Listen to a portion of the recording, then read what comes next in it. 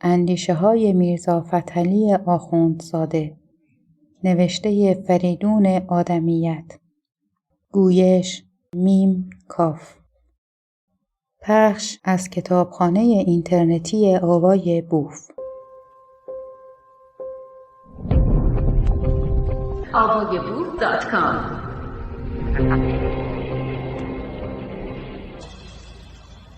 اینک رسیدیم به منشأ مشروطیت حکومت و شرط اخذ نظام سیاسی و اجتماعی غربی.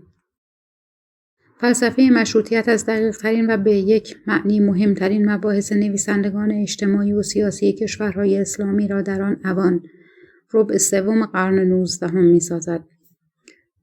لازم است به اجمال چند کلمه‌ای بگوییم تا زمینه گفتار ما در شناخت مقام میرزا فتحعلی روشن گردد.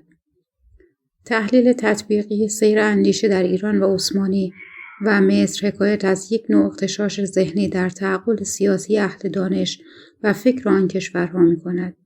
بودند کسانی که می‌گفتند ترقی بنیادهای سیاسی و علمی جدید مغرب نتیجه پیروی از تعالیم مقدس شریعت اسلامی است. از این سخن می‌گذریم. این کتاب گنجایش بحث آن را ندارد. گروه دوم را می‌توان به عنوان روشنفکران دینی خواند. برجسته ترین آنها در ایران سید جمال الدین اسدآبادی بود و در عثمانی نامق کمال 1840 1888. این کسان از یک نظر اصول حکومت اروپایی را منطق سیاست اسلامی جستجو می‌کردند. نظام مشروطیت را عین قانون مشورت اسلامی می‌پنداشتند. مفهوم پیمان اجتماعی را به بیعت و اجماع تعبیر می‌نمودند و حتی حکومت جمهوریت را قابل انطباق با اصول شریعت می‌شمردند. همه آن تعبیرها و تأویلها بی‌معنی بود. بیعت و اجماع کجا؟ قرارداد اجتماعی کجا؟ نظام مشروطه غربی چه ربطی به مشورت اسلامی داشت؟ در نظام مشروطه قانون عرفی مثبت عقلی انسانی وضع می‌گردید. در حکومت اسلامی قانون شرعی تعبیدی منزل ربابی حاکم بود. پایه مشروطیت غربی بر فلسفه عرفی و تفکیک مطلق سیاست از دین بنا شده بود. در دولت اسلامی سیاست و دین در همدیگر ادغام گشته یکی شده بود. عدالت در شریعت مفهوم دینی داشت، اما در فلسفه سیاسی اروپایی منشأ عدالت طبیعی و عقلی بود.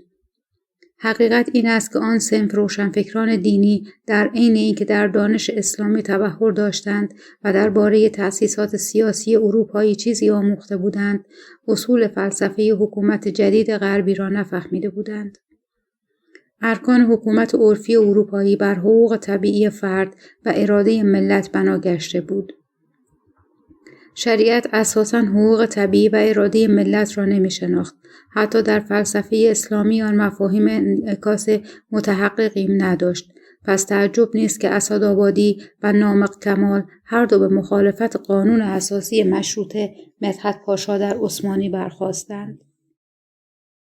گروه سوم اندیشمندانی که به درجات مختلف به فلسفه حکومت غربی اعتقاد داشتند و به تناقض شریعت با اصول نظام سیاسی اروپایی خوب پی برده بودند و گرایش باطنی فکری آنان به دولت مشروطه عرفی غربی بود. اما خواه از نظر مصلحت اندیشی سیاسی و خواه از لحاظ واقع بینی و آگاه بودن به نفوذ دیانت در اجتماع در پیش بردن افکار خود به شریعت متوسل می‌گشتند و اخبار و احادیثی که جنبه آزادمنشانه داشت زیرکانه چاشنی نوشته‌های خود می‌زدند. ملکم خان و میرزا یوسف خان مستشارالدوله در ایران و تا اندازه‌ای مصطفی فاضل پاشا شاهزاده مصری در عثمانی نمایندگان آن شیوه فکری بودند.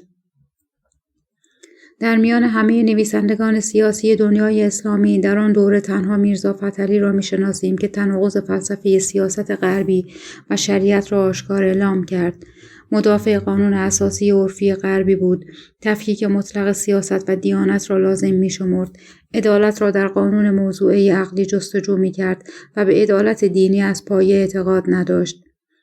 و بالاخره مخالف حل تلفیقی میان آیین سیاست اروپایی و اصول شریعت بود. در واقع از نظر تفکر سیاسی نماینده کامل عیار عصر تعقل و فلسفه لیبرالیسم است.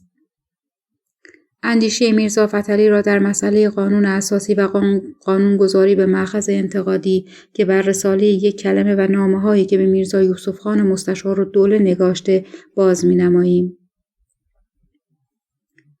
زمانی که مستشارالدوله شارژ دافر ایران در پاریس بود، به 2 کار عمده دست زد. در 1284 به ترجمه مجموعه قوانین ناپلئون به عنوان قانون ناپلئونی پرداخت. برخی از همکارانش نیز او را یاری می‌کردند. در اشاره به این مطلب به میرزا فتحعلی نوشت: من هم به انجام کار بزرگی که منافع دولتی و ملتی آن زیادتر از وضع الفبا است مشغول هستم. اگر سعادت یاری کرد، اهتمامات من و همکاران من که با من یک رأی هستند مؤثر افتاد، بهترین نعمات قسمت ما و هموطنان ما خواهد شد.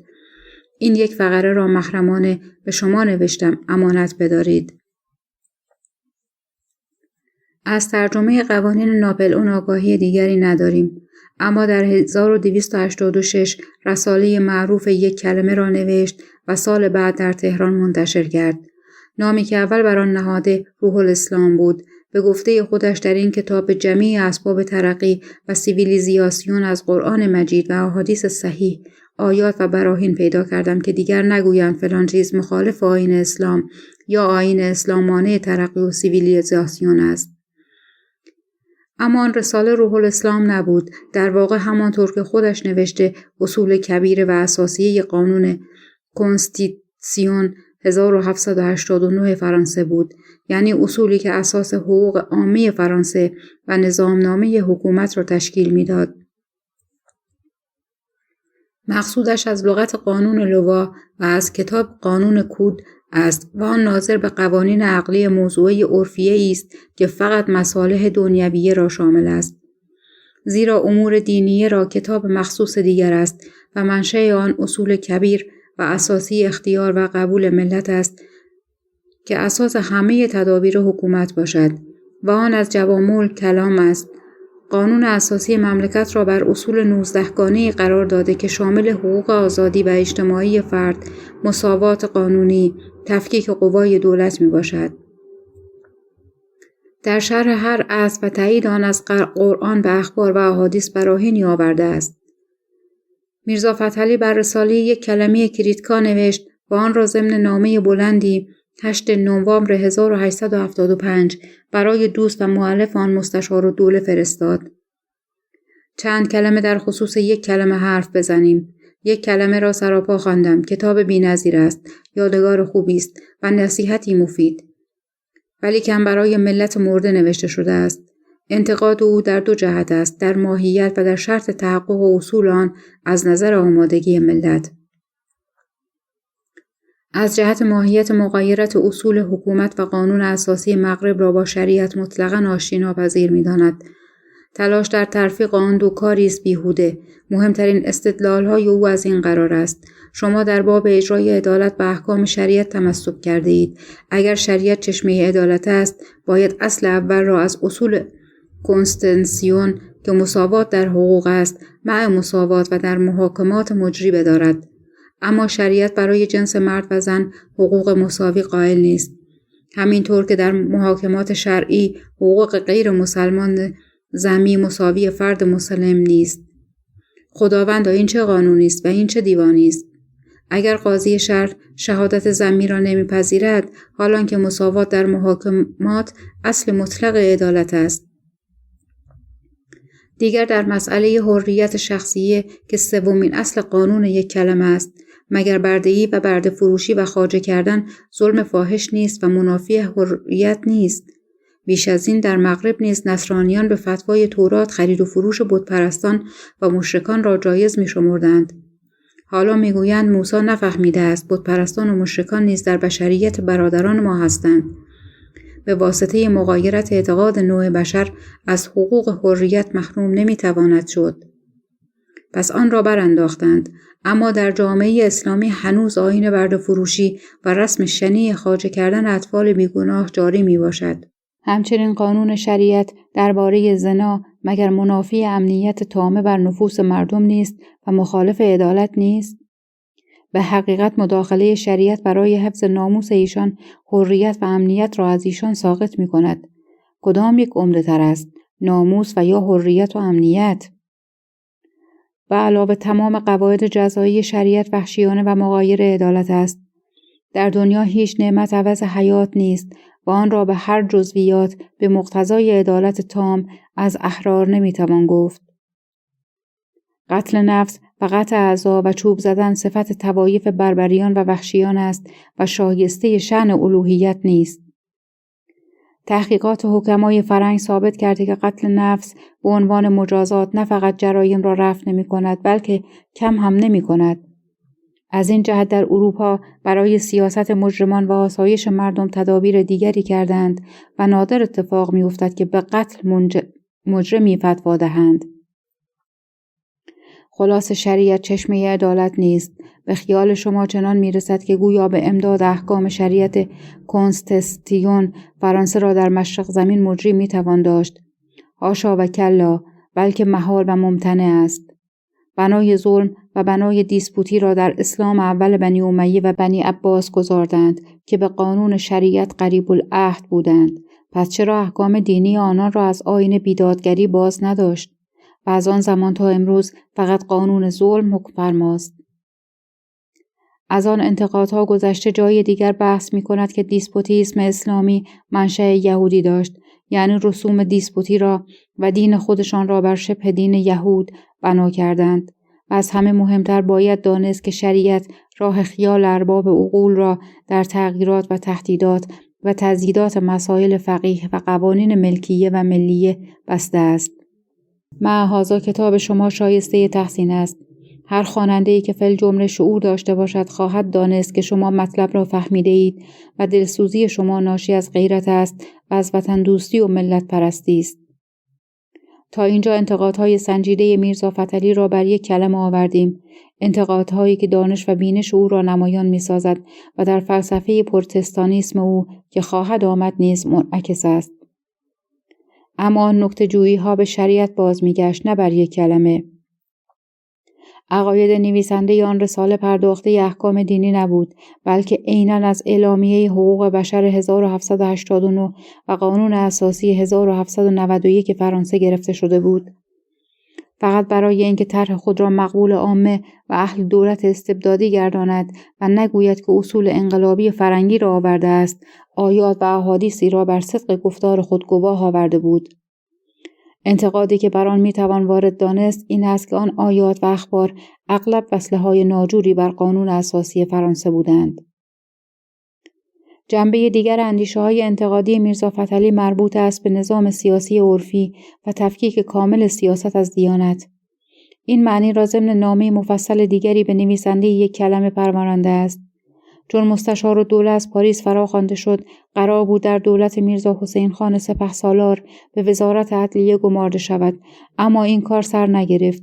میرزا فتحعلی نوشت: پس وزارت عدلیه شما و نتیجه قانون فرنگی شما که در تفلیس به من و شیخ الاسلام نشان دادید چه شد؟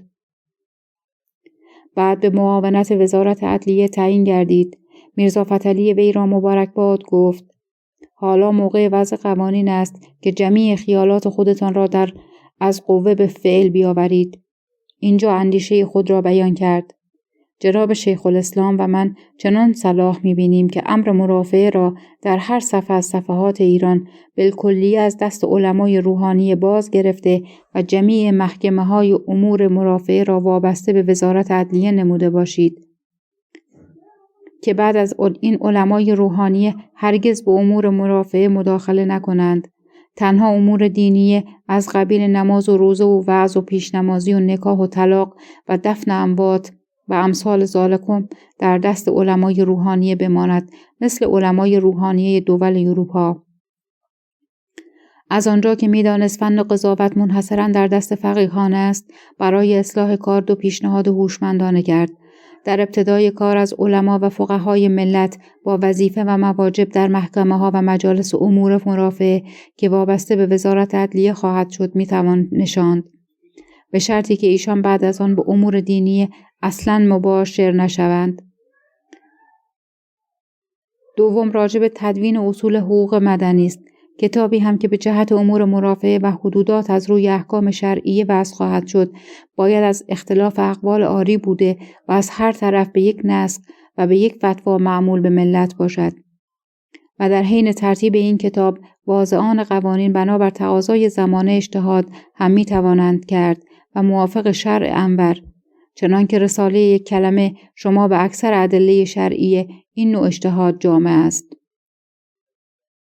دو پیشنهاد مزبور کمال هوشمندی و واقع بینی او را می رساند، اما ببینیم برای اینکه امر قضاوت از دست عالمان دین بالمره گرفته شود و سیاست از دین به کلی جدا گردد چه می گوید. ملت ما کل ارباب خدمت را و کل ارباب مناصب سلطنت را اهل ظلم می شمارند. مادامی که این اعتقاد در نیت ملت باقی است، مغایرت باطنی فیما بین ملت و سلطنت جاویده است و این مغایرت باعث مفاسد عظیمی است و رفعش از واجبات است. سبب این مغایرت فیما بین ملت و سلطنت و علماست. چرا؟ به سبب آنکه علما مرجع ناسند و آن از این جهت است که امر مرافع که اعظم شروط سلطنت است در دست ایشان است و سلطنت امر عارضی است. منافع ملت و آبادی مملکت و وطن مقتضی آن است که در میان ملت و سلطنت اتحاد و الفت پدیدار شود و سلطنت استقلال باطنی و ظاهری حاصل کند و خودش تنها مرجع ملت گردد و علما را در امور اداره شریک خود نسازد. اما این کیفیت مشروط بر آن است که سلطنت به نوعی دقت و اهتمام داشته باشد که از اعمال آن در امور مرافع غایت عدالت و راستی و حقانیت معمول گردد. همان مفهوم را به صورتی دیگر آمیخته با شوخ طبعی ادا می کند. علمای دین خود را تابع دولت نمی شمارند، بلکه نایب امام غایب و صاحب زمان می دانند و هر یک از ایشان خود را مستقل و فرید عصر حساب کرده.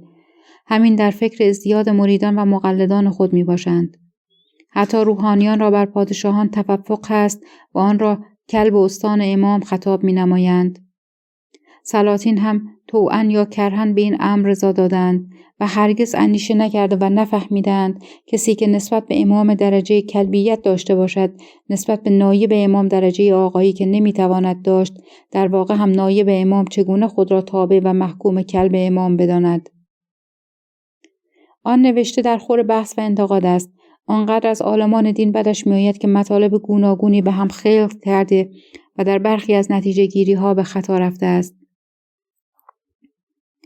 البته دوگانگی میان ملت و دولت واقعیت انکار ناپذیر تاریخ ماست. این نیز راست است که مردم روی دل به اهل ایمان داشتند و از اهل دیوان بیزار بودند. این معانی را میرزا فتحعلی درست دریافته بود، اما تحلیل او در همبستگی میان این دو قضیه درست نیست و نتیجه گیری او هم منطقی نیست. عامل اصلی دوگانگی مردم و حکومت طبقه روحانی نبود. سبب حقیقی آن بیدادگری دیوانیان و تعدی آنان به جان و مال مردم بود. بیش از این دیدیم که میرزا فتحعلی با آن معنی برخورده بود، ولی معلوم نیست چرا شیوه استدلال درست خود را اینجا عوض کرده است. علت دیگری که عامه ملت را به سوی روحانیان میکشاند این بود که دستگاه دینی با همه کاستی آن باز تا اندازه‌ای از فشار ظلم حکومت میکاست و مردم از هر کجا که دستشان کوتاه میگردید خانه ملایان را پناهگاه خویش میدانستند. البته این نقص عمده اصول حکومت بود و رفع آن منوط به آن بود که مردم دستگاه دیوان را مسئول بشناسند و دولت حکومت قانون برقرار کرده باشد، وگرنه تا زمانی که آیین استبداد و خودسری و تعدی به حقوق افراد استیلا داشت، نه مردم دولتخواه می‌گشتند و نه از دستگاه روحانی رشته الفت قلبی خود را می‌بریدند. در چنین وضعی اقدام جابرانه دولت در قطع دخل و تصرف علما در امر قضاوت هیچ مشکل اجتماعی را حل نمی‌کرد. به تجربه عینی پر نفرت ملت می‌افزود و بنیان بیدادگری را استوارتر می‌گردانید.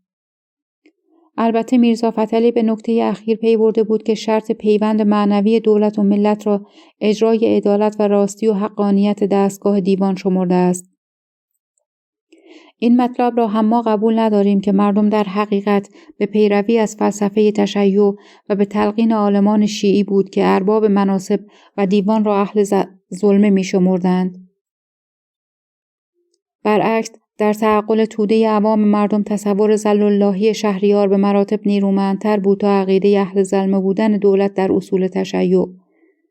جان مطلب این است که اگر عامه مردم دولت را اهل ظلمه می دانستند، برای همان بود که جز ظلم چیزی از اهل دیوان نمی دیدند. در واقع تجربه عینی زندگی روزانه بود که خلق را از حکومت گریزان می ساخت و هر آینه دولت داد پیشه بود. مردم قلباً با آن روی می آوردند. بس دور نرویم. در زمامداری میرزا تقی‌خان امیرکبیر مردم تنها او را دادرس خود می دانستند و فقط به دولت او پناه می جستند. این نبود جز این که مردم اعتقاد یافتند که زمامدارشان عادل و نیکخواه است.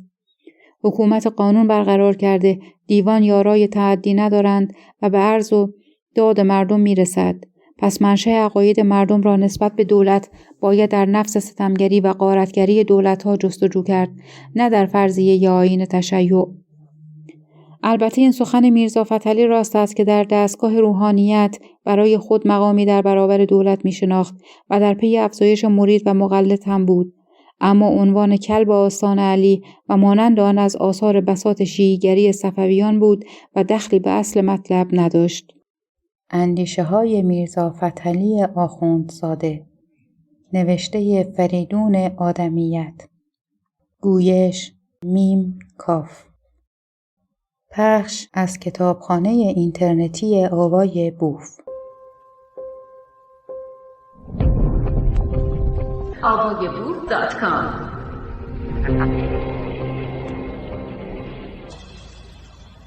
همه آن انتقادها به جای خود محفوظ است، ولی در سنجش درست میرزا فتحعلی راجع به آشتی ناپذیر بودن شریعت اسلامی با فلسفه سیاست غربی هیچ تردید نیست. حال می‌پردازیم به جنبه دیگر گفتارش در شرایط اخذ نظام سیاسی اروپایی و تأسیس قانون اساسی. پیش از این استدلال او را دانستیم که می‌گفت محال و ممتنع است که قانون اساسی فرانسه را بدون تهیه مقدمات در ایران جاری سازند. یکی از جهات انتقادش بر یک کلمه از این رهگذر بود که آن رساله به عقیده او به شیوه اندرزگویی برای ملت مرده نوشته شده است. در ایران اگر کسی به نصیحت گوش می‌دهد، تنها راه مستقیم را همان می‌داند که رهروان رفتند. در اروپا نیز سابقاً چنان خیال می‌کردند که به ظالم نصیحت باید گفت که تارک ظلم شود. بعد دیدند که نصیحت در مزاج ظالم اصلاً مؤثر نیست. پس خودش به واسطه عدم ممانعت دین در علوم ترقی کرده، فواید اتفاق را فهمید و با یکدیگر یکدل و یک جهت شده به ظالم رجوع نمود و گفت از بساط حکومت گم شو.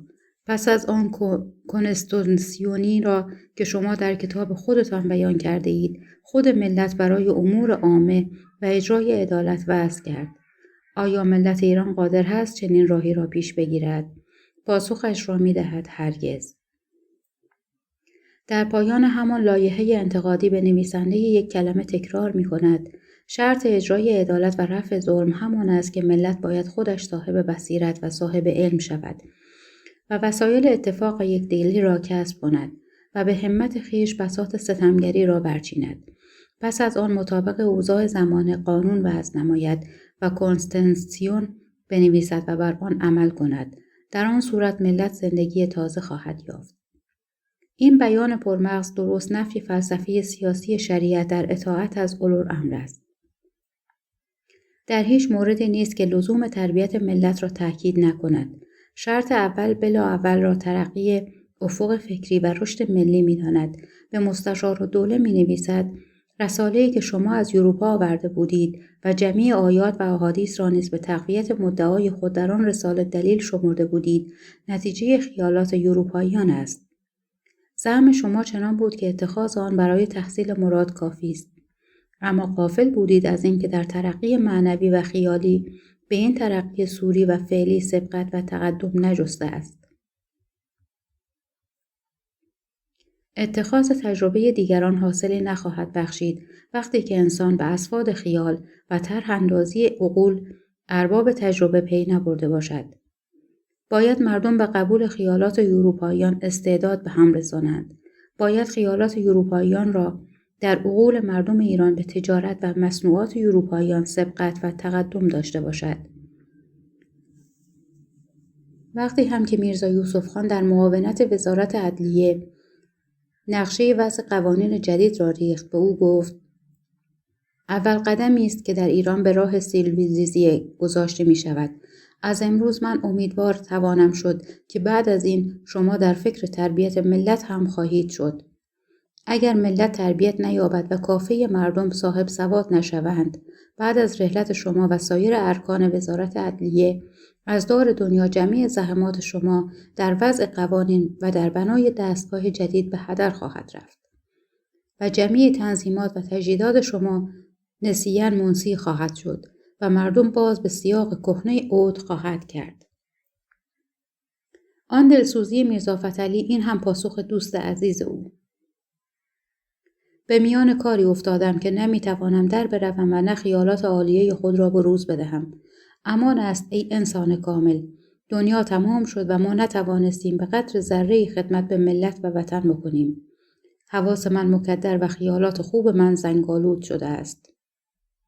ملکم خان نیز پایه همه اصلاحات را در تغییر سیستم سیاسی مملکت، به اصطلاح او تغییر وضع و نشر معارف می‌دانست.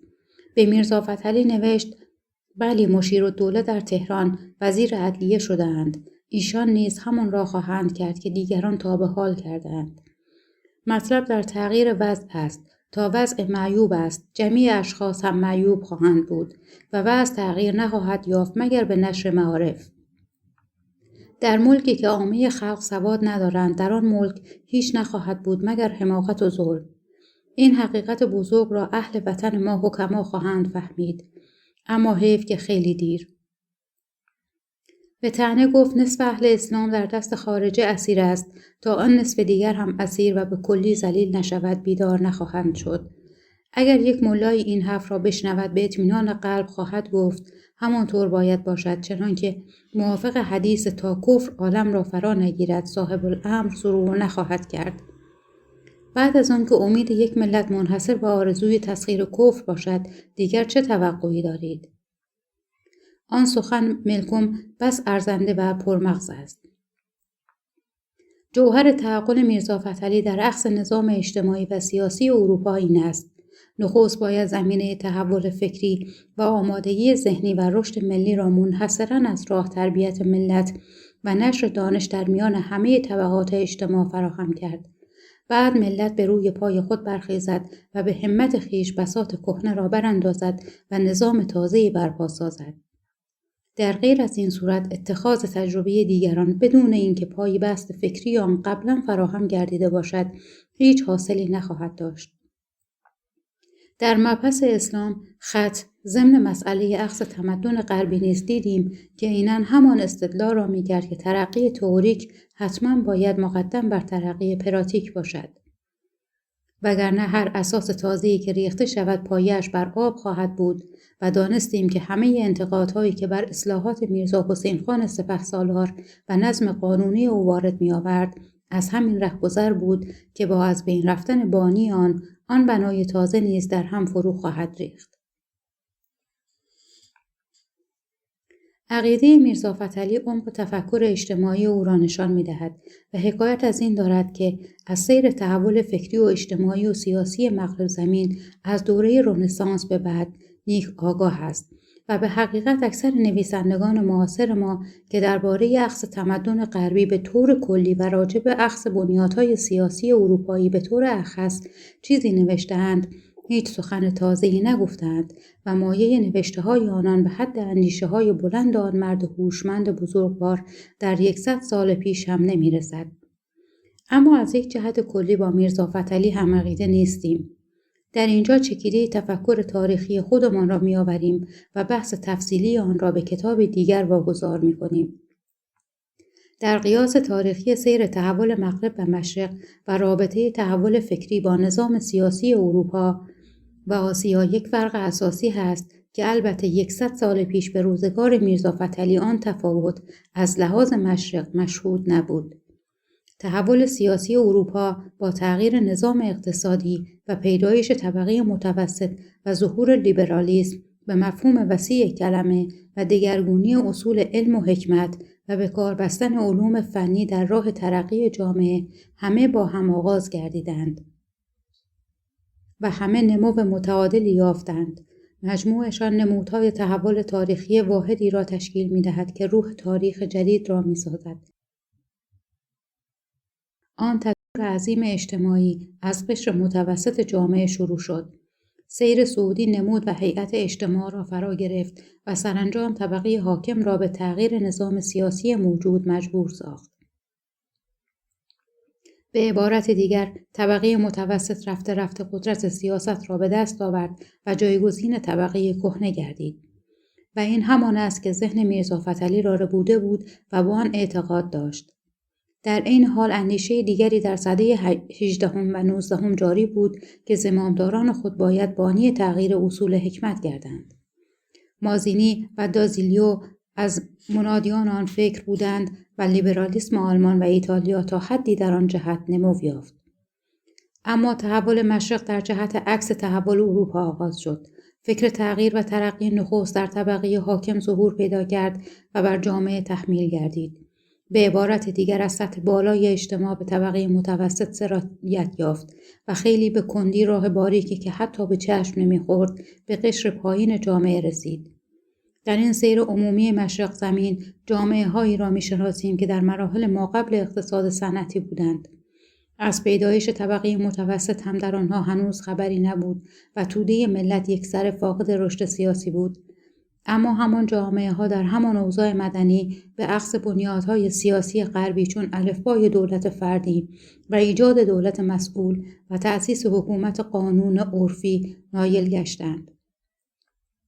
و در آن کشورها طبقه متوسط بعد از تغییر اصول حکومت ضمن تحول اقتصادی به تدریج به وجود آمد و این درست در جهت عکس سیر تحول اجتماعی مغرب تحقق پذیرفت. راز کامیابی این کشورها نه در تغییر نظام اقتصادی بود، نه در وجود طبقه متوسط و نه در رشد سیاسی توده مردم. از این معانی هنوز اثری نبود، اما یک کار بزرگ انجام گرفته بود. در مرحله نخست طبقه نخبه اجتماع به وجوب اخذ مدنیت اروپایی و تربیت ملت و فراهم آوردن محیط رشد اجتماعی مردم ایمان واقعی پیدا کردند. پس نظام جدید سیاسی مترقی را بنیان نهادند و این خود با نمو اقتصادی و پیدایش طبقه متوسط رفته رفته قوام گرفت و به دنبال آن صنف روشنفکری که از یک جهت نماینده طبقه متوسط بود روی کار آمد، چون طبقه جدید قدرت را به دست گرفت در اعتقادات سیاسی خود راسخ ماند و با آن اصول خیانت نکرد و جامعه را در همان راهی که پیش گرفته بود ترقی داد. نتیجه این شد که نظام سیاسی تازی که در آن کشورها برقرار گشته بود راه تحول تکاملی خود را پیمود و دستخوش هوس‌های زمامداران خودسر قدرت طلب نادان نگردید. این نتیجه گیری کلی ماست از تحلیل تطبیقی احوال جامعه‌های خاورزمین مانند ژاپن و هند عثمانی که به درجات مختلف در اخذ تأسیسات مدنی غربی ترقی کردند و کارشان سر و سامانی گرفته است. و درس بزرگ عبرت آموز تاریخ این است که در یک جامعه 400 میلیون نفری چون هند که موانع عدیده اجتماعی در راه حکومت ملی آن وجود دارند و فقط 24% مردم آن خوانا و نویسا هستند و توده مردم آن از نادانترین مردم جهانند، حکومت ملی برقرار است، قانون حاکم بر اجتماع است و مسئولیت دولت شناخته شده است و حقوق اجتماعی افراد از تعرض دولت مصون است. و نیز به مشاهده می‌دانیم که در جامعه‌های ترکیه عامه ملت در خرد سیاسی چندان ترقی نیافتند از لحاظ اصول حکومت جدید و اخذ بنیادهای سیاسی اروپایی پیشرفت درخشان کرده است. در ایران خودمان نیز با همه بی‌تجربگی و بیخبری مردم از آیین حکومت مشروطه در یک مرحله از دوره اول مجلس شورای ملی این اندازه پیشرفت حاصل شد که مأمور سیاسی انگلیس با حیرت زدگی نوشت: نظام پارلمانی ایران از اکثر پارلمان‌های اروپا بالاتر است و از این نظرگاه حتی با مادر پارلمان‌های دنیا قابل قیاس است.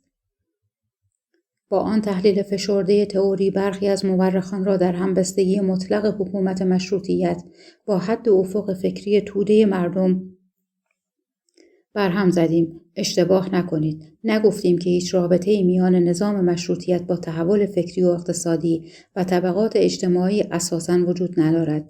ثابت کردیم که تناسب کامل ریاضی میان آن قضیه ها در بین نیست. پس بعد از این کسانی امثال میرزا ابوالقاسم خان ناصرالملک برای ما وعظ نفرمایند که ملت ایران شایستگی حکومت مشروطه را ندارد، یا از روی بیخردی یا غرض ورزی و یا هر دو نگویند که مردم ایران سزاوار یک نوع مشروطیت خاصی است. باید بفهمند که نظام مشروطیت و حکومت قانون وجه خاص و عام ندارد، یا هست یا نیست. اگر هست همان است که آفریده فلسفه سیاسی مغرب زمین است و اگر نیست شریعت مشروطیت ساز نیست.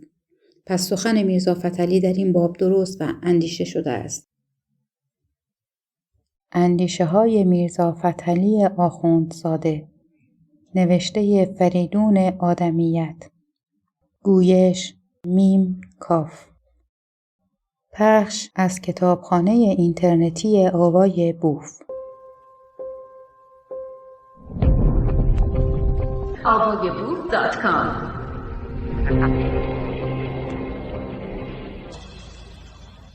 قسمت پنجم، تعقل فلسفی، اصالت مادی و حکومت عقل. میرزا فتحعلی نماینده تفکر فلسفی و علمی نیمه قرن 19 است. نیمه قرن 19 عصر اعتقاد به علم بود و آن به دنبال عصر روشنایی با پیشرفت علوم طبیعی به وجود آمده بود. تفکر علمی در اوج خود چنان شوری افکند که هاتفانش از کلیسای علم سخن می‌راندند و آن را جایگزین کلیسای دین می‌شمردند. سعادت سرمدی را در علم جستجو می‌کردند و مدنیت را با معیار علم می‌سنجیدند. بنیاد سیاست و دیانت کهن که در قرن 18 با حربه انتقاد عقل مواجه گشتند، حال با ضربه مهلک علوم طبیعی سخت برخوردار یافتند. بنیان فلسفه و منطق اهل مدرسه با ترقی حکمت طبیعی دگرگون گشت. اصحاب اصالت عقل و تجربه حکمت اولی را سر به سر باطل شمردند و قوانین نیوتن را حاکم بر عالم فروردین دانستند. آن خردمندان نه تنها اساس دیانت را تخطئه کردند، رسالت و نبوت و وحی و تقدیس و همه متعلقات دین را مهمل شناختند و نوشته‌های تورات و انجیل را جزو اباطیل محسوب داشتند. خلاصه اینکه غیر از قوانین طبیعی و آنچه عقل و تجربه بیاموزد، هرچه بود و نبود بی‌معنی انگاشتند. اصول آن جنبه‌های تفکر فلسفی و علمی زمان در آثار میرزا فتحعلی منعکس است، بی‌کم و کاست. نوشته‌های میرزا فتحعلی در فلسفه به معنی اخص کلمه چندان گسترده نیست. علاقه‌اش بیشتر معطوف به حکمت ادیان است، اما همان چیزی که نوشته مقام او را از چند جهت در تاریخ عقاید فلسفی جدید ارجمند می‌دارد. اینکه نماینده کامل عیار روح علمی عصر خویش است، اینکه پیشرو نشر برخی آرای حکمای اخیر مغرب زمین است، اینکه اصول نقد علمی ادیان را دقیقاً و بدون مجامله گویی درباره شریعت اسلام به کار بست، از جهت اول و سوم در میان همه نویسندگان همزمانش در کشورهای اسلامی میهمتاست.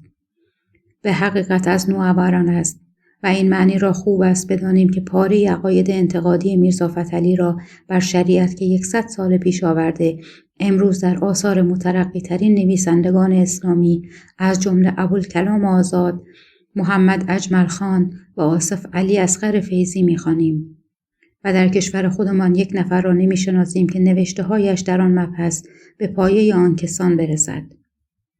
زمینه راه یافتن حکمت جدید را به ایران در رساله دیگری ما به دست داده ایم. تکرار آن نیازی نیست و همینقدر با اشاره بگذاریم که اثر نامدار دکارت، گفتار در روش به کار بردن عقل، نخستین کتابی است از جهان حکمت مغرب که به نام کتاب دیاکرت یا حکمت ناصریه تحت نظر کنت دو گوبینو به فارسی انتشار یافت. 1279. درست همان اوان بود که میرزا فتحعلی مکتوبات کمال و دوله را نگاشت. 1279-1280. ضمن آن و در مقالات دیگر خود از عقاید فیلسوفان جدید سخن گفت. پس از اون نخستین بار میرزا آقاخان کرمانی بود که عقاید و آرای حکومت مغرب را در نظام واحدی عرضه داشت. ضمن آن و در مقالات دیگر خود از عقاید فیلسوفان جدید سخن گفت. پس از اون نخستین بار میرزا آقاخان کرمانی بود که عقاید و آرای حکمت مغرب را در نظام واحدی عرضه داشت. اصول تفکر فلسفی میرزا فتحعلی را باید چنین خلاصه کرد: صرفاً معتقد به اصالت ماده است، به روح مجرد اعتقاد ندارد، مطلقاً منکر صانع مدبر و واجب الوجوب است و پایه حکمت اولا را یکسره بر آب می‌داند. معتقد به اصالت عقل و تجربه است و علم را از حکمت جدا نمی‌شناسد. در کارگاه هستی و وقایع تاریخ به رابطه علت و معلول اعتقاد دارد و پایه اخلاق را بر عقل می‌نهد. همه جا روش انتقاد علمی را به کار می‌بندد، هرچه با معیار عقل و علم سازگار باشد می‌پذیرد، وگرنه در شمار اوهام می‌داند و هیچ می‌شمارد. در میان اندیشگران ایران و دیگر کشورهای اسلامی با آن زمان میرزا فتحعلی را تنها متفکری می‌شناسیم که در وجهه نظر خود مردد نیست و تناقض‌گویی در آثارش دیده نمی‌شود. فکر او مضبوط و منظم است، از صرف ماده آغاز می‌شود و به ماده صرف می‌انجامد. تردید و تشکیک به خود راه نمی‌دهد. سرچشمه افکار نویسنده فقط آرای فیلسوفان مغرب نیست. گرایش فکری اولیه او به حکمت عقلی و اسلامی بود و مفهوم حکومت عقل و نفی واجب و طرد نبوت و رسالت و وحی و میعاد، حتی ابطال شریعت را از عقاید برخی از حکمای اسلامی در مکتب تدریس میرزا شفیع گنجی و در دیوان عقل آموخته بود. سپس از تفکر فلسفی و علمی اروپا مایه گرفت و آنچه را که دانشوران پیشین از قوانین حکمت طبیعی نمی‌دانستند، از تحقیقات هوشمندان جدید مغرب بهره یافت. مجموع آن آموخته‌ها وجه نظر مضبوط، علمی و فلسفی میرزا فتحعلی را بساخت و در نظام فکری او تأثیر مستقیم نیوتن، هیوم، باکل و رنان چشمگیر است. جهات مختلف عقاید او را خواهیم شناخت. شروع می‌کنیم با مسئله وحدت وجود. از یگانه جویان است، اما وحدت را در جهان عینی و مادی می‌شناسد. می‌نویسد ما هم عقیده هستیم با یک گروه از قائلین وحدت وجود و می‌گوییم که کل کائنات یک قوه واحده کامل است. یعنی وجود واحد کامل است که در کثرات لاتحصی و اشکال و انواع مختلف ظهور کرده است بلا اختیار در تحت قانون خود.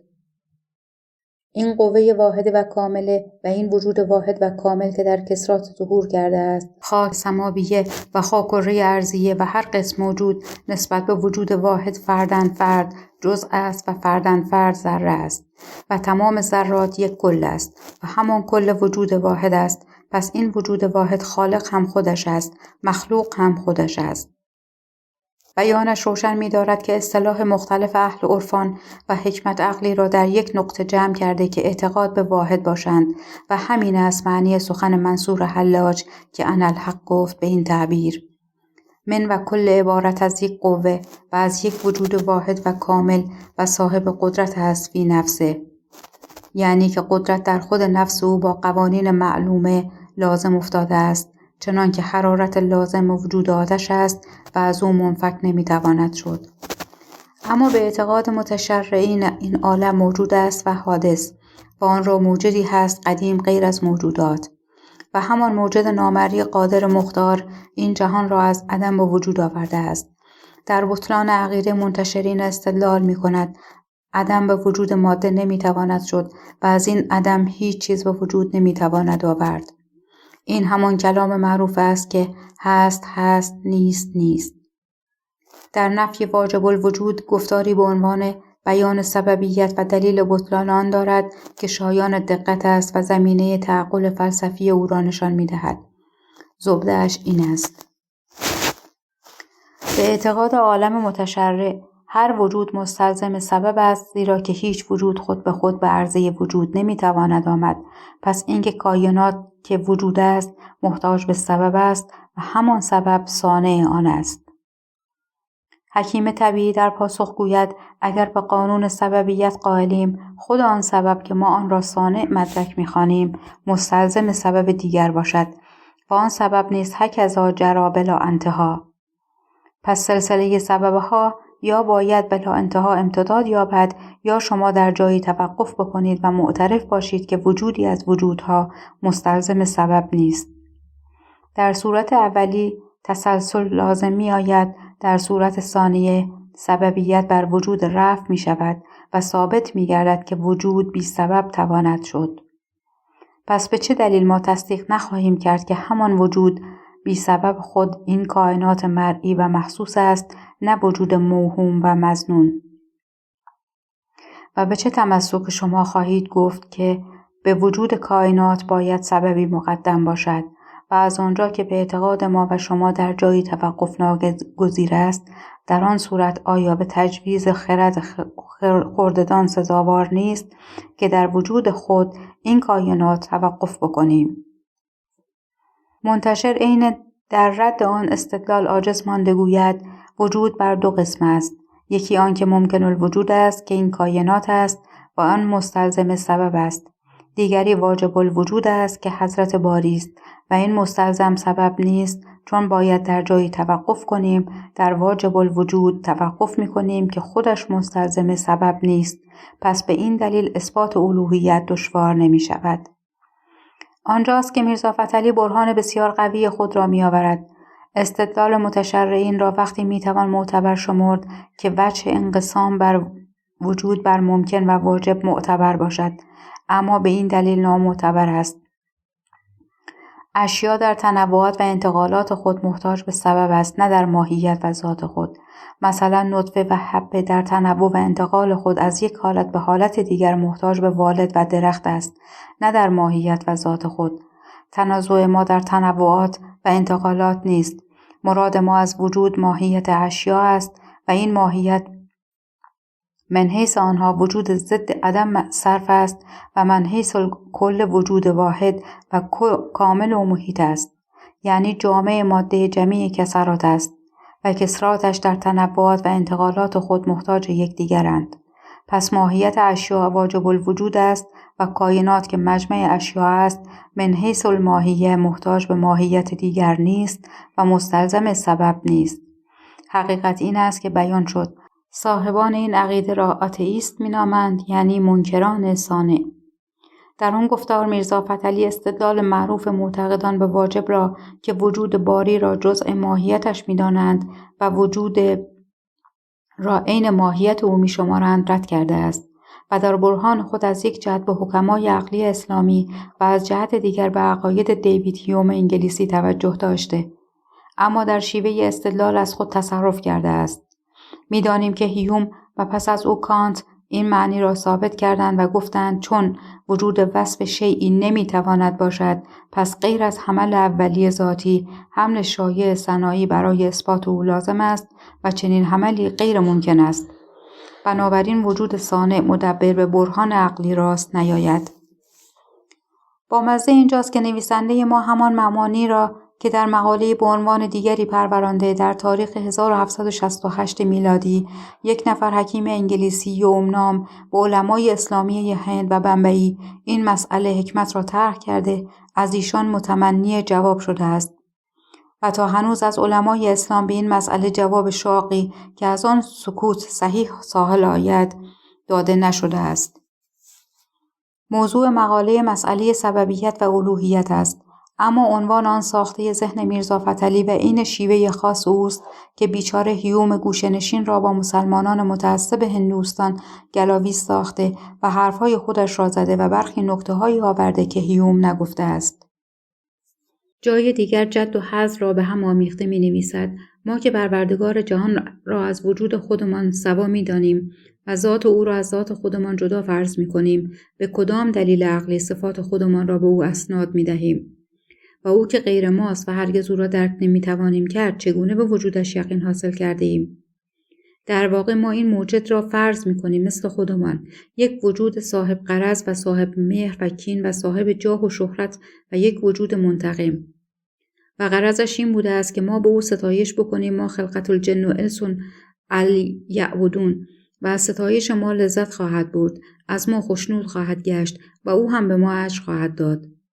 و هر آینه او را ستایش نکنیم و به او شریک قرار بدهیم، بر ما خشم خواهد گرفت و سورنا خواهد نوازانید، قیامت برپا خواهد ساخت و پان و ترازو خواهد آویخت، از ما حساب خواهد کشید، پل صراط آویزان خواهد نمود و ما را به ریسمان بازی مجبور خواهد کرد، به دوزخ خواهد افکند مخلد در عذاب خواهد داشت، آسوده خواهد گشت. بساط معرکه گویا اینجا تمام خواهد شد. باز در رد اهل ایمان میگوید منتشرین ما حتی به قدر طایفه چارواک هندو به حقیقت پی نبردند. چارواکان را اعتقاد بر این است که صانع و موجد نیست و اعلا و عدنی شدن از عالم طبیعت است و به وجود صانع یک دلیل قاطع و برهان واضح دستاویز نیست، پس چرا به امر مظنون و موهوم بدل معدوم بندگی باید کرد؟ جنبه دیگر تفکر فلسفی میرزا فتحعلی اعتقاد او به اصالت عقل و تجربه است. در دایره امکان اشرف از عقل چیزی را نمی‌شناسند از آن که ترقی انسان به عقل است. راجع به هنری تماس باکل، مورخ فیلسوف و نماینده فکر ضد خدایی می‌نویسد: از متأخرین فیلسوفان فرنگستان دانشمند انگلیسی بوغل نام در تصنیف خود در سلک مطالب عالیه می‌نویسد: نیر اعظم آسمانی با آن عظمت و جبروت که دارد در پیشگاه عقل انسانی لاف برابری نمیتواند زد.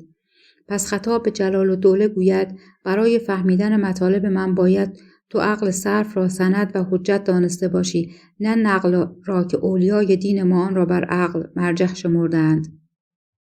آنان عقل را از درجه شرافت و اعتماد انداخته و در حبس ابدی نگاه داشتند. جای دیگر گوید ما دیگر از تقلید بیزار شده ایم. تقلید خانه ما را خراب کرده است. حالا در این صدد هستیم که قلاده تقلید را از گردن خودمان دور انداخته از ظلمانیت به نورانیت برسیم و آزاد خیال بشویم. به پیروی اصحاب تجربه پایه حکمت را علم می داند و اساس علم را آزمایش حسی می سازد و آلات و اسباب تجربه همان حواس ظاهری پنجگانه آدمی هستند. حال اگر در کائنات یک شانژمان نسبی عظیمی پیدا شود و به جای آدمیزاد امروزی موجودی ظهور کند که دارای 10 حس یا بیشتر باشد، به همان مأخذ دایره معرفت بشر وسعت می‌پذیرد. اما در این مقوله خاموش است که محسوسات علمی مقدمه ادراک عقلانی آدمی است. ذهن ما به تجربه و مشاهده معانی حسی را در می‌یابد و از طبقه بندی محسوسات ادراک کلی حاصل می‌گردد. به حقیقت ترقی دانش طبیعی از راه آزمایش‌های عملی توأم با ادراک عقلی صورت گرفت. در هر حال آن معنی از نوشته‌هایش برمی‌آید و اعتقادش تنها به علوم طبیعت و حکمت است. تفکر مادی او در بیانی که در تعریف روح دارد منعکس است. گفته غزالی را از کتاب المظنون به غیر اهلی می‌آورد: ان الارواح البشریه تحدث عند استعداد نطفة فی الرحم. تعبیرش این است، یعنی روح یا حیات کیفیتی است که قائم به نفس نمیتواند شد و محتاج به محل است، چنانکه عقل و شماع و حرارت و قوت مغناطیسیه و امثال آنها قائم به نفس هم نیستند، بلکه قائم به غیرند.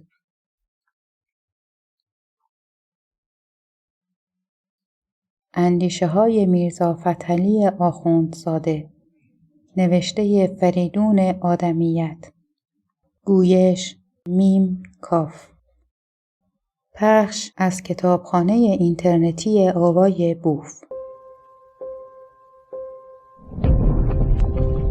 avayaboof.com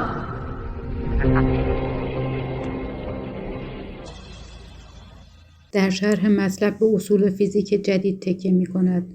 روح کیفیتی است در اجسام مرکبه ذیهیات که بعد از ترکیب اجسام موافق قوانین و شروط خلقت پیدا می شود. مادام که این جسم ترکیبی باقی است، این کیفیت یعنی روح در آن ظاهر است. وقتی که این جسم ترکیبی پاشیده و متلاشی شد، یعنی برهم شد، همون کیفیت که ما اسمش را روح گفته ایم زایل و محو می شود. همچنان که اگر اجزای معدنی را یک جا جمع می کنی و موافق قانون علم آنها را به یکدیگر معزوج و مرکب می‌سازی، کیفیتی از آنها حاصل می‌شود که اسم آن را قوه تلفرافیه یعنی روح تلفرافی می‌گوییم. وقتی که اجزای معدنی را از یکدیگر سوا کردی، یعنی همان ترکیب را که با آن اجزا داده بودی برهم کردی، قوه تلفرافیه یعنی روح تلفرافی زایل و محو می‌شود. برای درک ماهیت این قوه تلفرافیه و روح تلفرافی لازم است که الکتریسیتی و قانون و مقتضیات آن را دانسته باشی. و ماهیت عناصر جمادی و نباتی و حیوانی را علم فیزیکا و علم طبیعت روشن ساخته است. به همان مأخذ رؤیا نیست مگر عمل مغز در حالت خوابیدن. نتیجه این که روح هرچه بوده باشد قائم به نفسه نمیتواند شد، چنان که عقل و خیال قائم به نفسه ها نیستند.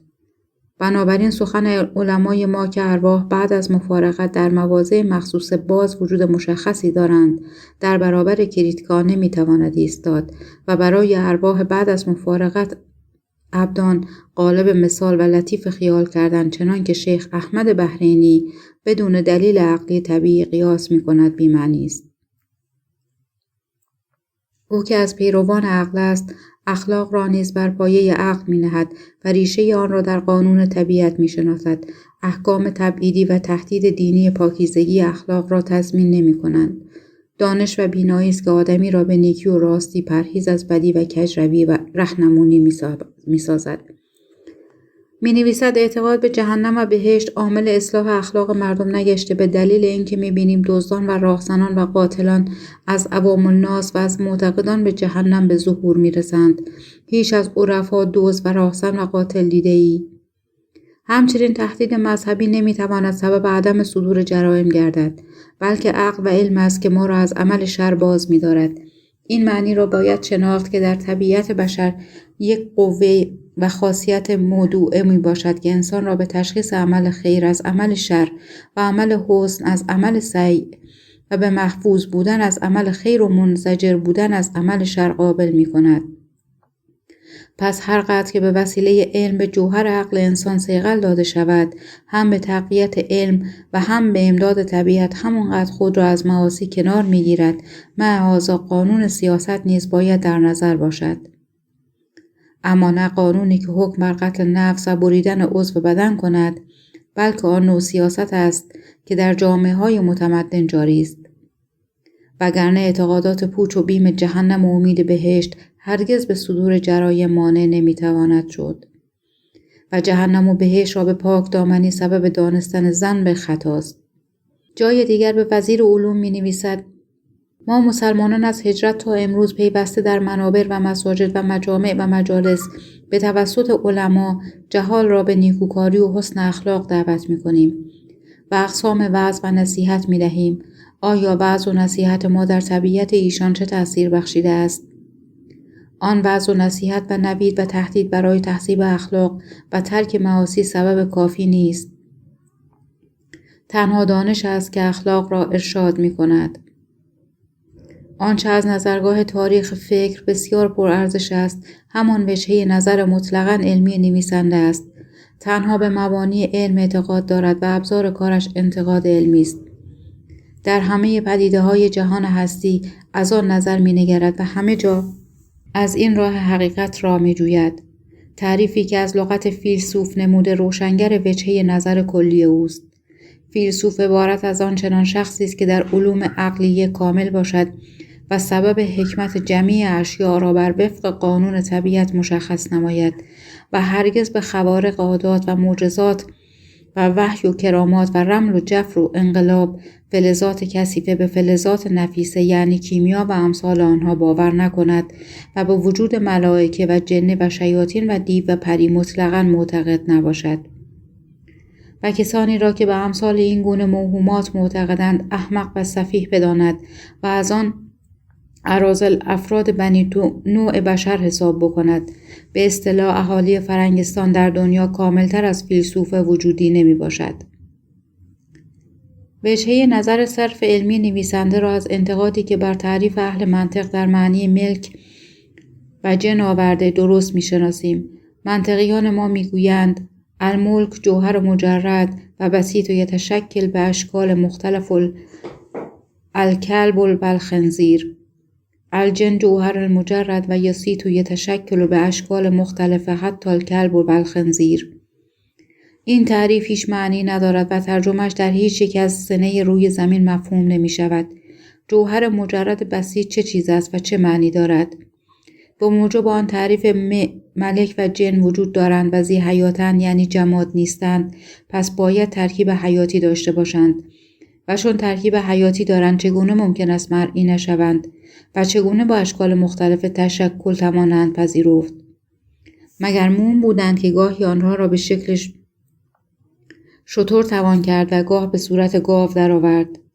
این کلام که در اغلب کتاب‌های معتبر علمای ما آمده بی‌معنی و مهمل است، زیرا ترکیب حیاتی را که یک دفعه از شکل اولی برهم خورد و باز به همان شکل اولی برگرداندند مخالف قانون حیات و خلقت است.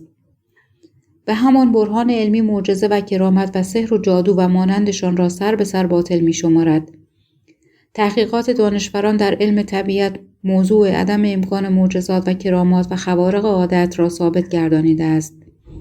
هرگاه در این زمانه کسی لاعنشعور به خود اسناد معجزه بدهد، ما او را دیوانه حساب کرده از جهت خللی که در قوه عقلیه او واقع شده است بر حالت او متاسف خواهیم شد. و اگر انشعور به خود اسناد معجزه بدهد، ما بلا اختیار از او نفرت خواهیم کرد، زیرا برای افکندن ساده لوحان به دام فریب و برای فرمان روا شدن در میان ایشان کسب محض را و تزویر خالص را وسیله می سازد. در این روزگار با وجود پرقرعه آیا مرد عاقل پاک نهاد هیچ فتوا می دهد که بنی نوع بشر در حالت و جهالت قدیمه خود جماداً بلا حرکت بماند؟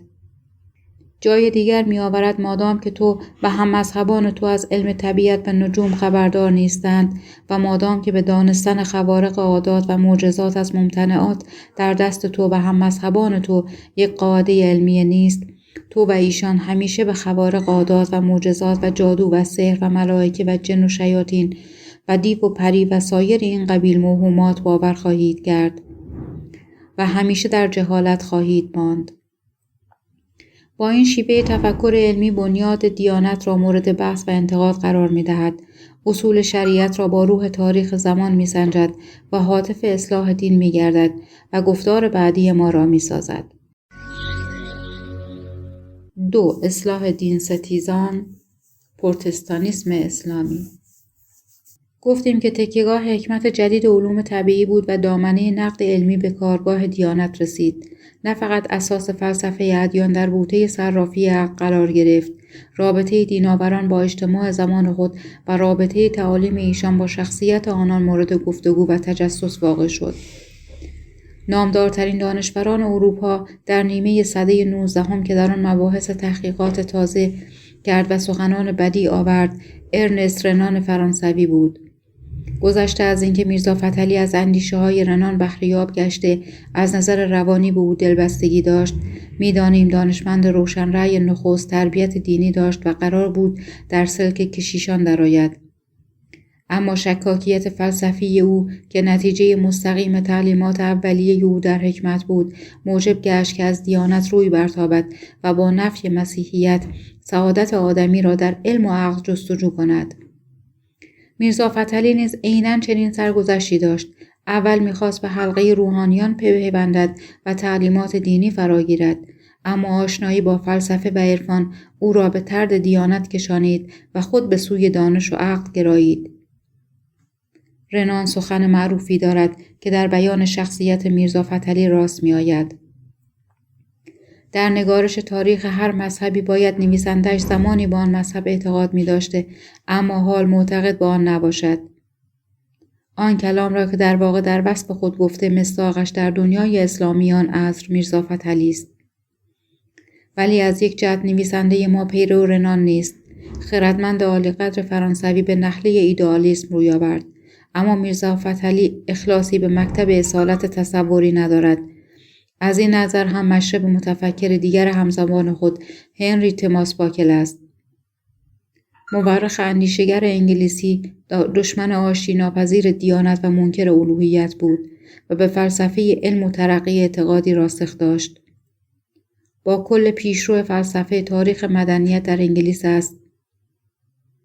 کتابش به نام تاریخ تمدن در انگلستان شهرت بسزایی یافت و به اغلب زبانهای اروپایی از جمله روسی ترجمه شد. حتی به گفته گراهام والاس، استاد فلسفه سیاسی، آن تصنیف را در کلبه دهاتیان روسی هم یافته بود. میرزا فتحعلی به رنان و باکل توجه خاص دارد و از آنان بارها نام میبرد. استنباط ما این است که او تحت تأثیر مستقیم افکار آن دو، خاص انتقادهای علمی که رانان بر تورات و انجیل و موسی و مسیح نوشت، به نگارش مکتوبات کمال الدوله برآمد و تا اندازه همان روش را در نقد شریعت اسلام و دیناور عربی به کار بست. یک جا به نیکولا کنسول سابق فرانسه در رشت می نویسد: رساله کمال الدوله به مظنه من اگر به زبان فرانسه ترجمه شود مثل تصنیف رنان مقبول طبع خوانندگان اروپا خواهد شد. جای دیگر می آورد آن رساله شامل 2 مبحث اصلی است، یکی شامل به خیالات میتافیزیسیان و دیگری شامل به اسرار خانگی و اندرونی ملت اسلام. مبحث اول از بصیرت حکمای اروپا هرگز مخفی و مستور نیست. مطالب میتافیزیسیان را حکمای اروپا بهتر از ما اسلامیان می‌دانند. اما در مبحث دوم اهل اروپا از این اسرار اطلاع کامل ندارند، چون که تا امروز هیچ کس از ارباب خیال در ملت اسلام به کشف این گونه خیالات و اسرار جسارت نکرده است. به همین سبب ترجمه آن به فرنگی در نظر حکما و علمای اروپا جلوه خواهد داشت. در نامه دیگری که به تغییر و تعدیل عبارتهای آن رساله تن در نمی‌دهد، گوید ملایمت و پرده کشی مخالف شروط کریتکاست. مثلا بوغل و رینان تصنیفات خودشان را چطور بنویسند که ملایم و با پرده و با بی تعرض و واعظانه باشد؟ گفتار میرزا فتحعلی دامنه دار است. از فن انتقاد علمی آغاز می کند، به نقد اقیان و جوهر دیانت می پردازد، به اسلام می رسد و از پیغمبر و شریعت و فقه سخن می گوید و به دنبال انتقاد اجتماعی به پیام اصلاح دین می انجامد. شروع می کنیم با سخن او در فن کریتیکا. در دیباچه‌ای که بر مکتوبات کمال الدوله افزوده به شیوه هوشمندانه و ظریفانه خاص خودش ذهن خواننده را به شنیدن سخنانش آماده می‌گرداند. او را به شکیبایی و فراحوصلگی می‌خواند و از اینکه مبادا برآشوبد کمال الدوله پسر ناخلف او رنگ زیب را زندیقی مینامد که خیالات باطله دارد، اما باید حرفش را شنید و پاسخ دندان شکن داد. نکند مردم به افکار فاسده‌اش بگروند و بیانش دلپذیر است. بدخردمندان پوشیده نیست که جهان در هیچ عصری از ملاحده و زنادقه خالی نبوده است و هم نخواهد بود. تشدد و تقییض در حد این طایفه هرگز مثمر نتیجه نمی شود، به علت اینکه این طایفه گمراه 1 نفر 2 نفر و هم در داخل مملکت نیستند و در یک عصر مخصوص ظهور نمی کنند که از عهده ایشان توان برآمد. از آنگاه که در اقلیم اروپا هر کس را از افراد نوع بشر در نشر خیالاتش خواه باطله و فاسده خواه صحیحه و سلیمه اذن آزادی داده شده است، از هر گوشه جهان زنادقه سر برزده خیالات خودشان را به قلم در می آورند و کسی مانع ایشان نمی شود و در پی آزار ایشان نمی باشد. مگر نمی دانید که زنادقه فرنگیان چون ولتر و رینان و دیگران چه تصنیفاتی در بطلان دین مسیحی نوشتند؟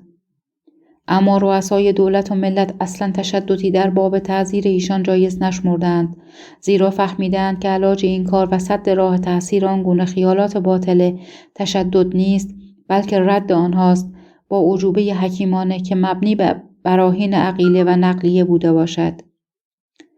چنان که در همین باب به تفصیلی که شیخ سعید آبی منصور احمد طبرسی آورده، امام عالی مقام امیرالمؤمنین در احتجاج زندیقی اصلا تندی نکرد و او را با پاسخهای حکیمانه در مقابل ایراداتش ملزم فرمود. به حقیقت ایرادهای آن زندیق بدتر از اعتراضات کمال الدوله بوده است. همچنین حضرت علی ابن موسی رضا در مجلس مأمون خلیفه مقتدر عباسی جواب چند نفر ملاحده و زنادقه را بدون تشدد و تقییض از روی علم و حکمت داده ایشان را مغلوب کرد.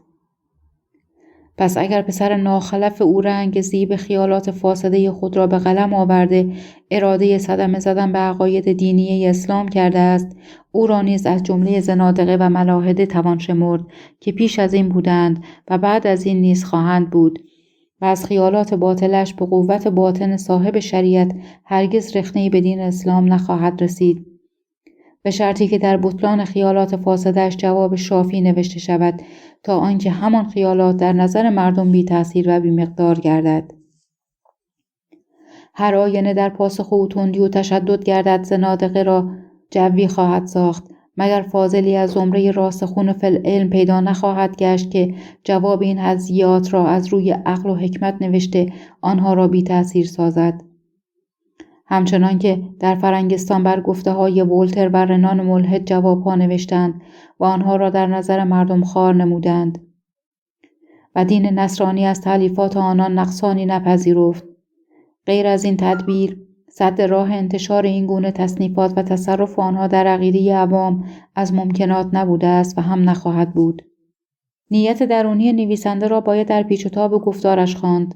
می‌خواهد در بحث و انتقاد را بگشاید، مؤمن و ملحد را به مناظره برانگیزاند و خود اندیشه‌اش را آزادانه بگوید و به هر حیله در دل خواننده راه یابد. به دوست عزیزش می‌نویسد صلاح ملک و مملت اقتضا دارد که نقایص و معایب خاطر نشان گردد و فن کریتکا همین است. اروپا به این درجه معرفت و کمال از دولت کریتکا رسیدند و نمونه آن آثار ولتر و رنان و باکل را باید شمرد. پس خواننده را به انتقاد ترغیب می کند و از شرایطی که در فرستادن مکتوبات کمال الدوله قرار می دهد اینکه به کسانی که به اعتقاد شما راسخون فی العلم شمرده می شوند باید تکلیف بکنید که اگر بتوانند به کل مطالب کمال الدوله خواه در امور پلیتیقه خواه در امور دینیه کریتکا بنویسند که مقصود خود کمال الدوله است، یا قبول می کند یا به دلایل رد می سازد. اما در کریتکا دلایل نقلیه و نسیه هرگز مقبول نخواهد شد و شایسته التفات نخواهد گشت. و هرگاه کسی یارای کریتکا نوشتن نداشته باشد، باری بیان حالتی که از خواندن این نسخ به او خواهد داد، البته به قلم در آورده و به توسط شما به نزد من بفرستد که مصنف اظهار گردد. با آن مقدمه چینی به اصل مطلب می پردازد. پیش درآمد گفتارش انتقاد بر اساس دیانت است.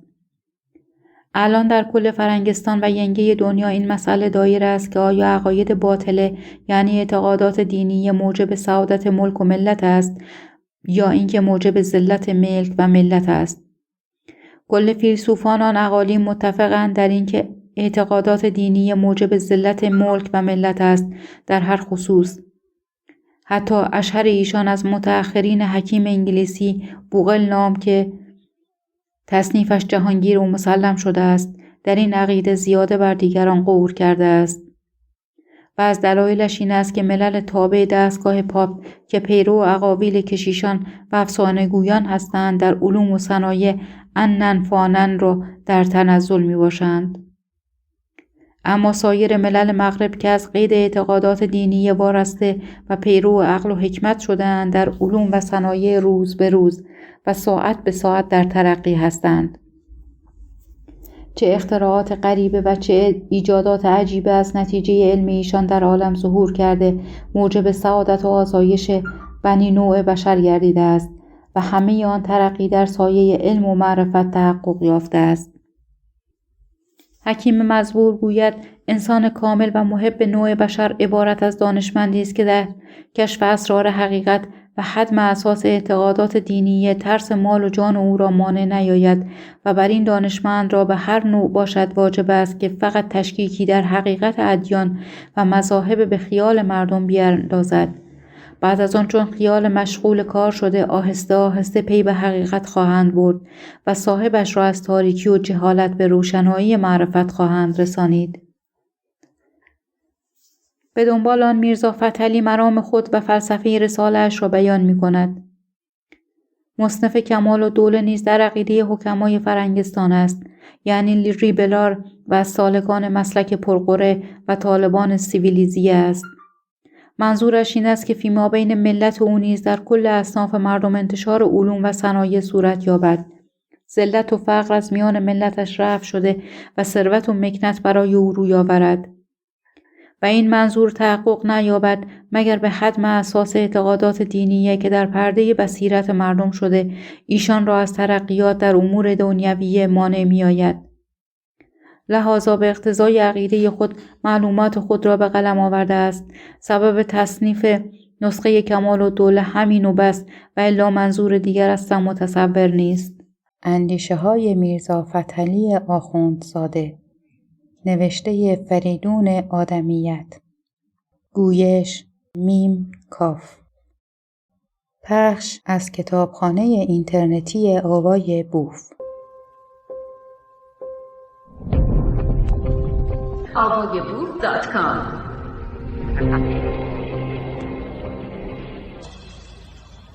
اعتقاد به فلسفه علم و ترقی و مدنیت که روح تاریخ زمان را می ساخت و ورد زبان میرزا فتحعلی است، از عمده عناصر تفکر اجتماعی و تجددخواهی اوست.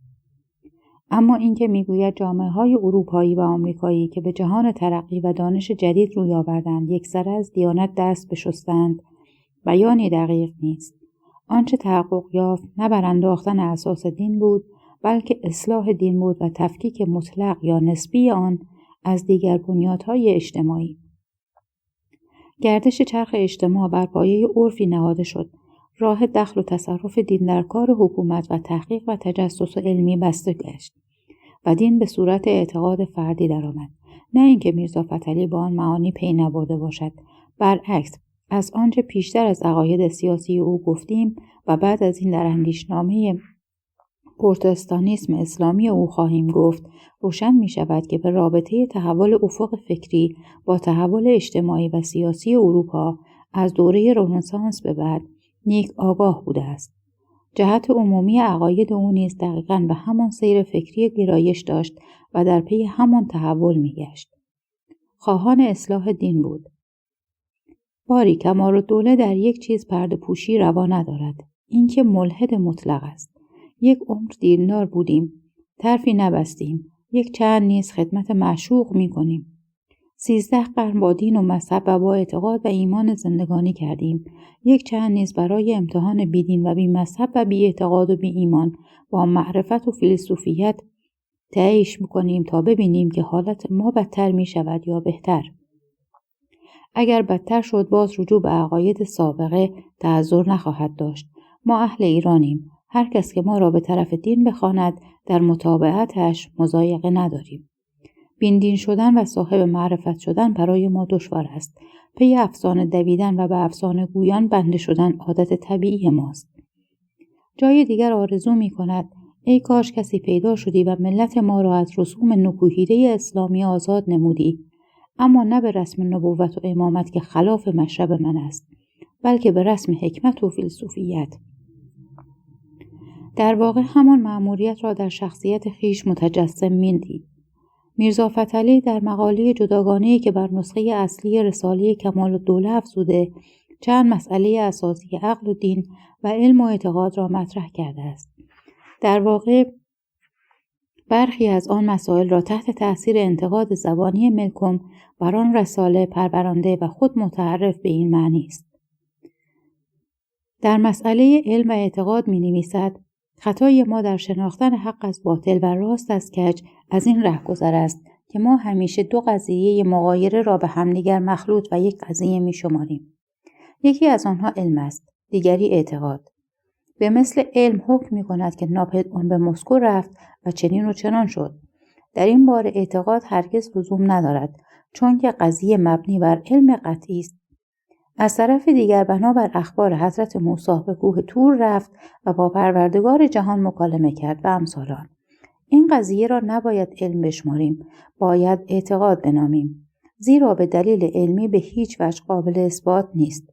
مغایرت این دو قضیه و مخلوط کردن آن دو منشأ عمده خطای ذهنی ما گشته است. چنانکه علمای ما میگویند علم تفسیر احادیث و علم کلام و امثال آنها بعد از آن فیزیقا و ماتماتیقا و جغرافیا و نجوم را نیز از علوم تعداد می کنند. گویا که اولین نیز نظیر آخرین است و حال آنکه مغایرت این آخرین از اولین از آفتاب روشن‌تر است. ما باید اولین را از امور اعتقادیه حساب بکنیم و تنها آخرین را از امور علمیه بشماریم. در نکته‌جویی آن معانی بلند باید گفت که علمای پیشین اصطلاح لغوی علم تفسیر احادیث و مانند آن را به معنی معرفت و دانش به کار می بردند، نه به مفهوم علوم دقیق چون فیزیک و ریاضی. اما مطلب بسیار مهمی را که می آورد تفکیک مطلق دیانت و علم است. در واقع آن استدلال غزالی است که تحلیل فلسفی الهیات و توجیه عقلی و علمی آن را از غلطکاری‌های فلاسفه می‌خواند و معتقد است که علوم طبیعی و ریاضی از فنون برهانی است و آنها به ذات ربطی به اعتقاد دینی ندارند. همان نظر را بعدها کانت پرورانده است. می‌دانیم میرزا فتحعلی با نگارش‌های غزالی آشنایی داشته، بارها به او استناد جسته است. اما ملکم خان بایستی آن فکر را از کانت گرفته باشد. مسئله دوم در جوهر ادیان است. می‌نویسد دین متضمن سه امر مختلف است: اعتقاد، عبادات و اخلاق. مقصود اصلی از تأسیس هر دین همان اخلاق است و اعتقاد و عبادات نسبت به آن مقصود اصلی فرعند. حال اگر وسیله پیدا بکنیم که بدون فرض وجود مستوجب التعظیم و تبعد صاحب اخلاق حسنه بشویم، آن وقت فروعات دوگانه از ما ساقط است. در مغرب زمین نشر دانش مردم را به جهت اکتساب و حسن اخلاق از اعتقاد و عبادات که شرح دوگانه هر دین است مستغنا داشته است. اما در آسیا علوم انتشار ندارد و به این جهت فروعات دوگانه شقوقات و زواید لاتخصصی پیدا کرده است و بر اصل مقصود به شدتی غلبه نموده که راه انتشار علوم به واسطه آنها بالمره مسدود شده است. البته ممکن است برهان آورد که در جامعه‌های غربی نیز میان ترقی علم و اصلاح اخلاق همبستگی و تناسب کامل وجود ندارد. این رأی خاصه از نظر اخلاق سیاسی دولت‌ها راست است و سبب آن را باید در فلسفه سیاست بین الملل و ترکیب فعلی هیئت جامعه دول جستجو کرد. بله، پیشرفت دانش و فن فضیلت اخلاق سیاسی و کردار ملل را در رابطه با دیگر ملل تأمین نساخته و خوشبینی بیش از اندازه به علم از این نظر گاه اعتقاد سرابی بود. اما دو معنی بزرگ را نمیتوان نادیده انگاشت. در جامعه هایی که دین حاکم است، اخلاق و کردار مدنی از جامعه هایی که دیانت حکومت ندارد ابداً بهتر نیست، بلکه بسیار هم بدتر است. به هر کجا می نگریم فساد است و تبهکاری. دیگر اینکه دانش و حکمت جدید دست کم بسیاری از آفات مهلک اعتقادات و تعصبات دینی را برانداخته است. در هر حال واقعیت تاریخی این است که دین خوب یا بد مدت هاست مرده و تصور این که پیام‌های اقوام سامی در صدها قرن پیش بتواند سعادت آدمی را در عصر ما ضمانت کند توهمی است ابلهانه. از این مقوله باز صحبت خواهیم کرد. برگردیم به گفتار میرزا فتحعلی. ببینیم در آثار و عوارض دیانت چه دارد بگوید. امروز خرابی کل دنیا حاصل ظهور دیناوران است، از خطه آسیا که مولد ادیان است. پیامبران از مشرق برخاستند و به وسیله امامان و نایبان و خلفای آنان بر مغرب استیلا یافتند و در اعتقاد مردم به درجه مقدسی رسیدند. نتیجه کوشش آنان این شد که عقل انسانی را که در موجودات سفلیه بالیقین و در اجرام علویه علی الظاهر وجودی بالاتر از آن متصور نیست، به سبب انواع و اقسام اغراض نفسانیه خودشان بالکلیه از درجه شرافت و اعتماد انداخته تا امروز در حبس ابدی نگاه داشته، در امورات و خیالات اصلا آن را سند و حجت نمی شمارند و نقل را همیشه بر عقل مرجع و غالب می دانند. مثلا دانش عقلی نمیپذیرد که حضرت پیامبر به آسمان رفت یا مریم باکره از روح خداوندی به حضرت عیسی حامله گشت، چون ایراد کنی اولیای دین خواهند گفت به تحقیق و حکم عقل اعتماد نباید کرد. حقیقت همان است که صحابه فرمودند یا انجیل خبر داده است. البته داستان دارالسیاسیه که به جهت سوزاندن مردم کم اعتقاد به نام این قوپزیاسیون برپا کرده بودند شنیده اید. آن مردم به سبب عدنی شبهه خودشان در اعتقاد دینیه که ناشی از چشمه عقل بوده است به آتش بیرحمی سوخته شدند. پس سعادت و پیروزی نوع بشر وقتی رو خواهد کرد که عقل انسانی کلیه خواه در آسیا خواه در اروپا از حبس ابدی نجات یابد. در امورات و خیالات تنها عقل بشری سند و حجت گردد و حاکم مطلق گردد. چگونه این کار میسر است؟ شیوه هدایت و ارشاد و شیوه راهنمایی و تعلیم این نیست که به عامه مردم مسلمان و نصرانی و جهود بگویی اعتقاد شما باطل است و شما در ضلالت هستید. باید چنین و چنان اعتقاد را داشته باشید. به این شیوه ناملایم برای خود 1000 قسم مدعی و بدگو خواهی تراشید و به مقصد خود هم نخواهی رسید. هر کس از ایشان از روی لجاجت و عناد حرف تو را بیهوده و دلایل تو را پوچ خواهد شمرد و زحمت تو عبث و بیجا خواهد شد. تو دین ایشان را در کنار بگذار و در خصوص آنها هیچ حرف مزن. ارشاد را چنین آغاز کن: پیشینیان تاریخ آفرینش جهان را 7000 سال مرقوم فرمودند، اما امروز دلایل قطعی بر ما ثابت گردانیده که ایجاد دنیا از کرور 1000 سال نیز گذشته است و قبل از ادیان اهل کتاب ادیان متعدده باطله در دنیا ظهور داشته است، از قبیل دین بت پرستی و آتش پرستی و برهمنی و کثرت الهه یونانیان. پس عقل انسانی متحیر است که آیا به چه سبب خداوند عالم آن نوع ادیان باطله را چندین 1000 سال قبل از ظهور ادیان اهل کتاب پایدار و برقرار گذاشته است. پس از تأمل عقل انسانی ناچار حکم قطعی خواهد داد که خداوند عالم در ظهور آن ادیان باطله و در بقای آنها هرگز مداخله نداشته است، بلکه همه آنها را مردمان زیرک و ریاست طلب به جهت نیل مقاصد خودشان احداث نمودند. همین که پیروان اهل کتاب به بطلان مذاهب کهن پی ببرند، خود به خود و بلا اختیار دین خودشان را نیز از آنها قیاس خواهند کرد و خواهند فهمید که اگر دین حق در دنیا لزوم می داشت، چرا چندین 1000 سال خداوند عالم پیغمبر بر حقی نفرستاد که آن ادیان باطله را از روی زمین کم کند تا زمان حضرت موسی؟ مگر تا آن زمان این دنیا و این بندگان تعلق به او نمی داشت؟ و یا مگر تا آن زمان خوابیده بود؟ بعد بیدار شد، دید که ادیان باطل دنیای او را ملوث کردند. آیا وقت به فکر فرستادن رسول برحق و کتاب سماویه برافتاد؟ در نفی رسالت و نبوت می آورد: آیا بر پروردگار لازم است پیغمبری بفرستد و مخلوق خود را به هدایت دلالت بکند؟ نه خیر، هیچ لازم نیست. مگر نمی‌دانی هدایت و ضلالت، حق پرستی و بت پرستی در نظر او علی السویه است؟ باید دانسته باشی که سرزمین ینگه دنیا در ادوار تاریخ در آن طرف آب مانده بود و کرور خلق آن مثل من و تو از نوع بشر در بیشه ها مانند حیوانات وحشی برهنه و عریان می‌گشتند. هیچ موجد اعتنا نداشت که برای ایشان پیغمبری بفرستد. از کشف و تسخیر ینگه دنیا چند قرنی بیش نمی‌گذرد. حالا مردم آن دیار در علوم و صنایع به اهل دنیای کهنه توفق به هم رسانیدند.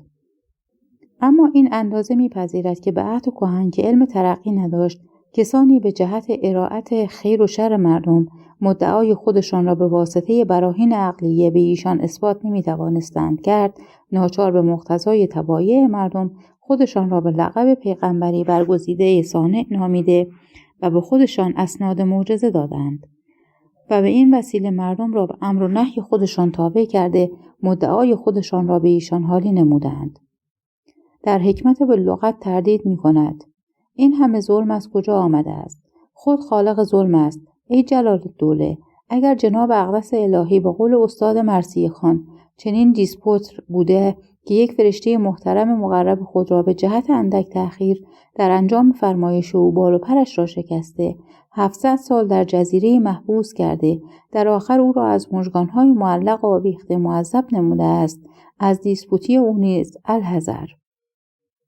این چه کهنه خدایی است که او را صاحب عظمت و جبروت و صاحب مروت و رأفت و منبع رحمت و احسان بگوییم، در صورتی که بندگانش را به شدت به کشتن می‌دهد؟ مگر اینان مخلوق او نیستند؟ آیا عقل سلیم تجویز می‌کند که موجود عالم را به آن صفات بشناسیم؟ باید آن صفات را از او سلب بکنیم. اگر جهنم راست است، خالق رحیم و عادل در نظرها یک وجود نامحبوب، یک وجود مکروه و ظالم مشاهده می شود. و هر آینه دروغ است. پس ای عالمان دین، چرا بیچاره عوام را از نعمات پروردگار عالم محروم می سازید؟ چرا عیش او را تلخ می کنید و چرا نمی گذارید علوم و صنایع یاد بگیرد؟ دنیا محل اقتباس است. اما باید بدانید که جهنم و بهشت مسلمانان هر دو در شمار لغویات است. در واقع جهنم خود مجلس وعظ واعظ است. رسیدیم به اسلام.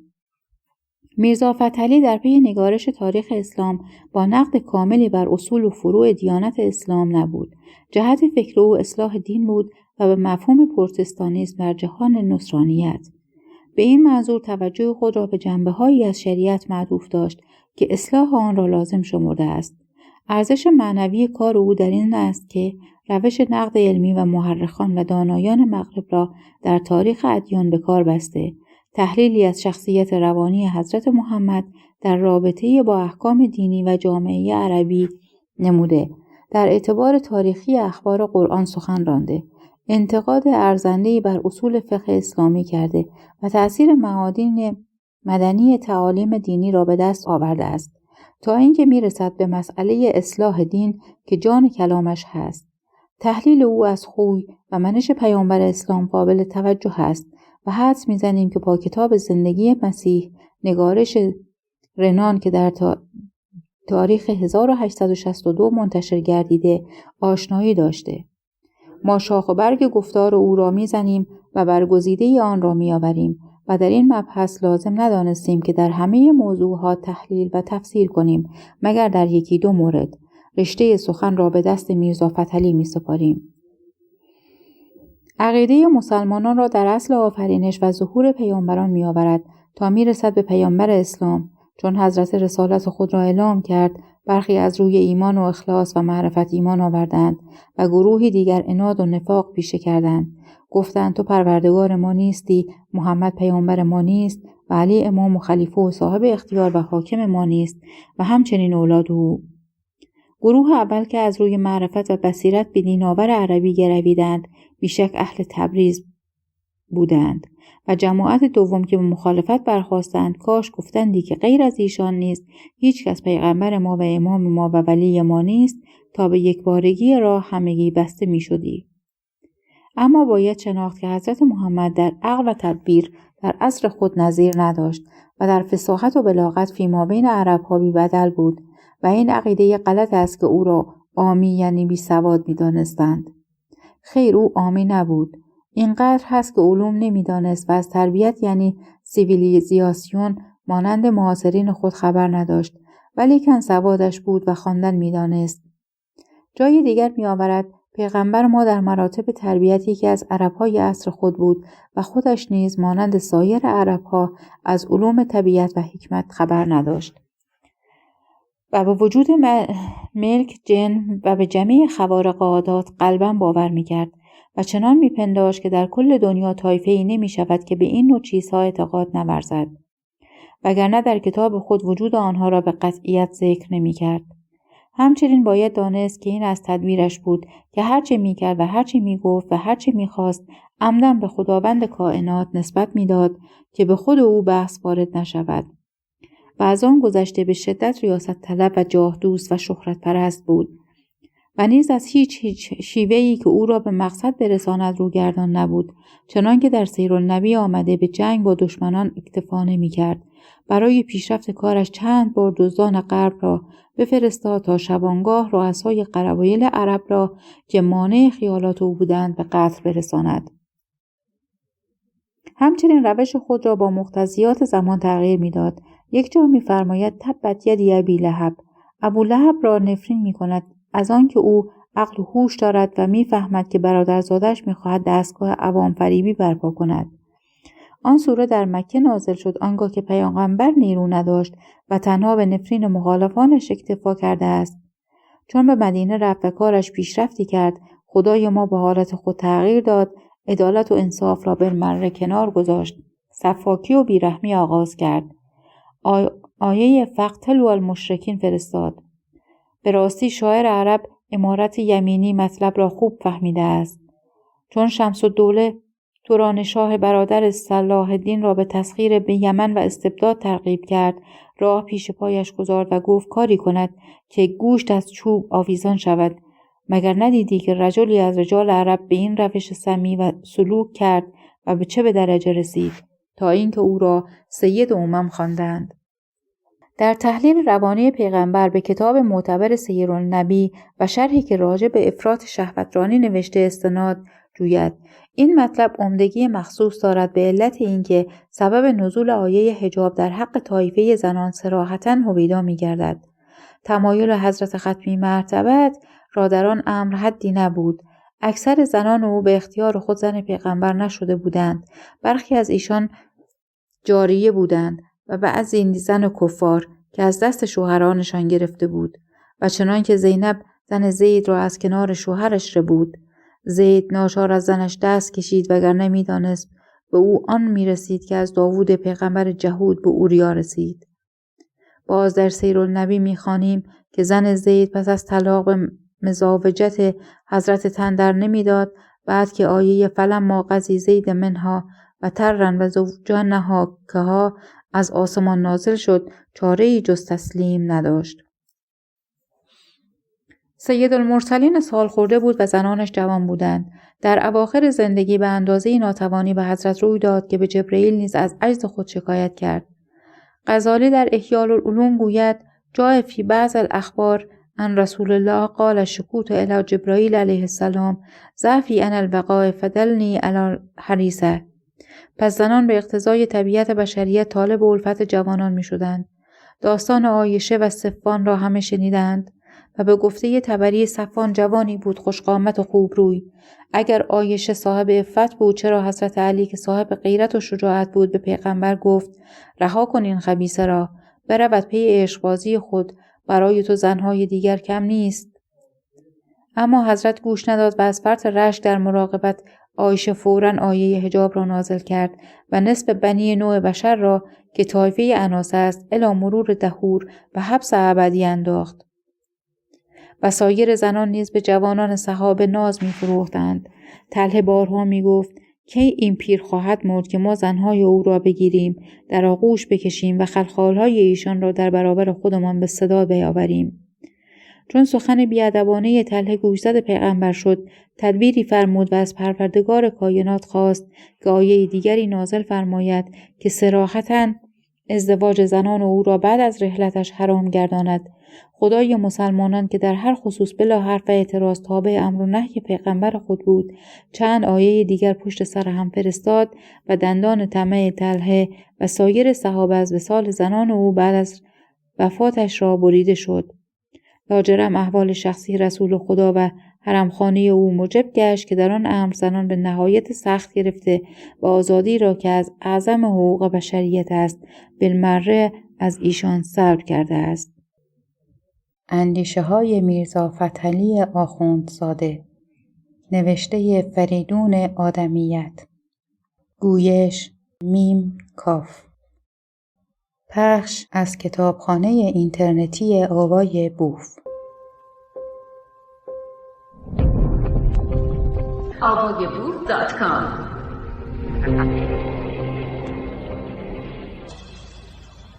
همان قانون حجاب سرچشمه مفاسد مدنی گوناگونی گشته است. خشونت رفتار مردان نسبت به زنان در معاشرت و مخالطت از لذت نعمات دنیوی است. عدم تربیت کل نسوان در علوم و فنون و صنایع و سلب حقوق انسانیت و آزادی از ایشان در جمیع مواد و رواج ظلم عظیم خواجه کردن اطفال بیگناه و رونق کسب نکوهیده خواجه فروشی، همه از عادات مسلمانان و همه از آثار آیین حجاب هستند. قانون کثرت زوجات نیز از دیگر رسوم زشتی است که رابطه زن و شوهر را میان اهل اسلام به صورت مالک و مملوکه درآورده است. مالک یعنی چه؟ مملوکه یعنی چه؟ در بشریت مملوک و مملوکه شدن خلاف عدالت و مساوات است. این قبیل چیزها تنها در الوهیت خدای مسلمانان که صاحب جهنم و منبع ظلم غضب است جواز دارد و سزاوار طبع اوست، نه سزاوار طبع بشر. اما درباره شریعت به معنی جامع کلمه شامل احکام دینی و سیاسی و اخلاقی و حقوق الله و حقوق العباد است. همه امور دنیایی و آخرتی را در بر دارد و چیزی زیر این گنبد کبود نیست که مشمول حکم شریعت نگردد. همه عناصر گوناگون مزبور هیئت مجموع واحدی را ساخته چنان ترکیب گشتند که در واقع تجزیه بردار نیستند. دانشمندان غربی و مسلمان یعنی کسانی که با روش نقد علمی جدید سر و کار دارند، نه متعصبان مذهبی که در حقوق اسلامی تحقیقات منظم کرده‌اند، همه این انتقاد را وارد دانسته که شریعت تمام اموال آدمی و همه شؤون اجتماعی را زیر پر گرفته، آزادی و اختیار برای فرد باقی نگذاشته است. به علاوه احکام اسلامی که زاده جامعه راکد عشیره‌ای عربی است، ذاتاً خشک و متحجرند و قوانین جزایی آن سخت، جابرانه و حتی وحشیانه. اینکه در سیر تحول فقه اسلامی فقیهان هوشمندی از نهله‌های مختلف مذهبی احکام شریعت را از راه تأویل و تفسیر و تعبیر جرح و تعدیلی کردند، مبحثی است جداگانه، دخلی به اصل مطلب ندارد. به هر حال همه آنها تغییرها و تعدیل‌های حقوقی نمودار ناسازگاری و نارسایی اصول شریعت است. با مقتضیات اجتماعی و نیازمندی‌های اقتصادی جامعه‌های متمدنی که به اسلام گرویدند. و همان مقتضیات خاص بود که مفهوم قانون را که دلالت بر قانون عرفی می‌کند به وجود آورد. و قانون عرفی انحراف آشکار و قطعی است از احکام حقوقی دینی. اندیشه انتقادی میرزا فتحعلی را در ناسازگاری قوانین شریعت با فلسفه حکومت عرفی و اصول حقوق سیاسی جدید پیشتر مورد سنجش و تحلیل قرار دادیم. اینجا جنبه‌های دیگر افکار او را می‌شناسیم. در اساس فقه اسلامی می‌نویسد اصول فقه که در اسلام جاری است پیش از بعثت در میان اعراب خاصه در یمن وجود داشتند و به عهد ظهور اسلام در میان مهاجرین و انصار صحابه فقیهان بودند. پیغمبر در فقه عربی فقط تصرف و اجتهاد کرده است و بعضی تغییر و تبدیل را در آن علم به صوابدید خود معمول داشته است و الا خودش مخترع و موجد علم فقه نیست. چنانکه سایر قوانین و احکام دین خشک خود را از تورات و انجیل و عقاید مجوسی مأخوذ کرده است. بعضی تغییرات و تبدیلات را در آنها بر مقتضای رأی خود جاری نموده است. مطلب عمده‌تر این است که علم فقه حاصل عصر واحد و در نتیجه خیال فرد واحد نمیتواند شد. تغییر و تبدیل و تجدید و تزیید در آن علم از ضروریات و مقتضیات اوضاع زمان است. پیغمبر ما که خود را از عقل اولین و آخرین نامیده، راه خیال ارباب عقول را در تغییرات و تهدیدات و تزییدات مسائل فقهیه و قوانین ملکیه و ملیه بسته است. عجبتر این که پیغمبر دوران پیش از بعثت را دوره جاهلیت می‌نامد و حال آنکه خودش بعد از بعثت دست و پای امت خود را بسته و به قعر دریای اشد جاهلیت افکنده است. آشکار است مادامی که اهل اسلام در اصول فقه تغییر و اصلاح را روا ندارند، در عالم تنزل جاوید خواهند ماند. چطور است که حضرت در زمان نبوت خود که 23 سال طول کشید، احکام و آیات متعدده قرآن را بنابر مقتضیات روزگار و امور حادثه منسوخ کرده، آنها را به دیگر احکام و آیات موافق وقت و احتیاج عوض کرده است. پس چگونه می شود که در مدت 1280 سال از هجرت بعض احکام و قوانین او بنابر تقاضای ایام و امور مستوجب تغییر و تبدیل نگردد؟ اما درباره عبادات، مجموع آنچه را که در شریعت حقوق الله نامیده می شود سر به سر باطل و بی‌معنی شمارد. بوعلی که استاد حکمت بود به این معنی برخورده بود که رمضان را مرزان نام نهاد، چه در حقیقت از حقوق الله مطلقاً منفعتی عاید نیست. حتی همین عمل حج جز هلاکت آدمی چه ثمری می آورد؟ مگر جامی پس از زیارت بیت الحرام الحذر نمی گوید؟ وادی است پر رنج و تعب، دوزخ صفت ذات اللهب، در خاک او هلیاق قزب، هستند چون ماهی تپان. برخی چنین میپندارند که اجماع مسلمانان در سفر حج برای ملت اسلام سودمند است و از درد همدیگر آگاه میگردند. بله، هرگاه اجماع در وطن ما بین ملت واحده واقع گردد و اگر به همان اجماع یک مراد و یک منظور سبقت نماید. مثلا قبل از اجماع در وطن ما بین یک ملت گفتگو بشود که فلان احتیاج ما باید رفع گردد. فرض کنیم کدخدای قریه مرده است. باید کدخدای تازه انتخاب کنیم که سبب رفع حوایج ما بشود. در این صورت اجماع منفعت دارد. اما یکی از دیار خطا آمده و یکی از هند، یکی به آلاداغ می رود و یکی به قراداغ. از این اجماع چه طرفی می بندیم؟ جز اینکه خسارت زیاد بردیم و تازیان بیابان عربستان را به نوید صدقه به کمال بیغیرتی معتاد کردیم. تفکر اجتماعی نویسنده در همون توضیح منعکس است. آنچه در کتاب اسلام راجع به اصل آفرینش و خلقت انسان آمده، تکرار اباطیل تورات و انجیل است و اخبار آن در شمار افسانه خضر و اصحاب کهف است. خبر بلقیس و شهر سبا را هم هدهد به سلیمان برده بود. حضرت محمد که خود مانند دیگر اعراب از علوم طبیعت و حکمت بیگانه بود، در کمال اطمینان نقل اصحاب کهف را و نقل هدهد و بلقیس را و ایمان آوردن طایفه جن را و اقسام این افسانه‌ها را در قرآن می‌دهد و هرگز به عقلش نمی‌رسد که بعد از مرور قرون و اعصار علوم طبیعت و حکمت ترقی کامل در دنیا پیدا خواهد کرد و مردم به قوت علم حکمت آن اخبار را لغو خواهند شمرد. خلاصه پیغمبر ما در نقل آن افسانه‌ها اقتدا به مقتدمین خود کرده است. اما نمیدانم کدام سفیه به حیات حضرت خضر و به عمر 1000 ساله حضرت نوح و به عمر 3000 ساله حضرت لقمان قائل است که تا این مثال به امکان حیات امام غایب دلیل تواند شد. 3000 سال بلکه 1000 سال مدتی است که به جمادات نیز تغییر می‌دهد. انسان چقدر کودن باید باشد که این مدت را در عالم حیوانات مؤثر نداند و به عدم انهدام کاخ وجود ذی حیات در مرور این زمان اعتقاد ورزد. اما نقل خضر به اصطلاح ترکان ناله قاز است. آب زندگی کجا بود که خضر بنوشد و زنده بماند؟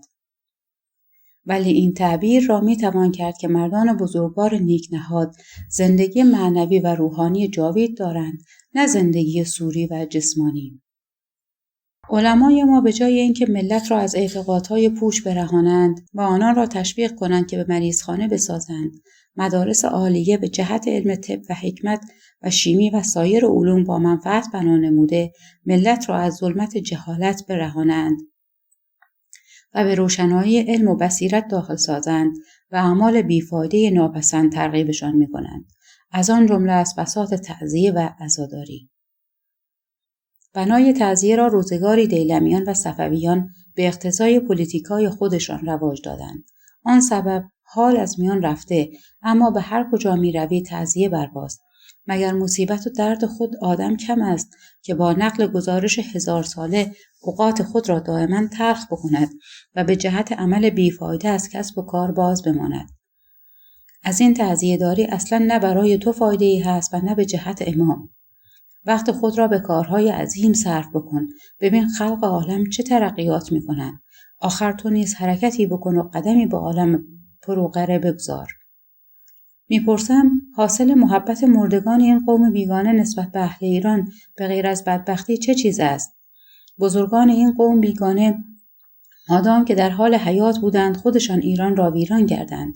حالا که مردند خاک شدند، اهل ایران به واسطه ارادت به ایشان مبتلای انواع مصائبند.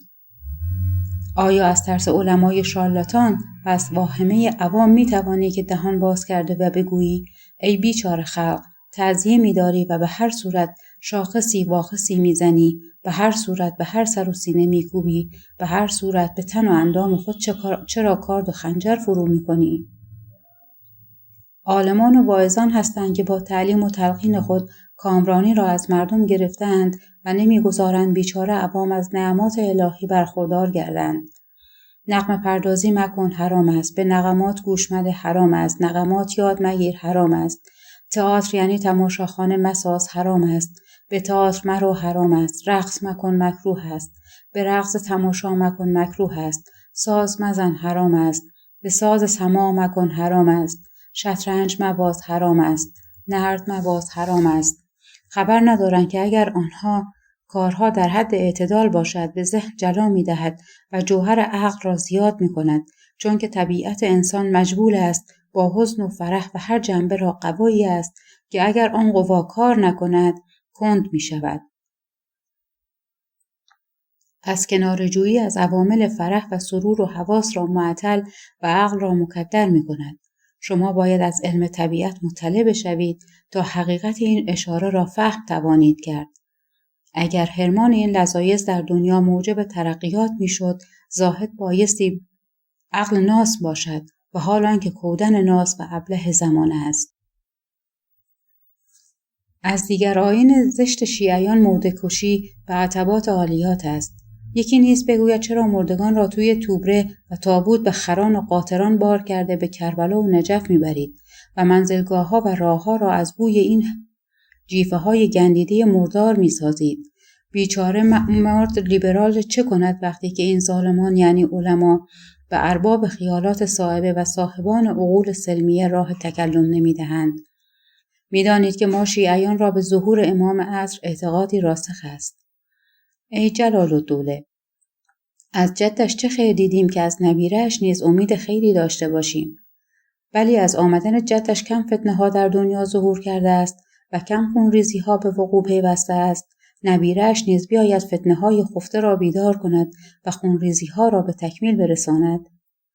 چند کلمه از عوارض آن اعتقاد و پیدایش فرقه های مذهبی بگوییم. به واسطه عدم بصیرت و معرفت مردم از هجرت تا امروز فریبندگان عوام چه فتنه ها و چه شورش ها در خاک ایران افکنده باعث خانه خرابی متوطنان این اقلیم شدند.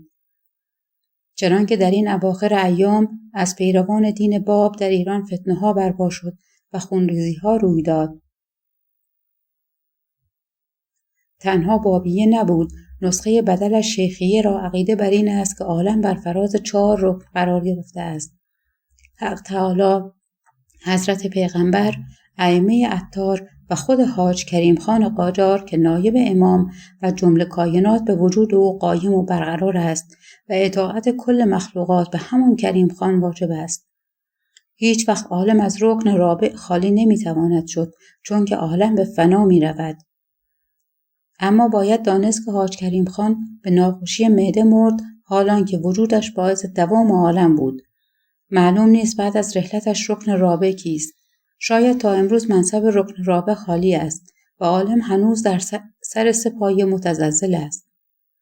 به حقیقت سید باب نیز به این نوع پوجات لباس دیگر پوشانیده به میدان آمده است. پس از آنکه شیخیه و بابیه را به تازیانه طنز بسته میگوید تا کی ما بیچارگان آلت ملعبه این نوع صاحب غرضان نفس پرست خواهیم شد. ما هنوز از خواب غفلت بیدار نشدیم و به هر قسم کلمات واهیه ارباب غرض به جنبش میآییم. به خلاف اهل اروپا که اگر امروز شخصی در میان ایشان به رسم نبوت یا امامت ظاهر شده به سیاق پیامبران و امامان آثار قدیمی بنای دعوت بگذارد و بر خود اسناد معجزات و خوارق عادات و کرامات بدهد، همان ساعت او را یا از مجانین انگاشته یا برای معالجه به خانه دیوانگان میفرستند و یا اینکه او را اگر از سلک فریبندگان و شارلاتانان باشد مورد مؤاخذه میسازند. پس از آن سخنان اندیشیده جان کلامش این است: مادام که علم رواج ندارد و مادام که با واسطه علم مردم قابل نیستند که حق را از باطل فرق دهند و هر روز یک شیخ احمد بحرینی و هر روز یک باب یک رکن رابع ظاهر خواهد شد و به عالم فتنه و آشوب خواهد انداخت و خلق را سرگردان و بدبخت خواهد کرد، چون علم رواج یافت راه امثال اینان هم بسته می شود و خلق از جهالت و فتنه و آشوب آزاد می گردد. بیدانشی اهل دین حدی ندارد. حتی می گوید تشریح مردگان حرام است. چه اگر اعضای مرده را جدا سازند بدنش با اعضای ناقص به حشر خواهد آمد. بگذار میت با اعضای ناقصه به حشر آید، اما به واسطه تشریح او در علم تتبعات کثیره به عمل خواهد آمد. فن طب در مغرب از دولت سر مردگان ترقی یافته است، ولی در ایران تخته‌بند همان قواعد عصر سقراط و بقراط‌اند. در ضمن همان ملایان نادان استاد فن مفتخوری هستند. در مقابر و کوچه ها گدایان بی حساب در هر طرف سادات با شال و عمامه سبز و آبی جلوی مردم را گرفته و میگویند: من به هیزم چینی نمیروم، آب نمیروم، زمین نمیکارم، کشت نمیروم، مفت میخورم، ولول میگردم. من از اولاد آن اجداد هستم که تو را به این روز و به این ذلت انداختند. به پادشاه مالیات بده، به فقرا فطره و زکات بس کن و حج و عربهای گرسنه را سیر نما. و هر چیز که دست میزنی نشانه‌ای از جهل و بی‌ذوقی در آن میابی. اگر به تقویم یعنی سالنامه ها نگاه کنی، به جای ثبت وقایع عمده و عدد جمعیت مملکت رقم دخل و خرج دولت یا احوال دولت‌های خارجه در صفحه اولش معرفت اختلاجات را بیان فرمودند. حتی منجمان مملکت از تأثیر سلطنت استبدادیه به حدی متبلغ و رذیل‌الطبع شدند که در سر هر صفحه تقویم سالی می‌نویسد اوضاع کواکب در این ماه صفر دلالت دارد بر سلامتی مزاج مبارک. احوال کواکب با مزاج آدمی چه کار دارد؟ شیوه نامه‌نویسی را هم بلد نیستند. در بیشتر نامه‌هایی که از جانب شخص اول دولت به فرمان پادشاه می‌نویسند، تاریخ ماه و سال ذکر نمی‌گردد. هر آینه پس از قرنی مورخی بخواهد پاره‌ای از آن مطلب را در تاریخ خود بگنجاند، از تعیین زمان دقیق نگارش عاجز می‌ماند. به علاوه مقام شخص اول دولت نه از امضا و نه از مهرش مشخص می‌گردد. تنها به قیاس باید به مقامش پی برد. به علاوه کاغذهایی که مردم به همدیگر می‌فرستند، نام مخاطب در آنها نیامده، تنها القابش را می‌خوانی. امضا هم که ندارند.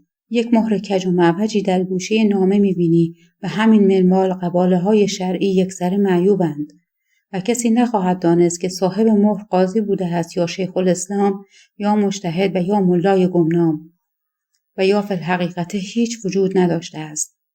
اندیشه های میرزا فتحعلی آخوندزاده، نوشته فریدون آدمیت، گویش میم کاف، پخش از کتابخانه اینترنتی آوای بوف. avayaboof.com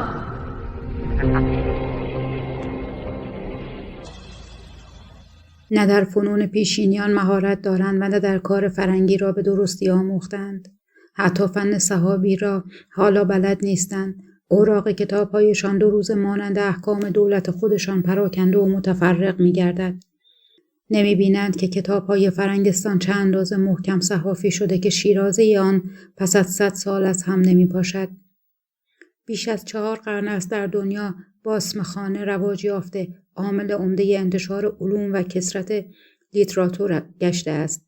در ایران ما پریروز باسمخانه بنا کردند و از سفاحت باسمخانه سنگی که به اعتقاد خودشان در آن حسن خط ظاهر است، دیگر آنقدر شعور ندارند بفهمند که حسن خط شرط لزوم نیست.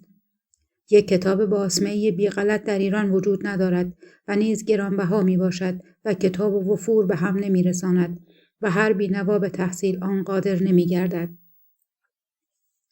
هر چیز ساده ای را هم که از فرنگی آموختند غلط آموختند. ایرانیان و عثمانیان ساعت را از فرنگی گرفتند، اما طرز استعمالش را یاد نگرفتند. میپرسی ساعت چند است؟ جواب میدهند در فلان ساعت آفتاب غروب میکند. ساعت غروب آفتاب بر حسب فصول سال و وضع اقالیم فرق میکند. ایراد میگیری چرا ساعت خودتان را به سیاق فرنگیان از نصف النهار تا نصف النهار کوک نمی کنید؟ به طعنه جواب میشنوی شما ما را به تقلید و کفار تکلیف میکنید؟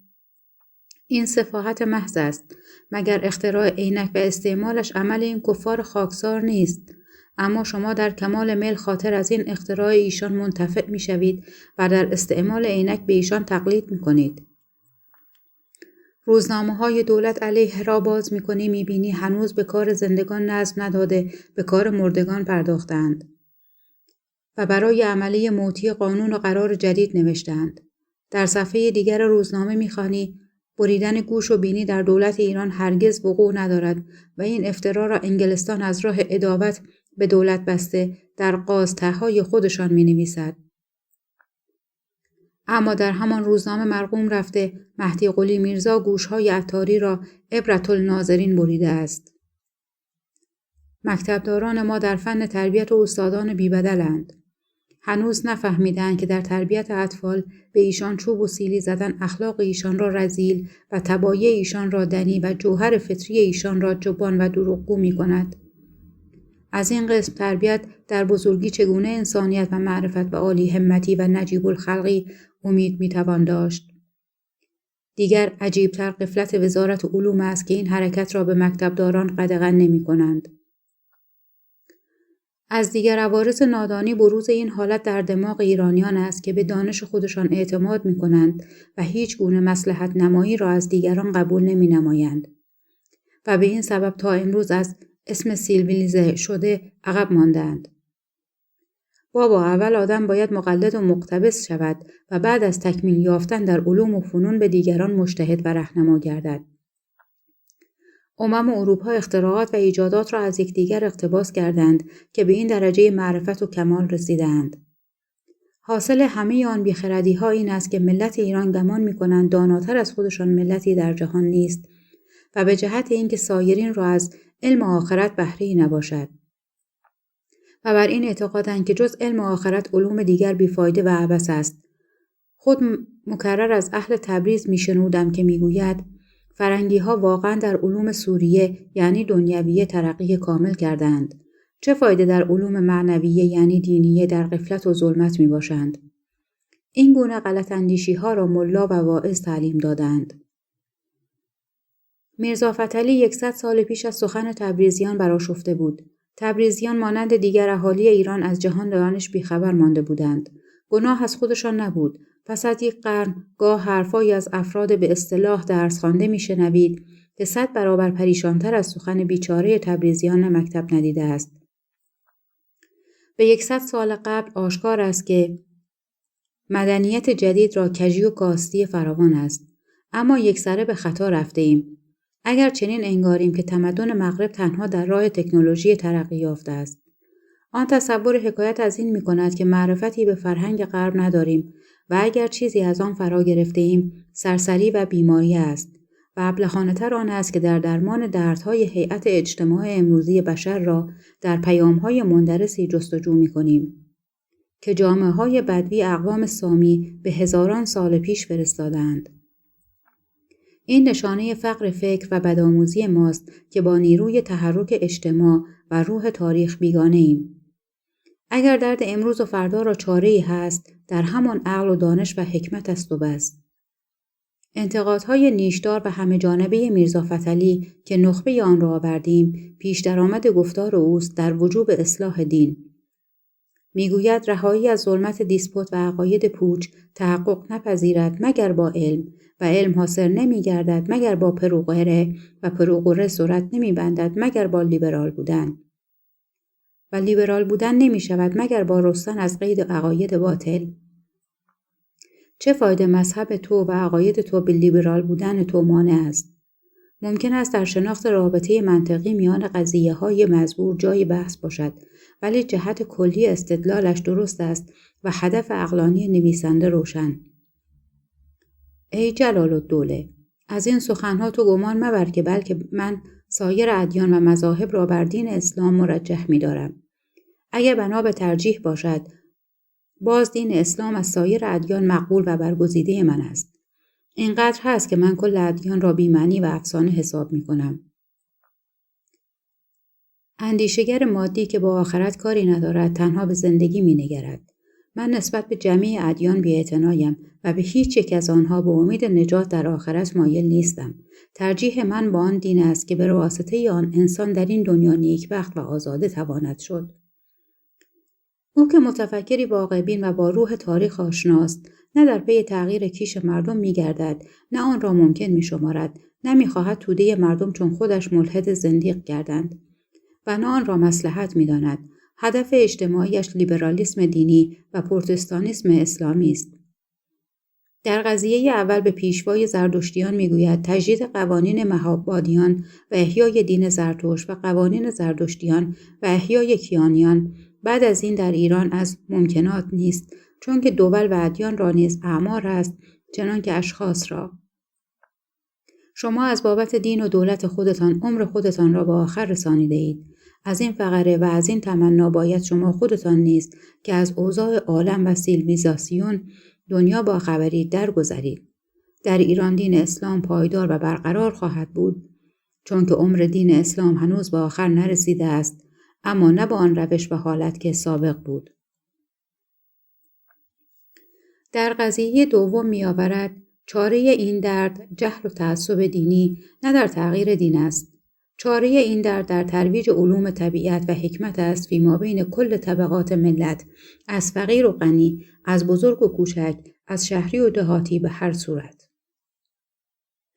هدفش را به صراحت بیان می کند. نویسنده کمال‌الدوله نمی خواهد که مردم آتائیست بشوند و دین و ایمان داشته باشند، بلکه حرف مصنف این است که دین اسلام بنابر تقاضای عصر و اوضاع زمانه بر پروتستانیسم محتاج است. پروتستانیسم کامل موافق شروط پروقره و سیویلیزاسیون متضمن آزادی و مساوات حقوقیه هر دو نوع بشر، زن و مرد، مخفف دیسپوتیسم، سلاطین شرقیه، در ضمن تنظیمات حکیمانه و مقرر وجوب سواد در کل افراد اسلام ذکورا و اناثا. در تکمیل آن می نویسد تکالیف سختی که در شریعت آمده موجب گشته که کسب و کاری و پیشه‌وری و هنروری در میان ملت اسلام به غایت کم است و ثروت و مکنت نسبت به سایر ملل به غایت اندک. از جهت همین نوع سبب‌های بی‌حصر پروتستانیسم در دین اسلام محض به خاطر حب بشریت از واجبات است. از تعریفی که درباره پروتستانیسم اسلامی به دست داده خوب برمی‌آید که به مجموع عناصر دینی و اجتماعی و اقتصادی و سیاسی که سازنده فلسفه پروتستانیسم در جهان مسیحیت بودند توجه دقیق داشته است.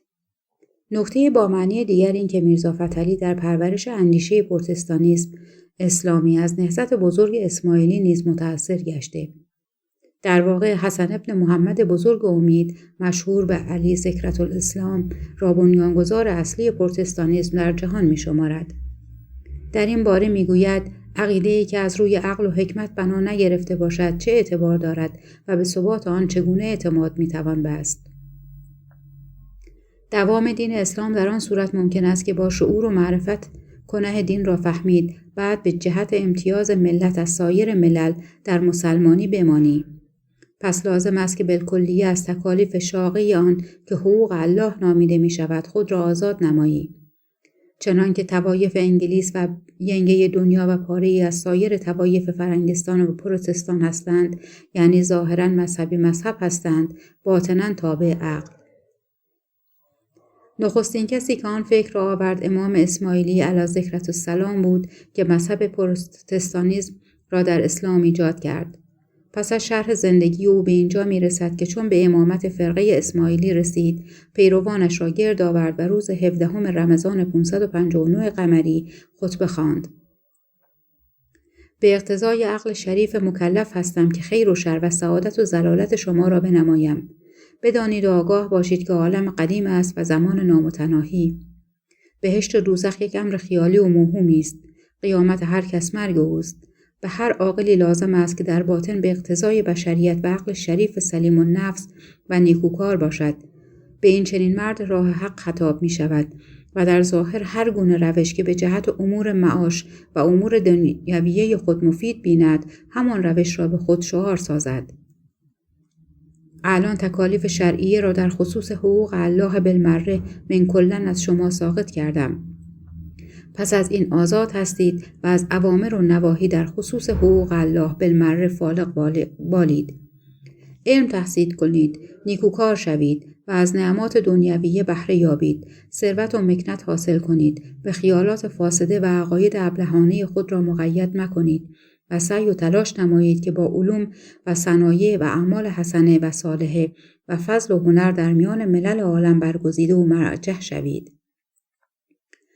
به علاوه امام اسماعیلی فرمود از امروز طایفه اناس را در حبس و حجاب نگاه مدارید و ایشان را بی تربیت مگذارید. زیاده بر یک زن مگیرید چنان که من زیاده بر یک زن ندارم. و هر کس بعد از این دختر کوچک خود را مثل پسر خود به خواندن و نوشتن مشغول نسازد و هر کس از بزرگ و کوچک و از غنی و فقیر زیاده بر یک زن بگیرد مستحق بازخواست و سخت من است. فردای آن که مذهب پروتستانیسم در ایران اعلام شده بود، پیشوای اسماعیلی دست زن خود بانوی بزرگ درةالتاج را که از دودمان دیلمیان بود گرفت و رو گشاده در علموت به گردش پرداخت. پس حجاب را برانداخت و آیین روگشادگی زنان در قلمرو او جاری شد. شاعران اسماعیلی در مدح او قصاید سرودند، از جمله این چند بیت: برداشت قل شرع به تایید ایزدی، مخدوم روزگار علی ذکرةالسلام. منسوخ کرد آیه ستر و حجاب را، مقبول داور آمد و ممدوح خاص عام. فرمود که گروه و هر مرد 1 نفر، همسر بس است از این عدد افراد شد حرام. آفرین بر تو که در مدت تاریخ هجری مثل تو 1 پادشاه با عقل و حکیم و ذی‌فضل و صاحب همت و صاحب عزم در میان ملت اسلام پیدا نگردید که به سیویلیزاسیون این ملت باعث شود و این ملت را از حماقت و جهالت و بدبختی آزاد کند. اگر ملت مطالب تو را فهمیده بود، حالا طوایف انگلیسی و ینگه دنیا خوشچین تو حساب می شدند. این واضح است که تو در عصری مذهب پروتستانیسم را ایجاد کردی که ایشان هنوز در آتشکده‌های دیوان اینکویزیسیون بریان می شدند. پس از قرنها مغرب زمینیان با آن معانی بلند پی بردند. رولوسیون کرده مذهب پروتستانیسم را اختیار نمودند. افسوس که به تحریک سلجوقیان، ترک احمق یا دیلمیان و خلفای عباسی امام بزرگ اسماعیلی را کشتند، پس چراغ ملت ایران را خاموش ساختند. فلسفه اصلاح دین را با پیام بزرگ میرزا فتحعلی تمام می کنیم. کسانی که بعد از این از اخلاف ما در دین اسلام بانی مذهب پروتستانیسم خواهند شد و در جمیع مسائل فقیهی ما تغییر و تثبیت معمول خواهند داشت و آیه حجاب را منسوخ خواهند کرد، باید این مسئله را نیز فراموش نکنند. آیه تجویز کثرت زوجات را نیز فیما بین ملت اسلام باید منسوخ داشته و تزویج را منحصر به وحدت زوجه بکنند. و نیز آگاه باشند که خردمندان جهان زنان را در جمیع حقوق بشریت و آزادیت با مردان شریک شمردند و اگر فیما بین حکما مسئله مساوات حقوقی ذکوران و اناثن مجمع علیه است، کثرت زوجات منافی مسئله مساوات است. و بدانند که امروز در بعضی دول زنان را به امور اداره مملکت نیز داخل می کنند، علاوه بر آن که درجه تاجداری را نیز در بعضی احیان بر ایشان مسلم می دارند، چنان که این رسم قبل از غلبه عرب‌ها در ایران جایز بود. اندیشه های میرزا فتحعلی آخوندزاده، نوشته فریدون آدمیت، گویش میم کاف، پخش از کتابخانه اینترنتی آوای بوف. avayaboof.com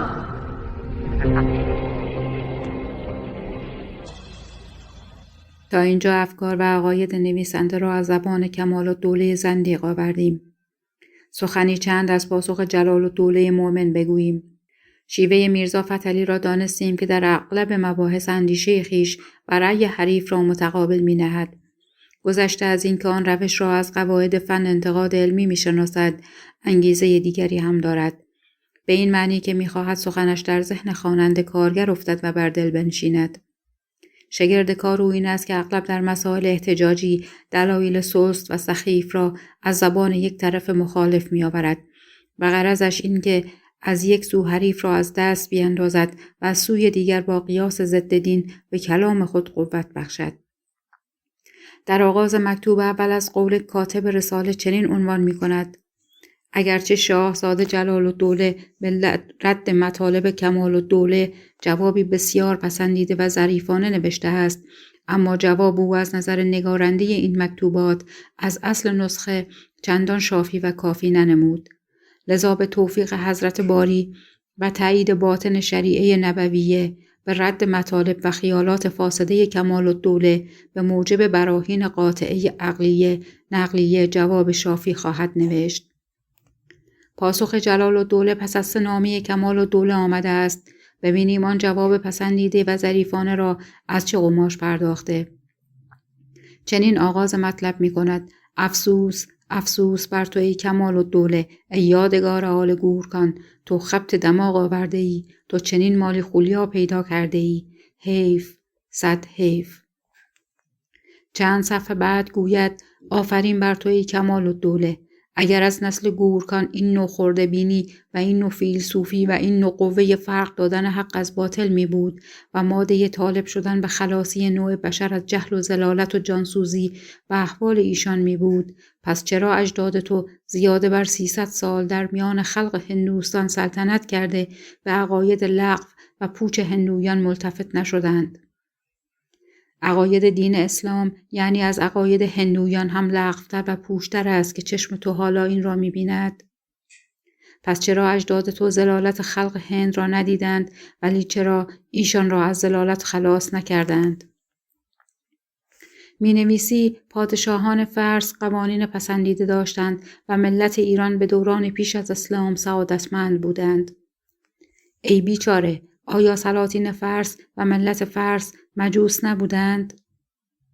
به حقیقت لطف خاص جناب اقدس الهی شامل ملت ایران شد که اسلام را برایشان مسلط ساخت. شعر فردوسی را گواه آورده بودی. فردوسی خودش هم لامذهبی بود مثل تو.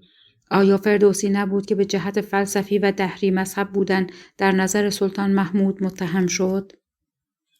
آیا به فلسفی و دهری مذهب بودن او اشعارش دلالت نمی کند؟ اگر فردوسی آدم پاک اعتقاد بود جسارت نمی ورزید که بگوید عربها یعنی پیغمبر عربها به جهت تاخت و تاز و به جهت تاراج کردن مال مردم دین را در دست بهانه کرده بودند. اینکه پاره ابیات در مدح علی سروده آنها را بعد از روگرداندن از دربار سلطان محمود به شاهنامه افزوده است که خوشایند فخرالدوله دیلمی شیعی مذهب باشد. پس چرا در احوال پیغمبر اسلام به ابن خلدون استناد جسته ای؟ من او را خوب می شناسم و از بنی امیه است. ابو سفیان عموی اوست و معاویه عموزاده او. سخن او در نبوت و رسالت پیغمبر ما را از راه بغض بر بنی هاشم است. چرا کارهای ذکرت الاسلام اسماعیلی را برای حقیقت خیالات باطله خود شاهد می آوری و این ملحد کوچک اغلی را نیز در جرگه آدم می شماری؟ پدرش که خدا رحمتش کند می دانست که پسرش چطور بیج و حرامزاده است و چطور بدذات است. بعد از پدر دعوای امامت کرد و در تهاون شرع شریف کوشید و کفر الحاد آشکار ساخت. شعر فردوسی را گواه آورده بودی. فردوسی خودش هم لامذهبی بود مثل تو. آیا فردوسی نبود که به جهت فلسفی و دهری مذهب بودن در نظر سلطان محمود متهم شد؟ آیا به فلسفی و دهری مذهب بودن او اشعارش دلالت نمی کند؟ اگر فردوسی آدم پاک اعتقاد بود جسارت نمی ورزید که بگوید عربها یعنی پیغمبر عربها به جهت تاخت و تاز و به جهت تاراج کردن مال مردم دین را در دست بهانه کرده بودند. اینکه پاره ابیات در مدح علی سروده آنها را بعد از روگرداندن از دربار سلطان محمود به شاهنامه افزوده است که خوشایند فخرالدوله دیلمی شیعی مذهب باشد. چرا در احوال پیامبر اسلام به ابن خلدون استناد جسته ای؟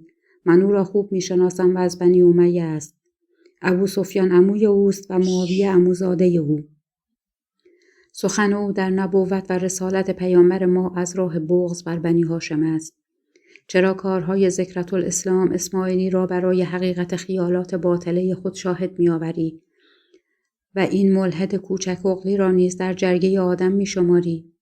پدرش که خدا رحمتش کند می دانست که پسرش چطور بیج و حرامزاده است و چطور بدذات است.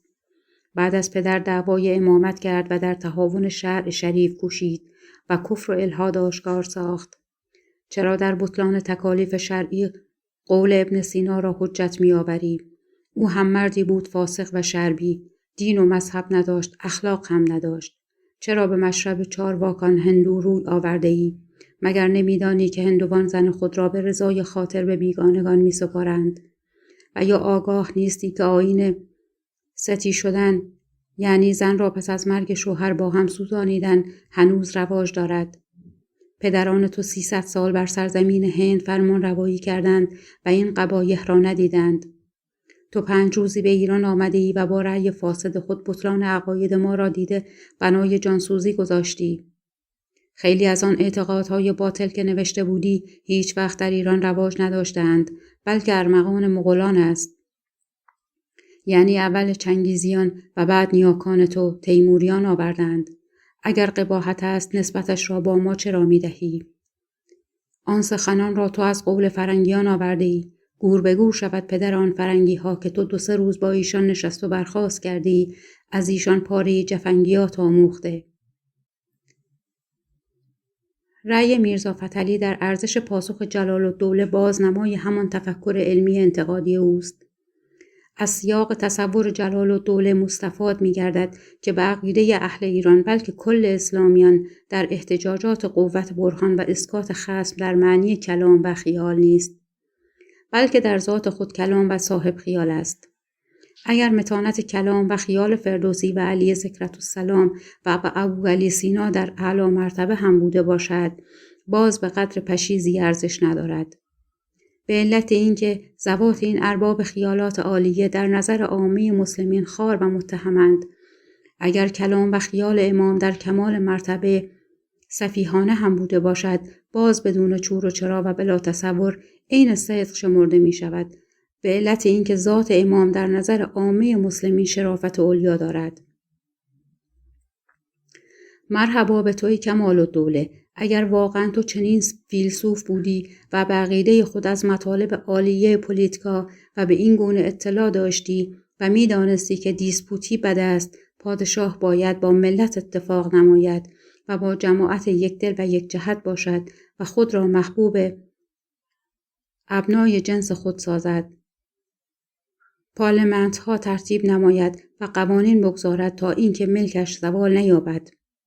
پس چرا به پدرت اورنگزیب از این موعظه ها نکردی که انگلیس نیاید و دولتش را تباه نکند و ملت هند را خوار و ذلیل نگرداند؟ پادشاه ما اگر دیسپوت هم باشد، شکر خدا را که باز از خودمان است. شکر به خدا که ما مثل شما در دست ملت بیگانه گرفتار نشده ایم. و بر جهانیان آشکار است که انگلیس با مردم هند چگونه رفتار می کند. مگر انگلیس سیویلیز یافته و انگلیس صاحب قوانین با اهالی هندوستان بهتر از دیسپوت معامله می کند. نسبت به انگلیسیان باز 1000 بار رحمت به دیسپوت. نویسنده ما آنقدر از حکومت مطلقه متنفر است که همینجا هم اندیشه خود را از نو می آورد و تباهی سلطنت گورکانی را غرامت دولت استبدادی می داند. در ضمن سیاست استعماری انگلیس را سخت نکوهش می کند. انگلیسی هایی که در کشور خود حکومت قانون بنا کردند، در مستعمرات در شمار ناکس‌ترین ستمگرانند. این خود نکته ایست میان استبداد خانگی و استبداد بیگانه. شق اول را ترجیح می دهد و آن انعکاسی است از تفکر ناسیونالیستی او که تسلط دولت اجنبی را مطلقاً غیرقابل تحمل می داند. به عبارت دیگر نعمت استقلال و آزادی را با هیچ چیز عوض نمی کند. پاسخ جلال‌الدوله چنین تمام می شود: ما به خاطر خدا ای کمال‌الدوله در ایران زیاد توقف مکن، برگرد بیا. می ترسم از تو فساد زیاد صدور کند. بی شبهه به عقل تو رخنه رسیده است. بعد از این من تو را کمال‌الدوله خطاب نخواهم کرد، بلکه نقصال‌الدوله می خوانم. گفتار میرزا فتحعلی و مکتوبات کمال‌الدوله آنجا به آخر رسید. باقی میماند تلاش نویسنده در انتشار آن رساله. نامه‌های خصوصی میرزا فتحعلی نکته‌های شنیدنی و تازه‌ای را به دست می‌دهند. برای هر کس که نسخه کتاب را می‌فرستاد، شرط نامه‌ای هم می‌افزود. شرطنامه‌ها را کم یا بیش به یک مضمون نوشته است. این نسخه را باید به کسانی که به معرفت و امانت و انسانیت ایشان وثوق کامل داشته باشید نشان بدهید. دیگر اینکه به هر کس که طالب باشد و در هر خصوص شایسته اعتقاد شود باید نسخه‌ای بدهید. به علاوه تأکید می‌نماید که هر خواننده‌ای باید بر مطالب رساله خواه مسائل سیاسی یا دینی قریتگاه بنویسد، اما باید بداند که دلایل نقلیه و نصیه هرگز پذیرفته نمی‌گردد. یعنی فقط باید براهین عقلی بیاورید. همچنین تصریح دارد اجازه ندارید که به هیچ کس نام مصنف را اظهار بکنید مگر به کسانی که ایشان را محرم راز شمرده باشید. رساله کمال‌الدوله را گروهی از بزرگان دولت و افراد روشنبین می شناختند. به ملکم خان می نویسد کمال‌الدوله در میان عرفای تهران شوری افکنده است که به تقریر نمی گنجد. جمع عرفای تهران نسخه را دیدند. برای انتشار آن کوشش فراوان نمود. به وسیله میرزا یوسف خان مستشار الدوله، مانکچی پیشوای زرتشتیان، ملکم خان و مسیو نیکولا کنسول سابق فرانسه در رشت به اقدام برآمد. نخست در 1283 با دوست دیرین خود میرزا یوسف خان که شارژ دافر ایران در پاریس بود قراری گذارد که رساله مزبور در 10,000 نسخه به زبان فارسی و ترکی به چاپ برسد. صاحب باسمخانه تبعی فرانسه باشد. نام اصلی مصنف به هیچ وجه ذکر نگردد، بلکه در بدل لفظ مصنف اسم کمال‌الدوله نوشته شود و مدیر چاپخانه تصریح نماید که این نسخه از هندوستان به او رسیده است و ناشر نسخه های کتاب را به ایران و هندوستان و افغانستان و مصر و عثمانی بفرستد، به غیر از خاک دولت روسیه که به اینجا باید هرگز فرستاده نشود.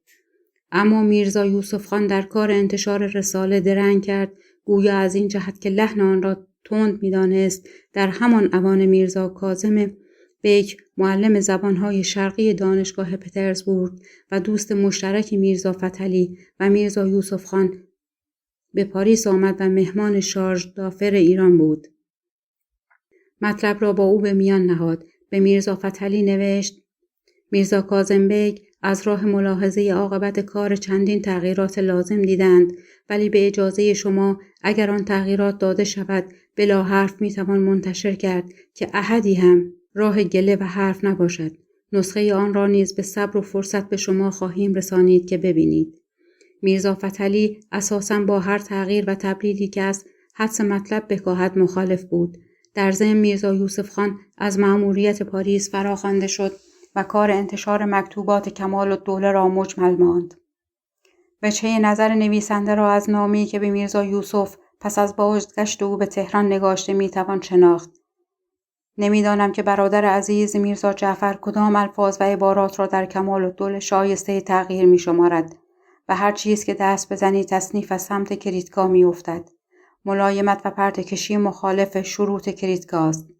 اگر مرادش بعض الفاظ است که از قلم کمال‌الدوله لاعن و بغض الله معاذالله از این نیت، بلکه در حالت شور بلا اختیار سرزده است، مثل ایرانیان نادان و ایرانیان خان خراب و امثال ذالک.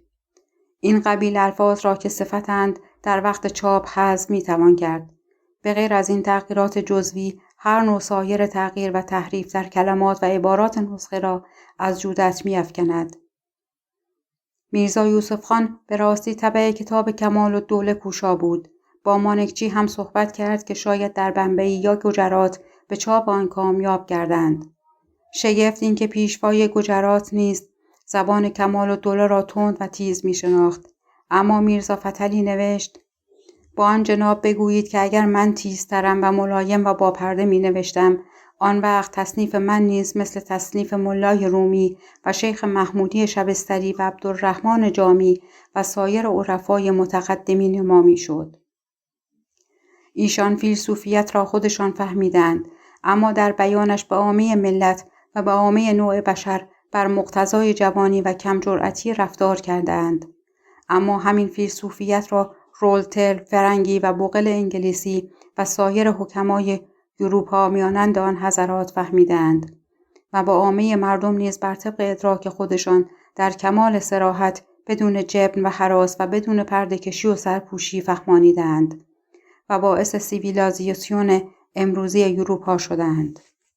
اندیشه‌های میرزا فتحعلی آخوندزاده، نوشته فریدون آدمیت، گویش میم کاف، پخش از کتابخانه اینترنتی آوای بوف. avayaboof.com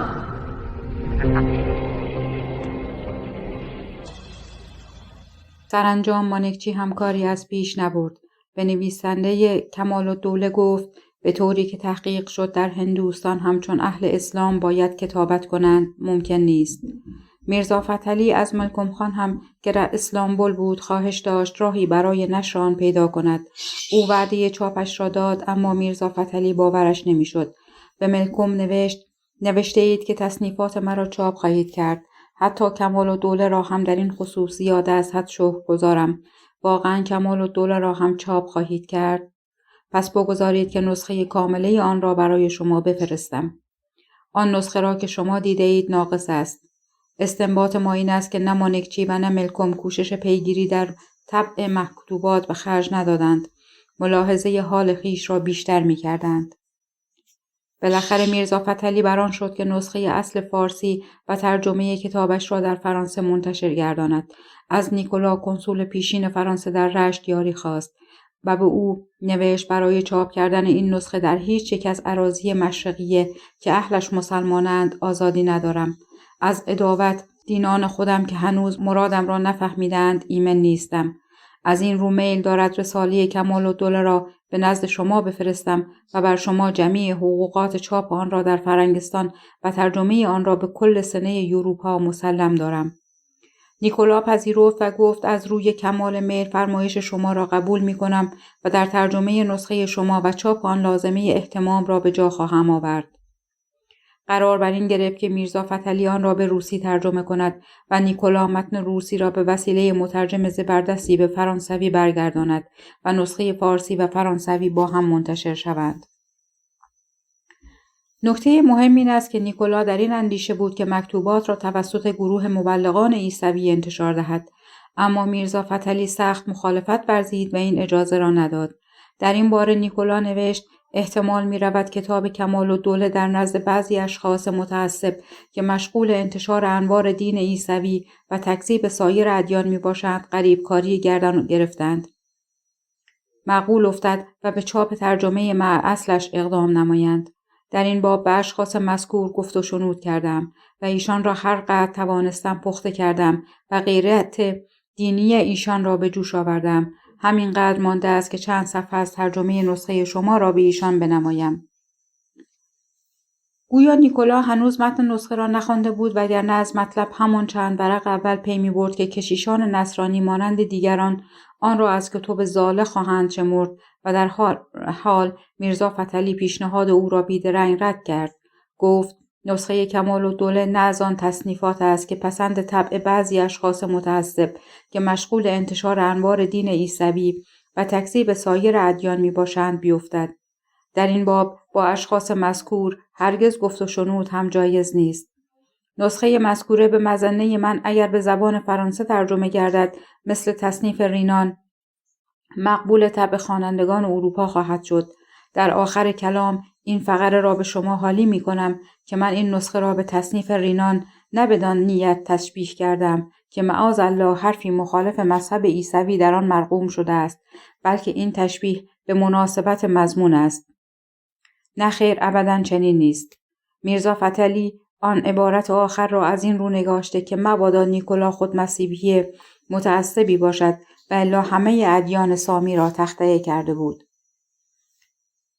در نامه‌ای که 3 سال پیش از این تاریخ به مانکچی نوشته صحبت از این می‌دارد که امید هست که کمال‌الدوله در فرنگستان به چاپ برسد و حدی در انتشار آن یقین حاصل کرده بود که یادداشتی به این عنوان نگاشت: مسوده کاغذی است که به ملکم خان خواهم نوشت بعد از بیرون آمدن کمال‌الدوله از چاپ حالت دلفکارش را بخوانید.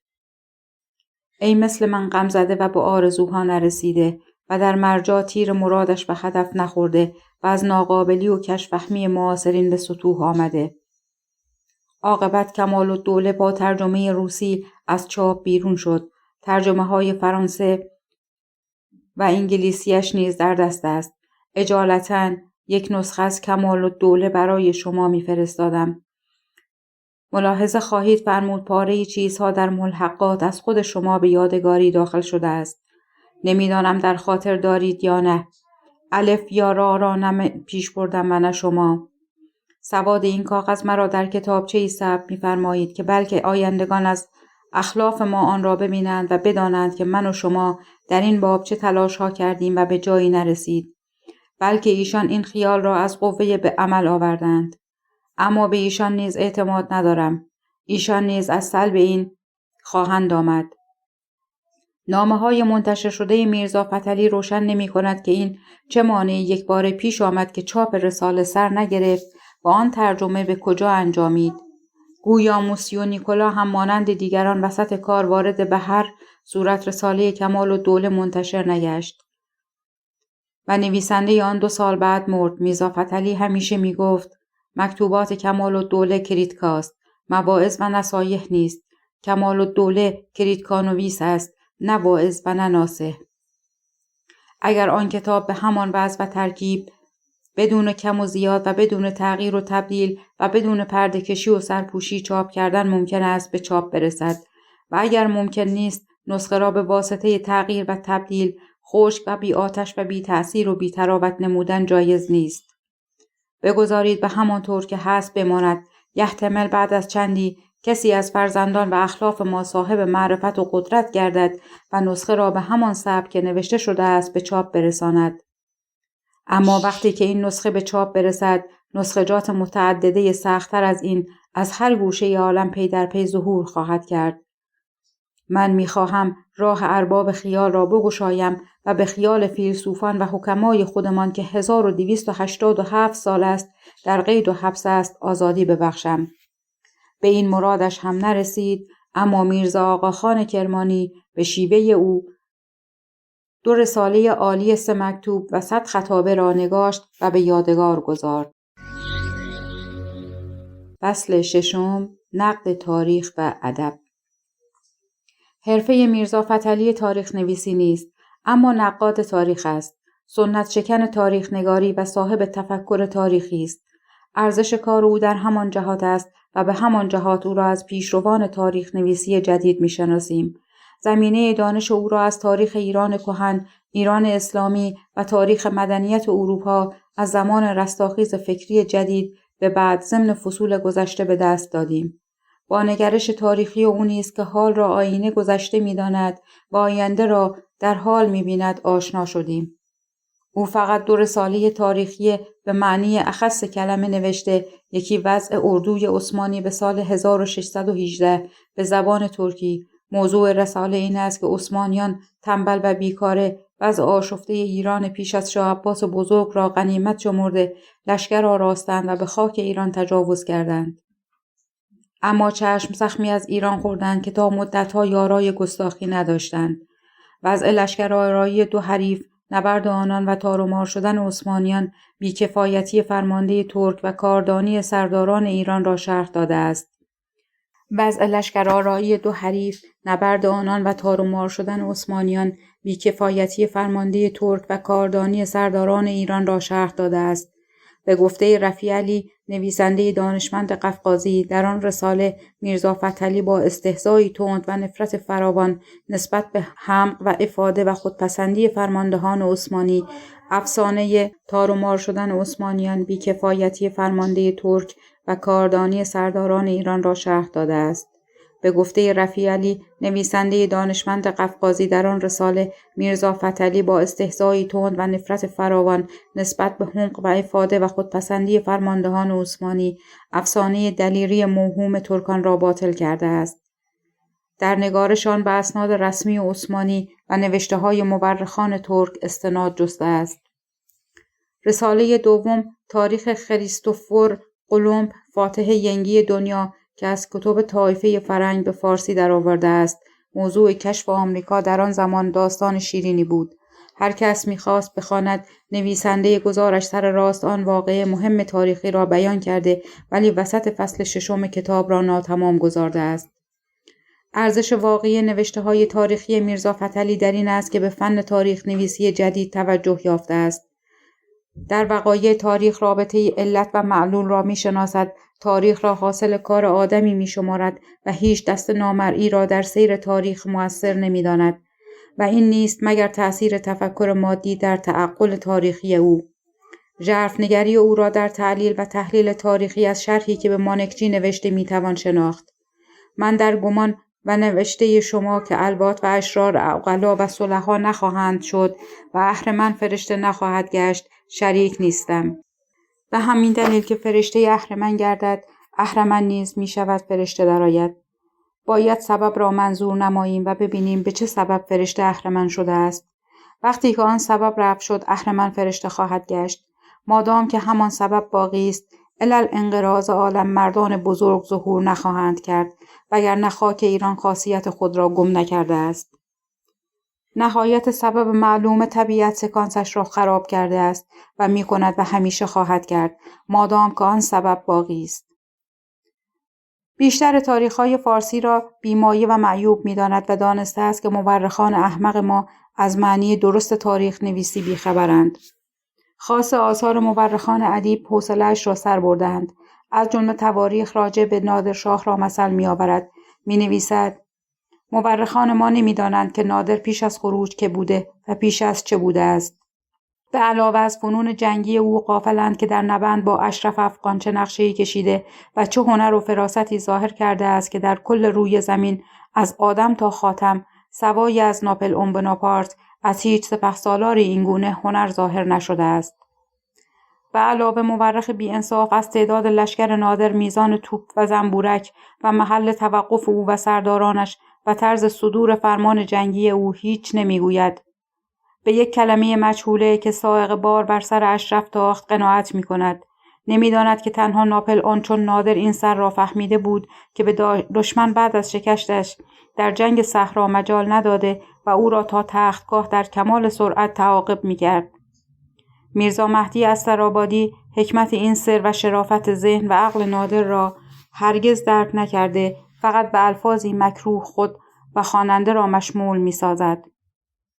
گویا خواننده باید از صنعت او خبردار بشود، نه از هنر نادر. همینقدر می‌نویسد زهی خدیوی که هنگامی که به جنبش کوه گران امر فرماید، صخره سما سبکتر از ریگ و روان شود. ای مورخ احمق، تو که زحمت کشیده اینقدر کلمات را می‌نویسی، باری این زحمت را در خصوص مطلبی بکش که فایده ای از آن حاصل بشود. بر همان منوال رساله ایراد را در ربیع اول 1279 در انتقاد بر روضة الصفا ناصری تألیف رضا قلی خان هدایت نوشت.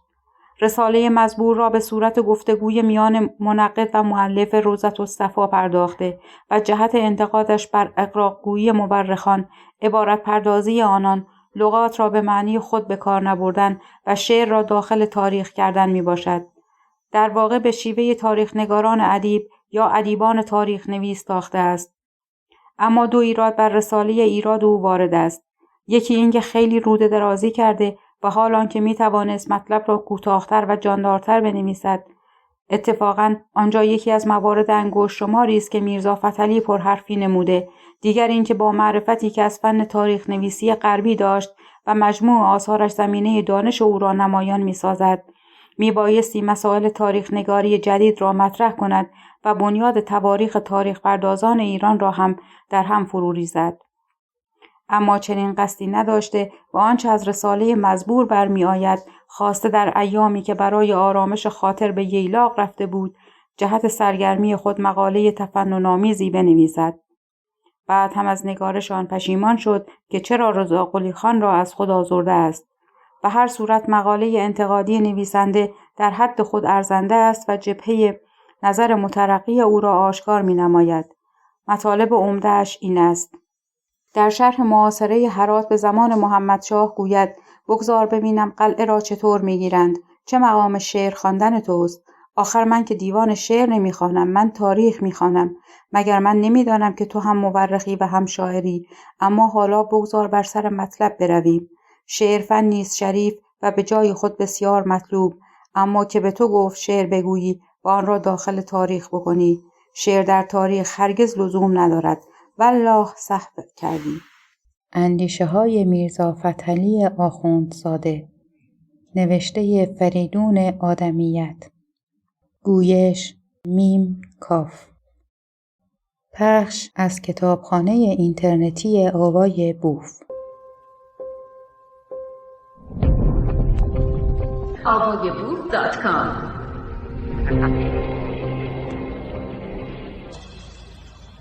به علاوه این قافیه پردازی و مضمون ساختن و الفاظ زاید آوردن چه چیز است؟ آنها هیچ معنی ندارند. کلام تاریخ را ناپخته می‌گردانند و از متانت معنی آن می‌کاهند. خلاصه قافیه پرداختن خطای محض است. زمان آن رسیده که این قاعده را ترک نموده باشیم و از عمل کودکانه دست برداریم. زیرا به خاطر قافیه الفاظ مترادفه تکرارات کثیره وقوع می‌یابد و معانی زایده غیر واجبه پیدا می‌شود. کلام از وضوح می‌افتد، تبایع از آن تنفر می‌کنند. از آن قبیلند تاریخ وصاف و دره نادری. به حقیقت جبر مقابله شیخ بهایی را فهمیدن آسان‌تر است تا مقدمه چینی‌های مورخان ما را. خاصه اینکه آن مقدمه ها از صحت ندارند، باید بدانیم که فقط بیان وقایع بر مورخ فرض است. ایراد هوشمندانه دیگرش این است که تاریخ پردازان ما را با سنجش لغات و دقت در معنی کاری نیست. مطلب را چنین عنوان کرده: در قضیه ریاست مدرسه دارالفنون گفته‌ای بر رأی شاهنشاه واضح بود که جوانان محکوم جوانان نشایند. به پیری مجرب محذب بیایید، سپرد که به وفور امانت و ظهور دیانت و قلت میل و عفت ذیل و دقت رأی و رقت قلب و طیب اعراق و حسن اخلاق موصوف و معروف باشد. تا اینجا بسیار خوب. بعد مرقوم فرموده ای من بنده با آنکه از روی انصاف به هیچ یک از این صفات حمیده اتصاف نداشتم، حضرت شاهنشاه ایران به محض موهبت و مکرمت این پیر غلام ناقابل را به ریاست دارالفنونم فرستاد. آخرین چه نوع شکست نفسی و چیز نویسی است؟ تو اقرار میکنی که از روی انصاف به هیچ یک از صفات حمیده معدوده انتصاف نداشتی و ضد آن خصایل و پسندیده که شمردی همانا خیانت و بدبینی و کثرت میل و عدم عفت ذیل و سستی رأی و سختی قلب و خبث اعراق و اصفه اخلاق می باشد. در این صورت از کجا معلوم می شود که شاهنشاه ریاست دارالفنون را می خواست به کسی بدهد که متصف به صفات حمیده باشد؟ مضمون آن شکست نفسی صحیح نیست و در معنای آن درست تأمل کن. انتقادنامه بر روضةالصفا را خطاب به دارالانشای روزنامه دولت علیه ایران برای علی قلی میرزا اعتضادالسلطنه وزیر علوم فرستاد. خواهش کرد آن محاورات را به همان طوری که نوشته شده، یعنی مکالمات با هم مخلوط نشوند، چاپ زنند. توضیح با مایه‌ای نیز در فن انتقاد افزود: این قاعده در اروپا متداول است و فواید عظیمیه در ضمن آن مندرج.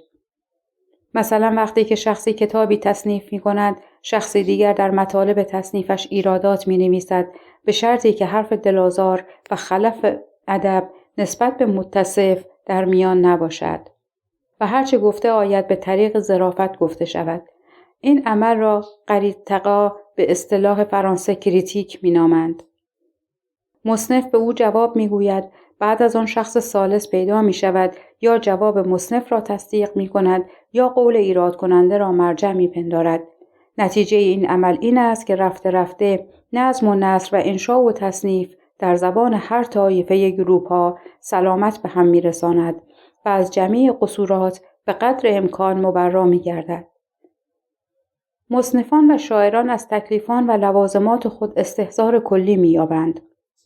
اگر این قاعده به واسطه روزنامه تهران در ایران نیز متداول شود، هر آینه موجب ترقی طبقه آینده اهل ایران خواهد شد. روزنامه علیه ایران رساله ایراد میرزا فتحعلی را چاپ نکرد و هر آینه 100 سال بعد هم شیوه علمی نقد تاریخ در ملک ما رواج نیافت. به بحث و انتقادهایی که درباره کتاب‌های تاریخ در مجله‌ها منتشر می‌کردند نظری بیفکنید. یک انتقاد درست پرمایه نمی‌خوانید. گویا نویسندگان در عمرشان به یک مجله علمی نگاه نکردند که لااقل روش صحیح انتقاد را از آن بیاموزند.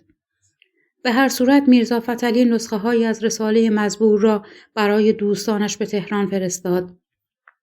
عده‌ای از اهل ادب از مضمون آن آگاه گشتند. رضا قلی خان رنجیده خاطر شد و میرزا فتحعلی هم از اینکه لاله‌باشی سال خورده دلازرده گشته بود از نوشتن آن مقاله پشیمان گردید. به دلجویی برآمد. به میرزا عبدالوهاب خان نایب الوزاره نصیرالدوله بعدی نوشت: من پدر بزرگوارم لاله‌باشی را از خود رنجانیدم و خودم به تقصیر خود اقرار می کنم و خود را فرزند عاق او می شمارم. چه کنم تیر از کمان گذشته است. حالا با آشتی و عذرخواهی خیال را به تفحص و وسیله‌ای به جولان می آورم. اما وسیله پیدا نمی توانم کرد. عاجز ماندم مگر ذهن باریکبین موشکاف شما در این باب علاجی پیدا کند. پوزشخواهی میرزا فتحعلی جنبه انسانی و عاطفی او را میرساند و به راستی لاله‌باشی هم آدم خوبی بود، وگرنه انتقادهای نویسنده بر مؤلف روضةالصفا و جملگی تاریخ نویسان ما در آن اوان وارد بود. راستش را بخواهید پس از 1 قرن هنوز هم اکثر قریب به اتفاق مورخان ما تاریخ نگار نیستند. تاریخ پردازند و با مسائل تاریخ نویسی جدید بیگانه و نمیدانند که نمیدانند. پیش از آن که به گفتار بعدی بپردازیم بی مناسبت نیست کلمه چند درباره نصر میرزا فتحعلی بگوییم. از مقام او در فن نمایش و داستان نویسی گذشته به عقیده نقادان ادبی قفقاز میرزا فتحعلی استاد نثر ترکی است. سبک ساده نویسی را او بنیان گذارد و زبان ترکی را ترقی شایان داد و در همه نویسندگان بعد از خود تأثیر مستقیم بخشید. بحث در این موضوع در صلاحیت ما نیست. رأی نویسندگان صاحب نظر قفقاز را معتبر می شماریم. اما راجع به نثر فارسی او باید بگوییم قلم او شیوا نیست. مثل بیشتر نویسندگان ما در قرن گذشته لغزش‌های املایی و انشایی دارد و بازمانده اکثر مؤلفان زمان لغات عربی را فراوان به کار برده و همچنین مثل آنان گاهی لغات فارسی را به قاعده زبان عربی جمع بسته است و جمله بندی‌های او گاه معیوب است. اغلب الفاظ انگلیسی و فرانسوی را که از راه زبان روسی آموخته به سیاق عربی یا ترکی درآورده و در برخی موارد به همان تلفظ زبان اصلی استعمال نموده است. جلال الدین میرزا به او به خاطر نشان ساخت که لغات بیگانه را به تلفظ اصیل آنها بیاورد. شیوه نگارش میرزا فتحعلی رفته رفته به سادگی گراییده، لغت‌های دساتیری هم به کار می‌برد. از این نظر جلال الدین میرزا در او تأثیر کرده است. گرایش او به ساده‌نگاری در نامه‌های خصوصیش بهتر نمایان می‌باشد. در هر حال نثر میرزا فتحعلی جاندار است، تعبیرهای تازه دارد که نشانه ذهن آفریننده اوست و با بیانش به نهایت دقیق است. به حقیقت لغت را در ترازوی معنی می‌سنجد. از لحاظ دقت فکر و بیان هیچ کدام از نویسندگان اجتماعی همزمانش حتی ملکم خان به حد او نمی‌رسند. فقط ملکم در گزارش‌های سیاسی رسمی خود همان باریک بینی را دارد. سنجش ذهنی میرزا فتحعلی نتیجه تعلیمات در حکمت و منطق و خاص تربیت علمی و روح انتقادی و نازک‌اندیشی اوست. روح انتقاد علمی وی را در همه مباحث شناساندیم مگر در بحث انتقاد ادبی که آخرین گفتار ماست. میرزا فتحعلی آغازگر نقد ادبی جدیدی است. مقام او را به عنوان نخستین نمایشنامه نویس و داستان پرداز شناختیم و با اندیشه او در فلسفه ادبیات و اعتقاد به رئالیسم ادبی آشنا شدیم. انتقاد او بر نظم و نثر کلاسیک فارسی جلوه‌گر همان نوجویی ادبی است و از همان تفکر رئالیسم او سرچشمه می‌گیرد. گرچه گفتارش در نقد ادبی چندان گسترده نیست، بسیار با ارزش و مهم است. یکی از این جهت که پاره‌ای از آرای جدید غربی را آورده و علاوه در سنجش و تحلیل ادبی صاحب تصرف است و معیارهای نوعی را به کار بسته. خودش هم آگاه بود که در انتقادنامه بر مثنوی مولوی گفت: این نوع چیزنویسی در میان ملت اسلام رسم نیست، ولی در فرنگستان بسیار رایج است و الحق این گونه دقت و باریک بینی روش پسندیده است. مأخذ مطالعه ما عبارتند از درباره پوئزی ضمن مکتوبات کمال الدوله، مقاله به عنوان قریتکا بر روزنامه ملت سینه ایران بر شعر سروش اصفهانی، مقاله انتقادی درباره ملای رومی و تصنیف او، درباره نظم و نثر به عنوان مقدمه بر دیوان واقف و ذاکر که خود میرزا فتحعلی گرد آورده است. شروع می‌کنیم با نقد شعر. شعر را چنین تعریف می‌کند: شعر یا پوئزی انشای منظومی است در بیان مطلبی از اوضاع طبیعت در کمال جودت و تأثیر. معیار سنجش شعر را حسن مضمون و حسن الفاظ یا حسن بیان می‌شناسند. معیار سنجش شعر را حسن مضمون و حسن الفاظ یا حسن بیان می‌شناسد و هر نظمی را با این دو ضابطه ارزشیابی می‌کند. در انتقاد شعر فارسی می‌نویسد: در ایران نمی‌دانند پوئزی چگونه باید باشد. هر گونه منظومه لغوی را شعر می‌خوانند. چنان پندارند که پوئزی عبارت است از نظم کردن چند الفاظ بی‌معنی در یک وزن معین و قافیه دادن به آخر آنها. در وصف محبوبان با صفات غیر واقع یا در وصف بهار و خزان با تشبیهات غیر طبیعی. از متأخرین دیوان قاآنی از این گونه مزخرفات مشهون است، اما ندانستند که مضمون شعر باید به مراتب از مضامین منشآت نثریه مؤثرتر باشد و حالان که پوئزی باید شامل شود بر حکایتی یا شکایتی در حالت جودت، موافق واقع و مطالب اوضاع و حالات فرح افزا یا حسن‌انگیز و مؤثر و دلنشین چنان که کلام فردوسی رحمت الله است. تأثیر فلسفه رئالیسم ادبی در نوشته میرزا فتحعلی به چشم می‌خورد. در عظمت مقام فردوسی گوید در میان آثار شعری ملل اسلامی پوئزی فقط عبارت از اشعار فردوسی است که نظیر آن تا امروز به هیچ کس از ملت اسلام مقدور نگردیده.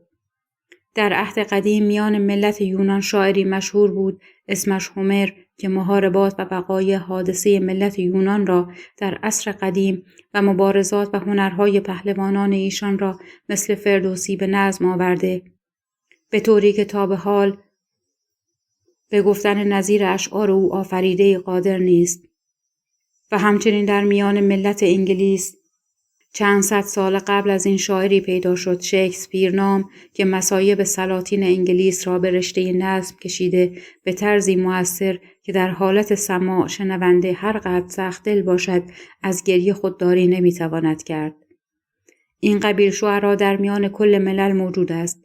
در نثر نیز گاه گاه این نوع کلام فصیح و مؤثر و جید اتفاق می‌افتد، مثل قرآن در لسان عرب. این نوع قابلیت از ودایع طبیعت بشریه است که گاه گاه بر حسب اتفاق از افراد بنی نوع انسان بروز می کند و این گونه ودیعه را نسبت الهام داده می شود. اما برای اینکه تعبیر به تقدیس و چیز دیگر نشود تصریح می کند.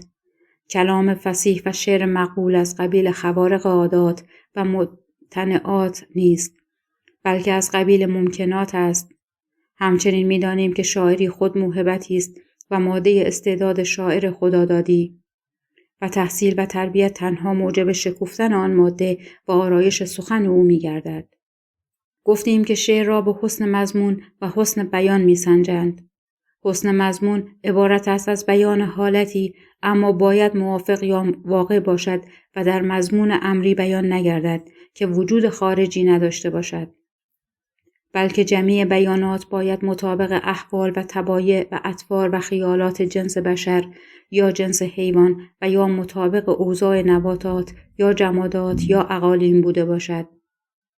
پس هر شعری که مضمونش مخالف این شروط است، یعنی مضمونش برخلاف واقع است و وجود خارجی ندارد، شعر نیست. شعرای عرب و ایران این شروط غافلند. همین شروط تنها در شاهنامه فردوسی و مخزن الاسرار و 7 گنبد نظامی مشاهده می شود، اگرچه فردوسی رستم را با دیو سفید به میدان می آورد و سیمرغ را نقل می کند و نظامی نقل سیاه پوشان را می کند، اما به مطلب خلل نمی رساند.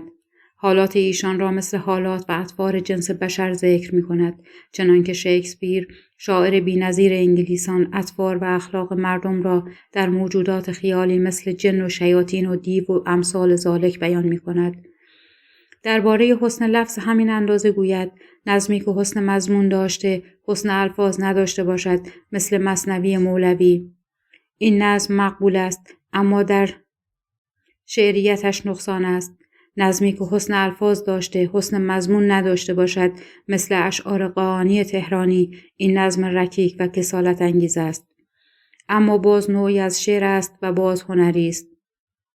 نظمی که هم حسن مضمون و هم حسن الفاظ داشته باشد، مثل شاهنامه فردوسی و خمسه نظامی و دیوان حافظ، مسلم کل است و صاحبان این نظم ارباب خیالات حکیمانه و مورد الهامند. اندیشه های میرزا فتحعلی آخوندزاده، نوشته فریدون آدمیت، گویش میم کاف، پخش از کتابخانه اینترنتی آوای بوف. avayaboof.com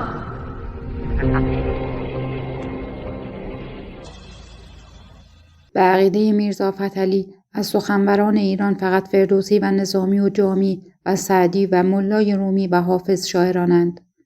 در میان ترکان تا زمان ما از متقدمین شاعری نبوده است. فضولی شاعر نیست و افکارش را تأثیری نیست، گرچه منظومه ساز استادی است. به دنبال آن می نویسد در سفر قراباغ و اشعار ملا پناه واقف برخورد که شرایط شعری را به نوعی مرعی داشته است. دیگر با قاسم بیگ سراجلوی جوانشیر متخلص به ذاکر آشنایی پیدا کرد. الحق شعر او به زبان ترکی مایه حیرت من شد. یکی هم مسیحا نامی بوده که از آثارش چندان به دست نیامد. میرزا فتحعلی مجموعی اشعار واقف و ذاکر را فراهم آورد و منتشر ساخت تا خوانندگان به معنی و تفاوت شعر و نظم پی ببرند.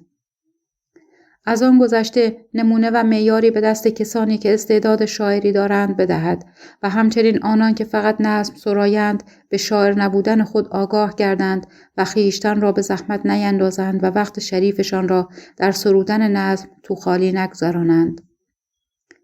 هدف خود را از انتقاد ادبی باز جای دیگر می آورد. هر آینه آیین کریتیک رواج باید شاعران از سرودن غزل و قصیده بی مضمون و بی لذت دست برداشته به گفتن اشعاری که متضمن حکایات و مبین احوال و اطوار طوایف مختلفه باشد خواهند پرداخت و در فن نثر نویسی نیز از قافیه و اغراقات کودکانه و تشبیهات ابلهانه بالکلیه اجتناب نموده فقط در پی مضمون مرغوب خواهند رفت، مضمونی که خواننده از آن محفوظ گردد و مستمع لذت برد. از بحث و انتقاد کلی که بگذریم، میرزا فتحعلی 2 نقد شعری نوشت، یکی بر سروش اصفهانی و دیگری بر مولوی. هر یک را جداگانه بررسی می‌کنیم. در نخستین شماره روزنامه ملت سنیه ایران مورخ 14 ربیع الاول 1283 شرح حال سروش و یک قصیده و غزل را از او منتشر می‌کند. انتقاد میرزا فتحعلی که خطاب به منشی آن روزنامه و به تاریخ همان سال میباشد شامل 2 مطلب است. یکی نقد بر سروش و دیگری ایراد به روش روزنامه نگاری در ایران که اهمیت و ارزش آن بیشتر از موضوع اول است. در آغاز گفتار از اعلامنامه روزنامه مبنی بر اینکه امر و مقرر است که روزنامه ملتی بر سبیل آزادی نگارش یابد، اتخاذ سند می جوید که هر کس در خصوص فواید ملت ایران هر خیالی و فکری داشته باشد بدون واهمه به قلم تواند آورد، پس به مضمون همان عبارت نظر خود را به نویسنده روزنامه مزبور می نگارد. می گوید تو خود نوشته‌ای که از فواید روزنامه ملتی باید خاص و عام بهره ور شوند. در عالم انصاف می پرسم که دانستن نسب و حالاتش سروش شمس الشعرا برای ملت متضمن کدام فایده است که خوانندگان خود را به خواندن این مطلب مجبور داشته دردسر داده ای؟ اگر سروش مردی حکیم و یا شاعری ممتاز بود حق داشتی بگویی که شناساندن او به ملت لازم است، اما قصیده سروش حکایت از این دارد که شاعری است دست اسفل پایه، بلکه قابلیت شعر گفتن هم ندارد و به ناحق اسم فرشته آسمان را بر خود تخلص قرار داده، اسم تیر اعظم آن را نیز بر خود لقب گرفته است، بدین معنی که گویا نور فضلش چون آفتاب سیاه بخش کل آفاق است.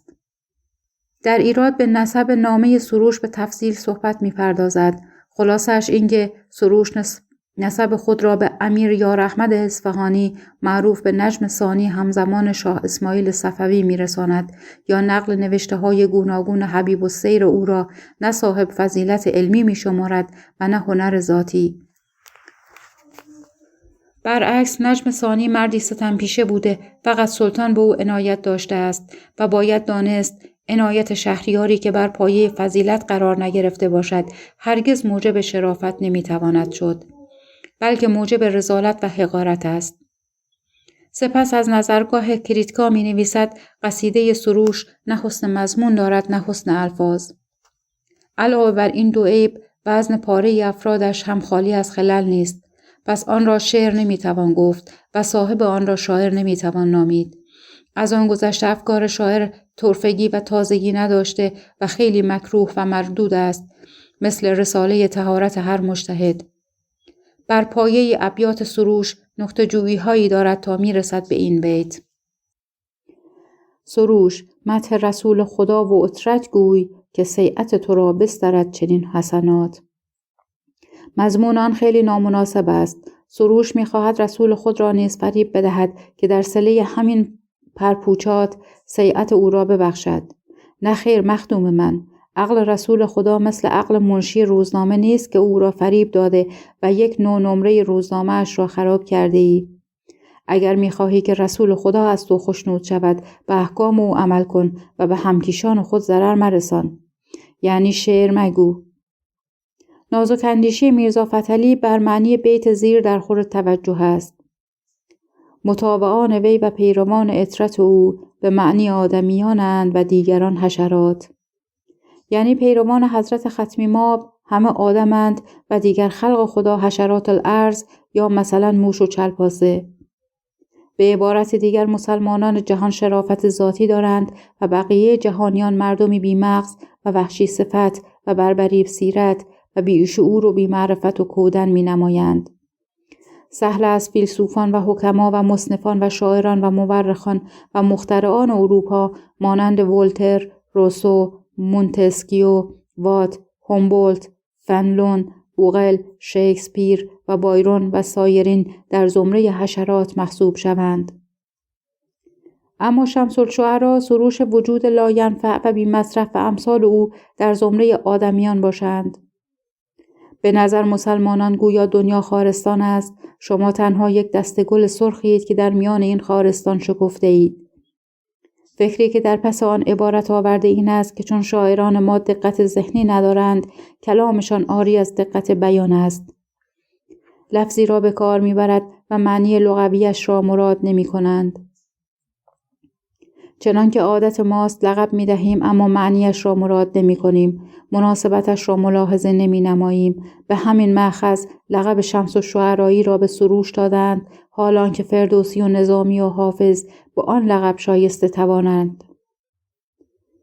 در نکته جویی بر سخن میرزا فتحعلی باید بگوییم البته او خوب می داند که منطق شعر غیر از منطق ریاضی و علم است و زبان شعر غیر از زبان علوم. اما این مورد خاص را مطرح کرده که در ضمن به اعتقاد دینی سروش طعنه بزند. کاریش نمی شود کرد، از دین و تعزیه خوانی بدش می آید، مختار است. رأی یکی از دانشمندان درباره انتقاد میرزا فتحعلی بر سروش بدون اینکه انتقادهای او را بیاورد این است: میرزا فتحعلی اگر همه هنری داشته است شعر نمی‌فهمیده، اما حقیقت این است که میرزا فتحعلی گرچه استاد نقد ادبی نبوده، شعر می‌فهمیده و در فن انتقاد شعر موازین جدید اروپایی را به کار بسته که ادیبان همزمانش با آن مفاهیم بیگانه بودند. در کار سخنسنجی توجه میرزا فتحعلی خاصه به فکر تو و مضامین تازه بوده است. و از این دیدگاه سروش و صدها شاعران دیگر پایه بلندی در قلمرو ادب ندارند. به استنباط ما یکی از انگیزه‌های نویسنده که سروش را هدف ملامت‌های تند قرار داده همان است که سروش بیچاره مرثیه‌های مذهبی سروده بود. منصفانه باید گفت قصاید او پسندیده‌تر از اشعار سست و خنکی است که از زمان صفویان زبانزد مرثیه خوانان و روزخوانان ما بوده است. در هر حال قریدکای سروشیه سنت شکنی تذکره نویسان است و با ارزشتر و پرمایه تر از نوشته مؤلفان تاریخ شعرا. اما راجع به مطلب دوم در انتقاد بر روزنامه ملت سنیه ایران تا اندازه‌ای که اطلاع داریم نخستین انتقاد علمی است بر فن روزنامه نگاری. معانی عمده ای را مطرح ساخته. اولین ایرادش به دارالانشای روزنامه این است که چرا شکل مسجد را به عنوان علامت ملت ایران برگزیده. پیشنهاد می کند نشانه مسجد را بردارد و به جایش از آثار ایران کهن نشانی را بیاورد. از این موضوع پیشتر صحبت داشتیم. بعد به کار روزنامه نویسی می پردازد. در روزنامه ملتی باید امورات پلیتیکی خارجه را بیان بکنی. همچنین تدابیر اولیای دولت ایران را در خصوص نظم ولایت، منافع ملک و ملت بنویسی. علاوه بر آن بعضی اخبارات تلفرافیه را با خط جلیو مرقوم سازی. از آن گذشته اخبارات و حوادث داخل را ذکر نمایی. مثلا باید ذکر بکنی که در تبریز شدت وبا به چه درجه رسیده بود و اطباء سبب وقوع آن را از چه چیز می‌دانند و انفع معالجات به حسب تجربه چه چیز شده بود و چقدر از مردم بدین ناخوشی درگذشتند و چقدر بعد از گرفتن این ناخوشی شفا یافتند. به علاوه در انتقاد اهل دولت سفارش می‌کند باید سرزنش بنویسی به آن امرا و ارباب مناسب که در وقوع این نوع ناخوشی بیشتر از همه کس فرار کرده مردم را در وحشت گذاشتند و آن اتباع را که از دیوان مواجب خوار بوده رعایای پادشاه را بی پرستار گذاشته گریختند و نجات نفوس خودشان را الزم دانستند. و باید شکرگزاری بکنی از آن ارباب مناسب که در این حادثه تقویت خلق را بر استخلاص جان ترجیح دادند و از ولایات به خارج نرفته بر پرستاری و دلداری مردم صرف همت کردند، مثل میرزا عبدالوهاب خان نایب الوزاره که از بد به وقوع و با تا آخر مرکز خود را خالی نگذاشته است و نسبت به ملک و ملت تکلیف خود را به عمل آورده است. سخن نویسنده را در نشر دانش و فکر و انتقاد سیاسی و علمی که بازنمای اندیشه اوست بشنویم. امر عمده و اهم این است در خصوص ترقی تجارت و زراعت ملک ایران و پیدا کردن و به کار انداختن معادن آن و آبیاری نمودن صحراهای بی‌آب و غیر ذی‌زرع و در خصوص علوم و فنون و صنایع و احداث مدارس و اهتمام در امن تربیت اطفال و امثال اینها، هر خیالی و تدبیری که خود کرده باشی و یا دیگران داشته باشند باید بیان نمایی. توایف اروپا به وسیله علوم و فنون که عمده‌ترین آنها ماتیقا و جغرافیاست به اقطار عالم مستولی شده در 6 جهات کره زمین طبل تجلد و تفرد می‌زنند. و در ضمن این مطلب به جهت تشویق جوانان نو تربیت یافته احوالات مشهورترین علما و فضلا و حکما و اتباع و شعرا و سرکردگان لشکرها را نیز ذکر می‌توانی کرد. و از تألیفات و آثار و اشعار و هنرهای ایشان شمه‌ای تحریر می‌توانی نمود و قریطقا از خود و یا از دیگران به بعضی تصنیفات و خیالات معاصرین و تدابیر اولیای دولت و حکام و ولایات و سرکردگان لشکر می‌توانی نوشت. چون که اذن آزادی به تو داده شده است، حتی به قدر امکان باید روزنامه تو در خصوص اعمال و رفتار امنا و امرا و حکام و سرکردگان و جمیع ارباب مناصب و علما مثل آنانی که در مازندران باعث هلاک یهودیان از رعایای پادشاه شده‌اند خالی از قریطقا نباشد، تا این اشخاص بدانند که هیچ گونه اطوار ایشان پوشیده نخواهد ماند و متنبه شوند، از بدنامی بترسند و در اجرای تکالیف خدمتگزاری بر وفق رضای پادشاه و ولی نعمه ایشان با نیت ملتخواهی و وطن پروری اهتمام لازم معمول دارند و از جاده مستقیم عدالت و انصاف انحراف نورزند. در ضمن برای تحصیل جمیع این نوع اخبارات و سایر احوالات باید تو در هر ولایت با اجرت وکیل یا گماشته داشته باشی که بر وفق مرام تو از هر طرف و از هر حکومت احوالات جمع کنند و در هر هفته به تو بفرستد. به فرنگ این گونه اشخاص را اوریسپوندیس مینامند و از دیوان نیز متوقع شوی تا مقرر گردد تا چاپارخانه ها مکاتیب وکلای تو را بلا اجرت به تهران برسانند. این معنی را هم یادآور شده که لازم است روزنامه در باسمخانه حروفی و با خطوط مختلفه به طبع برسد، مانند کتاب‌هایی که پیش از این منوچهرخان منتشر ساخته بود و باید دانسته شود که باسمخانه سنگی عملی بی‌معنی و لغو است. قطع نظر از آنکه هر گونه باسمه آن خالی از غلط نمی شود و اکثر اوقات کلمات از چاپ واضح‌تر بیرون نمی آید، بعد از چاپ 1000 نسخه یا کم یا زیاد حروف در روی سنگ مالیده می شود و به کار نمی آید. اگر تو بدین سیاق روزنامه بنویسی، عدد خوانندگان تو با مرور زمان به 10,000 بلکه زیادتر خواهد رسید. هم خودت به منافع وافر نایل خواهی شد، هم به ملت فواید کثیر خواهی رساند. خدا حافظ باد. انتقادنامه مفصل خود را برای علی قلی میرزا اعتضادالسلطنه وزیر علوم فرستاد که دستور نشر آن را در روزنامه ملت سنیه ایران بدهد. البته اعتضادالسلطنه همچون آدمی نبود که چنان نامه پرطعن و لعن را چاپ بکند و دردسر برپا سازد. آخر روزنامه گفتند انتقادنامه که نگفتند، روزنامه نویس باید دعاگو باشد و ستایشگر. در ستایشگری هم دروغزنی پیشه کند و به خیال خام خیش مردم را گمراه نماید. و در آخر ماه از خزانه دولت ابد مدت ناصرالدین شاهی جیره و مواجب بگیرد. در عین حال هوس‌های پست آنگونه دولت غارتگر آدمی کش را تشفی بخشد.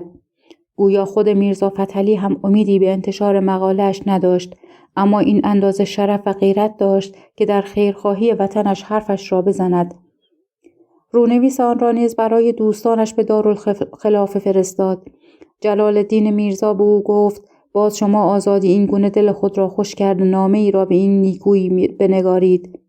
دارید که به راستی پدر سروش و روزنامه نگار را می سوزانید. من بیچاره 1000 چیز در دل ناگفته دارم. باری آن لایحه پرطنز و انتقاد مانند رساله ایراد که چند سال پیش بر روضة الصفای ناصری نگاشته بود، زیب کتابخانه شخصی اعتضادالسلطنه وزیر علوم گردید. این بخش را در نقد مثنوی تمام می کنیم. اندیشه های میرزا فتحعلی آخوندزاده، نوشته فریدون آدمیت، گویش میم کاف، پخش از کتابخانه اینترنتی آوای بوف. avayaboof.com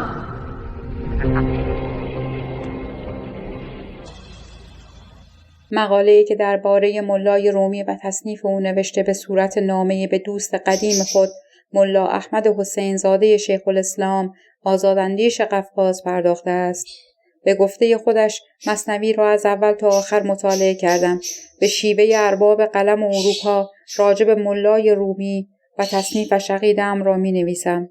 در آغاز همان مقاله گوید این نوع چیز نویسی در میان ملت اسلام رسم نیست، ولی در فرنگستان بسیار رایج است. و الحق این گونه دقت و باریک بینی روش پسندیده است. چون در این صفحات از مسلمانان صاحب دلی دیگر نشناختم، شما را از این شیوه آگاه می سازم. بیاییم بر سر مطلب. مولوی عالمی است بی بدیل، فاضلی است بی نظیر، به زبان فارسی و عربی بسیار مسلط، احادیث و اخبار را خوب می داند. عقیده‌اش عین حکمای هند است، یعنی به وحدت وجود اعتقاد دارد. معنی وحدت وجود را به مأخذ مثنوی به دست می دهد. بعد گوید اما اشتباه مولوی در اینجاست که برای آن وجود کل اراده و اختیار قائل است و همچنین میپندارد که وجود کل با اراده و اختیار خود اجزا را به عالم کسرات و تأمینات درآورده است. پس اجزا باید تلاش کنند تا خودشان را پس از مدتی سیر و سلوک دوباره به همان وجود کل برسانند و گویا وسیله عمده این وصال در فناست و بقای جاودان از این فنا حاصل خواهد شد. آن انتقاد از همان وجهه نظر صرف مادی میرزا فتحعلی سرچشمه می‌گیرد. در تعقل فلسفی او شناختیم که وحدت وجود را در ماده می‌داند و معتقد به صانع مدیر نیست و نیز اینکه فنا را تخطئه می‌کند و آن را مهمل می‌شمارد از همان رهگذر است. اشتباه دوم مولوی اعتقادش به فناست. این لفظی است بی معنی که نه حکمای هندو و نه فلاسفه اسلام نتوانسته است معنی آن را دریابند. اما هر کس شنیده ادعای فهم کرده آن اندیشه نخست از بودا بود و از او به همانجا راه یافت. ولی اینکه آیا فنا امکان دارد یا نه و اگر دارد چگونه باید باشد هیچ کس جواب روشنی نداده. پیغمبر اسلام نیز فرموده موتو قبل آن تموتو. یحتمل حضرت رسول خود به معنای این کلام واقف است، اما برای سایر مردم مفهوم نیست. به حقیقت هر دو موت به معنای حقیقی و واقعی خود کلمه باقی میماند. ایراد سوم این که مولوی قائل به روح است، یعنی گویا پس از مرگ روح میماند و به وجود کل ملحق می شود، اما حکمای مغرب روح را قائم به ذات نمیدانند، بلکه روح از مقتضیات جسم است و قائم به جسم می باشد. همانطور که قوه تلفراقیه از ترکیب عناصر معدنی به وجود می آید و با تجزیه آنها از بین می رود، روح نیز از ترکیب عناصر عالیه پیدا می شود و با متلاشی شدن جسم نابود می گردد. ولی نمی دانیم قوه تلفرافیه چیست، چگونه روح را نمی دانیم. این خود جنبه دیگر اعتقاد میرزا فتحعلی را به فلسفه اصالت ماده می‌نماید و پیشتر بررسی کردیم. از آن ایرادها گذشته جهت دیگر افکار بلند مولوی را تأیید می‌کند. شیوه بیانش خاص خودش است. میگوید مولوی را به بهشت و جهنم و حشر اعتقادی نیست. در نظر او جنت وصال وجود کل است و منظور از جهنم عالم هجران است.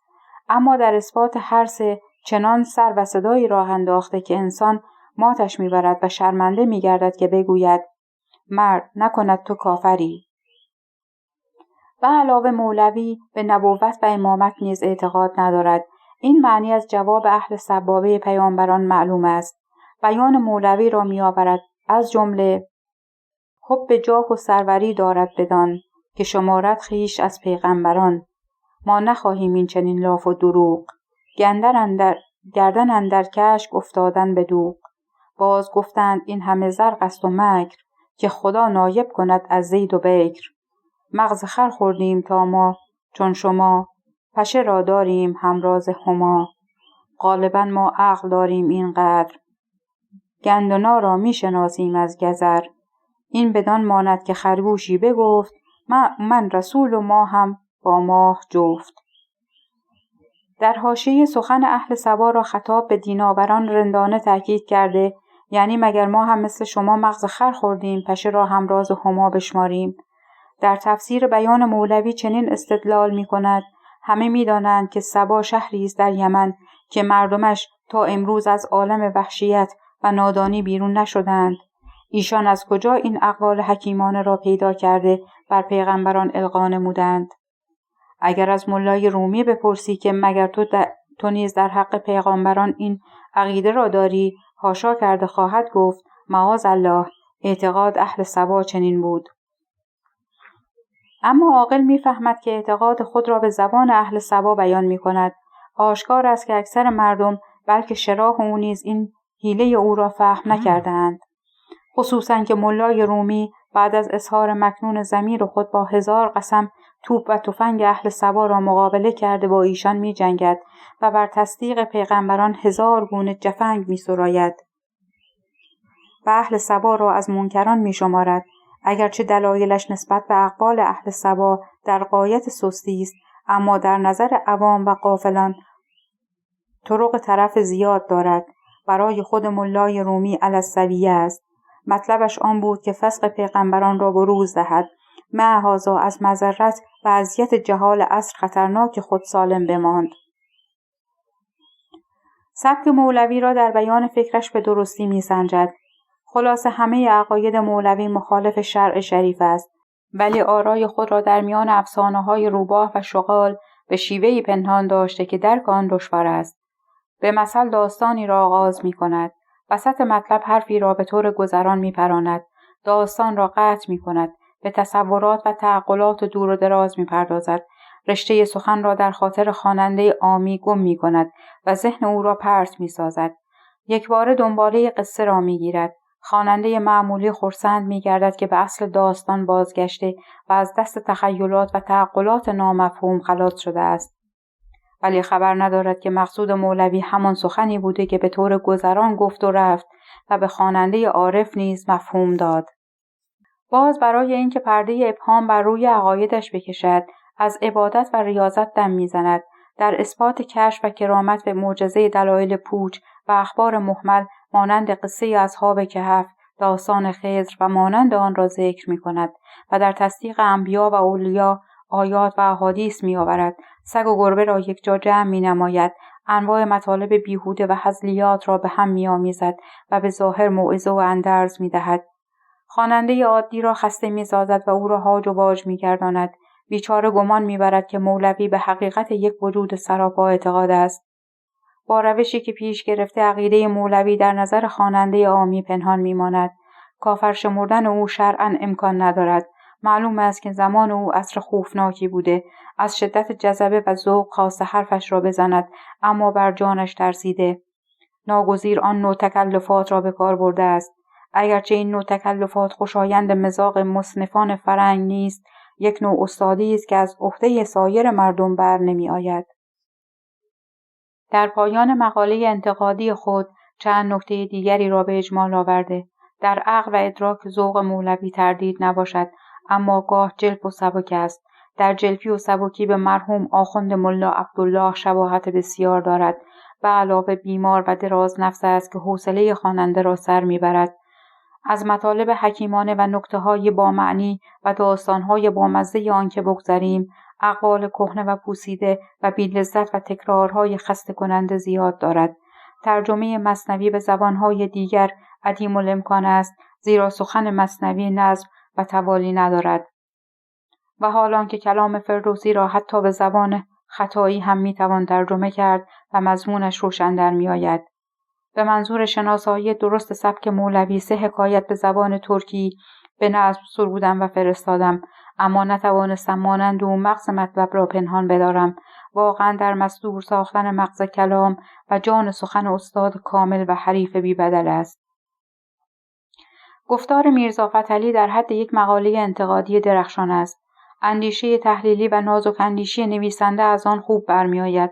البته او از نظرگاه متفکر مادی بر مثنوی می‌نگرد و قصدش این است که نمونه‌ای از بحث و انتقاد جدید ادبی به دست دهد. از همین لحاظ و همچنین از نظر تعقل ژرف نویسنده در تاریخ تحول افکار بسیار ارزنده است. در آغاز سخن گوید هر آینه صاحب دلی را یافتید این شهر را بر او بخوانید و با این پیام گفتارش پایان پذیرد. اگر در تفسیرهای مثنوی که نزد خود دارید در اول یا آخرش اوراق سفیدی باشد، این مقاله را بر آن بیفزایید، به روزگار یادگار بماند. ضمیمه 1. مثل حکیم سیسموند در فن معاش. ژان سیسموندی عالم اقتصاد، تاریخ نویس و نقاد فلسفه ادبیات از متفکران سوئیس است. آثار گوناگون دارد و برخی از آرای او هنوز با ارزش و مورد عنایت اهل نظر می باشند. از آن جمله در مبحث عمده بحران اقتصادی است. دانشمند سوئیسی سبب بحران اقتصادی را در نظام سرمایه‌داری می‌بیند. اعتقاد دارد از آنجا که در جامعه سرمایه‌داری نیروی خرید و مصرف قشر پایین هیئت اجتماع ناچیز و بسیار محدود است، محصولات صنعتی بدون مصرف می‌مانند و برف انبار می‌گردند. از سوی دیگر این معنی در نهاد نظام سرمایه‌داری نهفته که میزان تولید به الزام باید افزایش بگیرد. این تضاد اجتماعی بحران اقتصادی را پرهیز ناپذیر می‌گرداند و به طور ادواری بروز می‌کند. سیسموندی نظریه‌اش را با مطالعه در تحول اقتصادی انگلیس به دنبال انقلاب صنعتی و پس از مشاهدات خود در آن کشور مقارن بحران 1818 ساخت و آن را در کتاب اصول جدید اکونومی پلیتیک پرورانده، دستگاه اقتصادی انگلیس را سخت مورد حمله قرار داده است. میرزا فتحعلی با موضوع کتاب سیسموندی آشنایی داشته از آن نام میبرد و اندیشه متفکر سوئیسی را ضمن حکایتی بیان کرده است. اما معلوم نیست چرا سیسموندی را که اصلاً ایتالیایی بود به عنوان حکیم انگلیسی خوانده. با مزه‌تر این که می‌نویسد آن حکیم در پارلمان انگلیس بالای منبر رفت و چنین و چنان گفت. اینها ساخته ذهن خودش هستند. مثل حکیم مزبور در آثار میرزا فتحعلی چاپ شده. در پایان آن تصریح دارد که از کتاب اکونومی پلیتیک در سپتامبر 1865 ترجمه نموده است. نوشته میرزا فتحعلی شامل 2 قسمت است. در مقدمه بحث علمی جدی دارد، به دنبال آن اصل مثل را آورده است. نگرش مادی نویسنده در مقدمه مزبور نمایان است.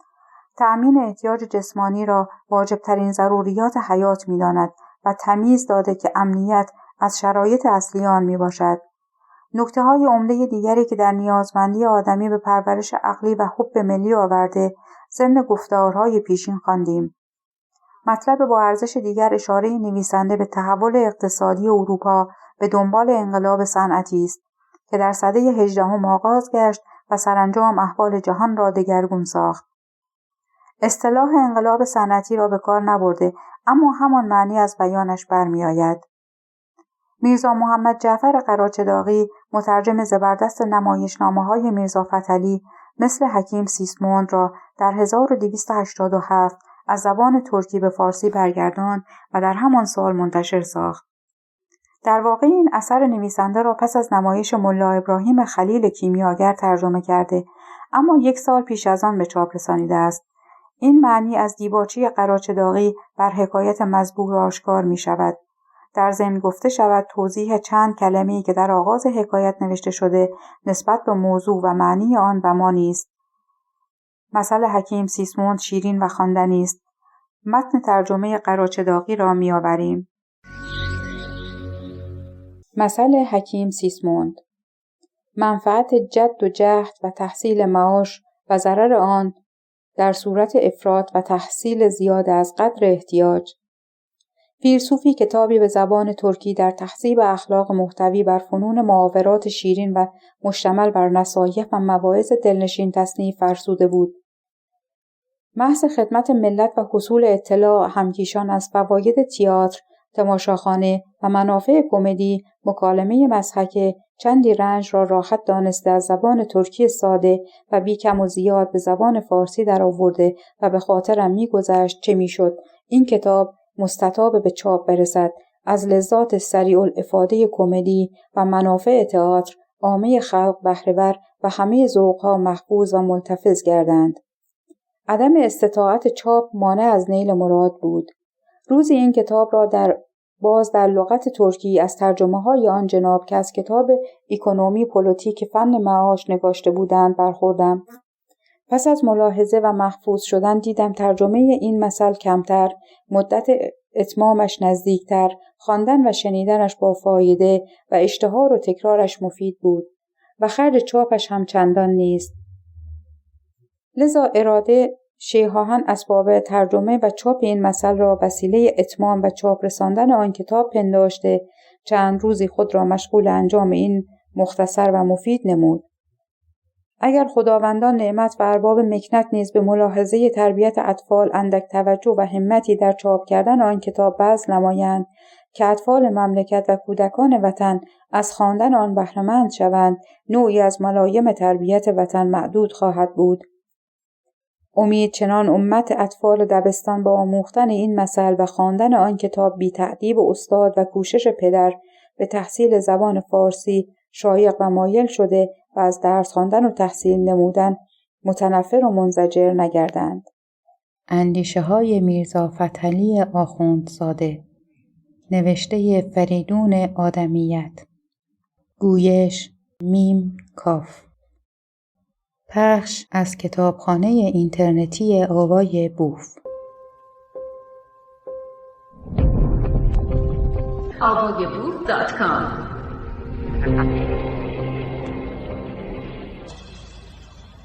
حکایت 60 سال پیش از این در ممالک فرنگستان، به خصوص در انگلیس، کتاب‌ها تصنیف کرده به دلایل خوش و نصایح شیرین به مردم حالی کردند که جد و جهد در کسب و کار لازمه زندگانی و منافعش مایه آسایش و کامرانی است و به قوت مواعظ مؤثره مردم را چنان به تحصیل اوضاع معیشت شوقمند کردند که یک دفعه از روی میل به شوق کار بی آرام به ساختن کارخانه‌ها و پیدا کردن منابع به جان و دل اقدام کرده در اندک زمانی زیاده از حد احتیاج همه عالم اسباب‌های خوب، صنایع غریبه و چیزهای تازه حاضر ساخته.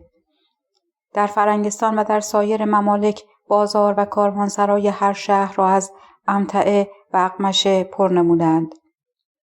از مال کار غافل بوده هرگز به خیالشان خطور نمی کرد که نتیجه این عمل باعث افلاس صاحبان مایه خواهد شد، زیرا که نوع بشر را در ایام زندگانی 3 قسم احتیاج است: احتیاج جسمانی، احتیاج عقلی، احتیاج روحانی. انسان همیشه تلاش می کند که این 3 احتیاج را رفع کرده و از لذایذ زندگی بهره‌مند شود. احتیاج جسمانی رفع می شود به پوشیدن و خوردن و نشیمنگاه و امنیت.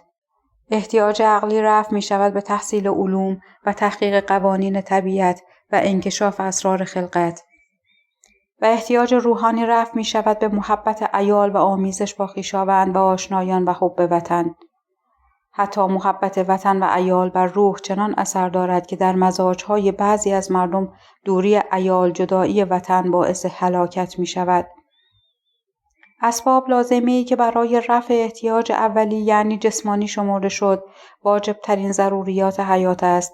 پس هر کس به تحصیل آنها مجبور است اقدام نموده به دست بیاورد. در این صورت اگر تحصیل تدارک بعضی زیاده از قدر کفایت تلاش کند، از تحصیل تدارک به محض دیگر باز مانده باعث نقصان آنان می شود. سیسموند که یکی از حکمای انگلیسی بود، مشاهده نمود ارباب مکنت همه تنخواه خود را زیاده از حد احتیاج مردم صرف تدارک امتعه و اقمشه کردند که بفروشند. این عمل در این صورت برای همان ارباب تنخواه مایه نقصان و پریشانی است. پیش از وقت افلاس آنها را استنباط کرده برای بیدار کردن از خواب غفلت در لندن در پارلمنت یعنی در مجمع عام به منبر بالا رفته کیفیت مستوره را تقریر و این مثل را به طریق وعظ بر آنها بیان کرد. مثل حکیم سیسموند. در ایام سابقه که هنوز فنون سحر و جادو مفقود نشده بود، مردمان ابله و نادان به این خیالات باطل عمر عزیز صرف کرده وقت خود را تلف می نمودند. درویشی سالها در هندوستان دور گنبد دوار به ریاضت نشسته، انواع و اقسام سحرها و سطرها یاد گرفته به دفتر سینه خود ثبت کرده بود. روزی به عزم سیاحت به فرنگستان رفته در رژمانیا در شهر لپسیک کنار رودخانه خانه کاندالین نام نقاش نمسه منزل گرفت. درویش خدمتکار و مصاحب نداشت. هر روز از خانه بیرون می رفت تا شب در شهر می گردید. باز بر می گشت. می آمد در همان منزل تنها می خوابید. اما همه مأکولات و مشروبات او در منزلش بی زحمت حاضر می شد. کاندالین تعجب نمود. با خود گفت آیا مایحتاج منزل درویش را که فراهم می آورد؟ یک روز صبح خلوتی آمد پشت پنجره درویش ایستاد. کمین کرد ببیند آب برای شستن و دست و روی درویش از رودخانه که خواهد آورد. دید درویش برخاست، از زیر تخت جارویی بیرون آورد، در پیش خود زمین گذارد. منتری خواند، بر آن دمید. در دم به شکل آدم برگشت. زود سبو را برداشته در باز نموده به سوی رودخانه دوید. آب پر کرد و آورد. در اتاق به خمره و به چلاک‌ها ریخت. درویش باز منتری خواند. همان آدم به صورت جاروب برگشت. اما کاندالین خواندن منتر دوم را ندید و ندانست منتر دیگر هم هست که شکل آدم را دوباره جاروب کند. کاندالین فقیر صاحب اهل و عیال بود. نوکر و کنیزی نداشت. برود آب خانه او را بیاورد. همیشه کارش این بود صبح برخیزد و سبو را بردارد برود از رودخانه آب کشیده بیاورد در خانه. خمره و ظرفها را پر کند. بعد به کار خود مشغول بشود. به خیال افتاد اگر می توانستم این منتر را از درویش بیاموزم، هر روز جارو به آب خانه مرا بکشد، من آسوده به کار خود پردازم، چه خوب و راحت می شدم. به همین خیال روزی صبح آمده پشت در اتاق درویش پنهان شد. خوب گوش داد. همان منتری را که چند کلمه حرف بود به دقت تمام فرا گرفت و برگشت. روز دیگر که از خواب برخاست زنش را بیدار کرده و گفت برخیز جارویی نزد من بیاور. زن که برخاست جاروب را آورد. کاندالین گرفت پیش خود گذارد. پس از آن منتری که آموخته بود خوانده به جاروب دمید. به شکل آدم برگشت. سبو را برداشته به سوی رودخانه دوید. آب پر کرد و آورد به خمره‌ها و چلاک‌ها ریخت. کاندالین و زنش از شکل لذت برده و از غایت خوشحالی که همچین نعمت عظیمی بر آنها نصیب گردیده مدهوش شدند. شکل پی در پی آب آورد. تمام خمره‌ها و ظرف‌ها را پر کرد. باز هم کشیده می‌ریخت و از خمره‌ها بالا رفت و به خانه فرود آمد. نقاش دید آب به اتاق می‌ریزد. گفت دیگر نیاز بس است. لازم نیست. شکل چه می‌فهمد که چه می‌گوید؟ به قرار سابق جلد و چابک آبش را می‌کشد. آب اتاق را فرا گرفت. کاندالین و زنش تنگ آمده داد زدند. نیار، نمی‌خواهیم نیار. شکل گوش نمی‌داد. تا آب در میان اتاق به زانو رسید. زن که دست بچه‌ها را گرفت و به حیاط دوید. کاندالین تبر برداشت و زد. شکل را از میان دو نیمه کرد. هر دو نیمه شکل شده سبو برداشته و از دو طرف پی آب دویدند. کاندالین هر چه زد پاره نمود. هر پارچه‌اش باز شکل گشته به آب کشیدن پرداخته تا شماره آبکش به 16 رسید. کاندالین خسته و عاجز مانده، تبر دور انداخته به سر و زانو میزد، فریاد میکرد. همسایه ها به صدای وی گرد آمده دیدند آب در اتاق و دهلیز کاندالین به زانو رسیده. 16 تا شکل بی زبان هی آب میکشند، به خانه میریزند. آلات نقاشی و تصویراتش همه روی آب ایستاده است. همسایه ها همه گزارش را پرسیدند، مطلع شدند. هرچه گفتند آب نیار بسه است، دیگر لازم نیست، شکل ها نشنیدند. ناچار به جستن درویش به طرف آدم روانه کردند. درویش از کجا پیدا می شود؟ زن کاندالین به سینه می زد، میان حیات شیون می نمود. بیچاره کاندالین لاعلاج مانده، نمی دانست چه کند. شکل‌های بی مروت هی آب می کشیدند، به خانه می ریختند. چیزی نمانده بود رخنه بنیاد خانه بیفکند. ناگاه درویش به خانه برگشت. زن و شوهر به دست و پای درویش افتاده التماس کردند. درویش همان ساعت منتری خواند. شکل‌ها باز به صورت اصلی برگشته. جان کاندالین خلاص یافت، خانه‌اش از ویرانی سالم ماند. توبه کرد تا دیگر از این که کارها نکند یا منتر برای خود آب کش درست نکند. آب بر آنان لازم است و یکی از الزام حوایج زندگانی است، اما اگر زیاده از مقدار کفاف باشد باعث می شود به مصیبتی که بر سر کاندالین آمد. پس ملبوسات برای رفع احتیاج جسمانی انسان لازم است. هرگاه از قدر کفایت زیادتر باشد به کار نخواهد خورد و در تنخواهی برای علاوه بر احتیاج آن داده شد بی‌عوض مانده، باعث افلاس ارباب استطاعت می گردد. تمام شد. ترجمه در شهر ذوالحجة الحرام سنه 1287 محمد جعفر قراچداغی. چند قطعه شعر. پیش از این دانستیم که نخستین اثر میرزا فتحعلی منظومه‌ای است که در سوگ پوشکین سرود. آنگاه که 25 ساله بود آن منظومه را به سبک پیشینیان پرداخته، حکومت تزاران را که پوشکین قربانی آن گشت به تلویح هدف نکوهش قرار داده است. راجع به 2 ترجمه آن به شعر روسی به وسیله خودش و به وسیله مارلینسکی پیشتر توضیح داده ایم. اشعار فارسی میرزا فتحعلی از نظر شیوایی و بیان شعری از حد متوسط نمی‌گذرند، اما از دیدگاه انتقاد اجتماعی در خور توجهند. منظومه مزبور و چند قطعه دیگر او را نقل می‌کنیم. در انتخاب آنها به معنی اشعار و اندیشه اعتقادی سراینده توجه داشته‌ایم. در مرگ پوشکین. نداده دیده به خواب و نشسته در شب تار، بگفتمی به دل ای کان گوهر اسرار. چه شد که بلبل گلزارت از نوا مانده، چه شد که طوطی نطقت نمی کند گفتار. چه شد که راه سخن سنجیت شده مسدود، چه شد که پیک خیالت بمانده از رفتار. بهار آمد، هان هر یک از بنات نبات، جمال خویش با آرایشی کند اظهار.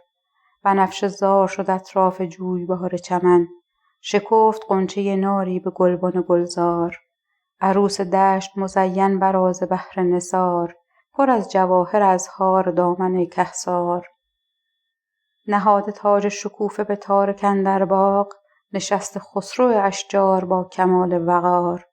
سران سوسن و زنبق به شادیش نوشند، شراب ژاله ز اقداح لاله با تکرار. چنان ز یاسمن آراسته است بزم چمن، که خیره از نگهش چشم نرگس خمار. به رسم تحفه خوش آمد کنان برد بلبل، به سایران ورق گل گرفته در منقار.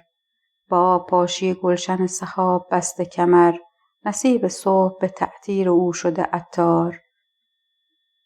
به صوت نرم سحرگه نوا سراست طیور، که از نقاب تراب ای نگار سبزه میار. هر آنچه هست تهی دست نیست از هنری، ز هر کدام متاعی است اندرین بازار. یکی به حسن دلاویز و عشوه جلوه گر است، یکی به ناله کند عشق بازیش اشعار. همه به ذوق و طرب وقت خویش می‌گذرد، وداع کرده در این حال با الم یکبار. مگر تو کز فرح و شور بی نصیب شده، ز خواب خاموشی ای دل نمی‌شوی بیدار. نه در دلت هوسی نی به سر هوای کسی، ز میل ناموری و خیال شعر کنار. مگر نه ای تو همان دل که حین غوطه وری، به بحر فکر پی نظم چون در شهسوار.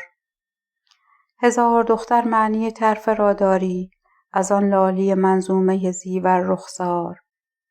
کنون ندانمت آخر ملولیت ز کجاست، کنون چرایی چو ماتم زده غمین و فکار. جواب داد که ای مونسم به تنهایی، مرا دگر پس از این در مدار خود بگذار. چو شاهدان چمن من همو ندانستم، که هست باد خزان از پی نسیم بهار. بدان به تیغ زبان قامت سوار سخن، ز بهر نام بیاراستم در این پیکار. ولی مرا شده معلوم بی وفایی دهر، مال عاقبت خویش و جور آن غدار.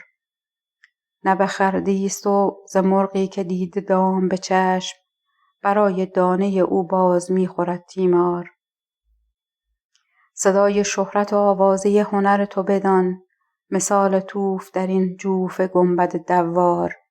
مگر خیال دگر دانم آنکه بر اهلش، چگونه اجر دهد این سپهر کج رفتار. مگر تویی ز جهان بی خبر نبشنیدی، ز پوشکین به خیل سخنوران سالار. چه پوشکین که به هنگام نکته پردازیش، صدای مدح ز هر گوشه خواستی 100 بار.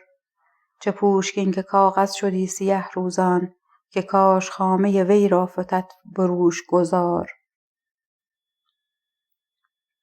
خیال داشت به هر گردشش که چون طاووس، هزار نقش غریب از سخن شد بنمودار. به حسن طبع بیاراست بیت نظم لومو، توصوف خیال وی آنجا گرفت استقرار. اگرچه ملک سخن را گرفت در ژاوین، به حکمرانی و نظمش ولی شد او مختار. قرمزی نظمه عرفان بکرد پر جامی، ولی بخورد وی آن می ز کاسه سرشار. گرفت شهرت فضلش جهان بدان گونه، که شوکت نیقلای از خطای تاتار. مشار بود به انگشت در فضای شمال، چنان که مشرقیان راست ماه تازه مشار. پسر بفهم چنان و پسر به طعم چنین، ز 7 آب نزاییده بود مادر 4. کنون ز من به تعجب شنو که این ابوین، نداشتند ز بی مهری مرا او را عار. به تیر مرگ وجودش نشانه بنمودند، ز روزگار وی آورده 100 دریغ دمار. به یک تگرگ صاحب سیاه دور افکند، به امرشان درخت حیات او را بار. چراغ روح برا کرد تن باد اجل، خموش و ساخت شبستان جسم او را تار. به تیشه ستم این باغبان پیر برید، نهال نورس قدش ز صحن این گلزار. سرش که مخزن گنج معانی دل بود، ز دورمارد طبیعت بگشت خانه مار. ولی چو غنچه که میخواند بلبل طبعش، به هستیش بزده سر کنون ز خاکش خار. پرید مرغ روانش ز آشیان بدن، بکرد انیس الم حمله صفار و کوار. زمین روس به یأس و حزن کند نوحه، که ای قتیل ز دست قتول بدکردار. تو را نکرد خلاص آن طلسم تو حقا، ز شر ساحری این عجوز جادوکار. ز دوستان زمینی چه دور افتادی، در آسمان تو را باد رحمت حق یار. ز ملک باغچه سرا بوی عطر آن دو گلت، دهد به خاک تو فواره با نسیم بهار. از این خبر شده پیر سفید مو قفقاز، به شعرهای صبوحی تو رست ماتم دار. تقلید و اجتهاد. علم را تقلیدشان برباد داد، ای 200 لعنت بر این تقلید باد. جهل ما را اجتهاد آمد به در، الحذر از اجتهادی ای با خبر. این همه غوغا و تشویش جهان، اختلافات همه ایرانیان، هم ز تقلید است و هم از اجتهاد. سینه چاک از هر دو می‌خواهیم داد. باد از تقلید ما را سرزنش، خاصه از تقلید عود و خرمنش. مرثیه خان. باز این چه شورش است که در جن و آدم است، گویا علیق مرثیه خان 1-2 من کم است. فریاد او ز بهر درم در سرای ما، بی نفخ صور خواسته تا عرش اعظم است. ای وای پول می طلبد زان سبب کنون، آشوب در تمامی ذرات عالم است. تنها نه ما فغان ز طمع کاریش کنیم، سرهای قدسیان همه بر زانوی غم است. قحط و غلاظ یک طرف افکنده ولوله، ملا ز یک طرف همه جا کار در هم است. در هر دیار خاصه در ایران پربلا، از دست این گروه گدا پیش ماتم است. یک بار رستخیز بود اندر آن بهان، زین قوم رستخیز به ماهر محرم است. آزاداندیشی.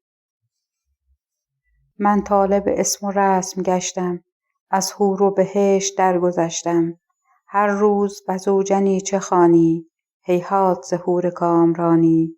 من دل به چرن پرن نبستم، از رنج نماز و روزه رستم. بر عالم معرفت قدم نه، از وصلت حور این ترانه. آن لذت روح عاقلانه است، این لذت نفس جاهلانه است.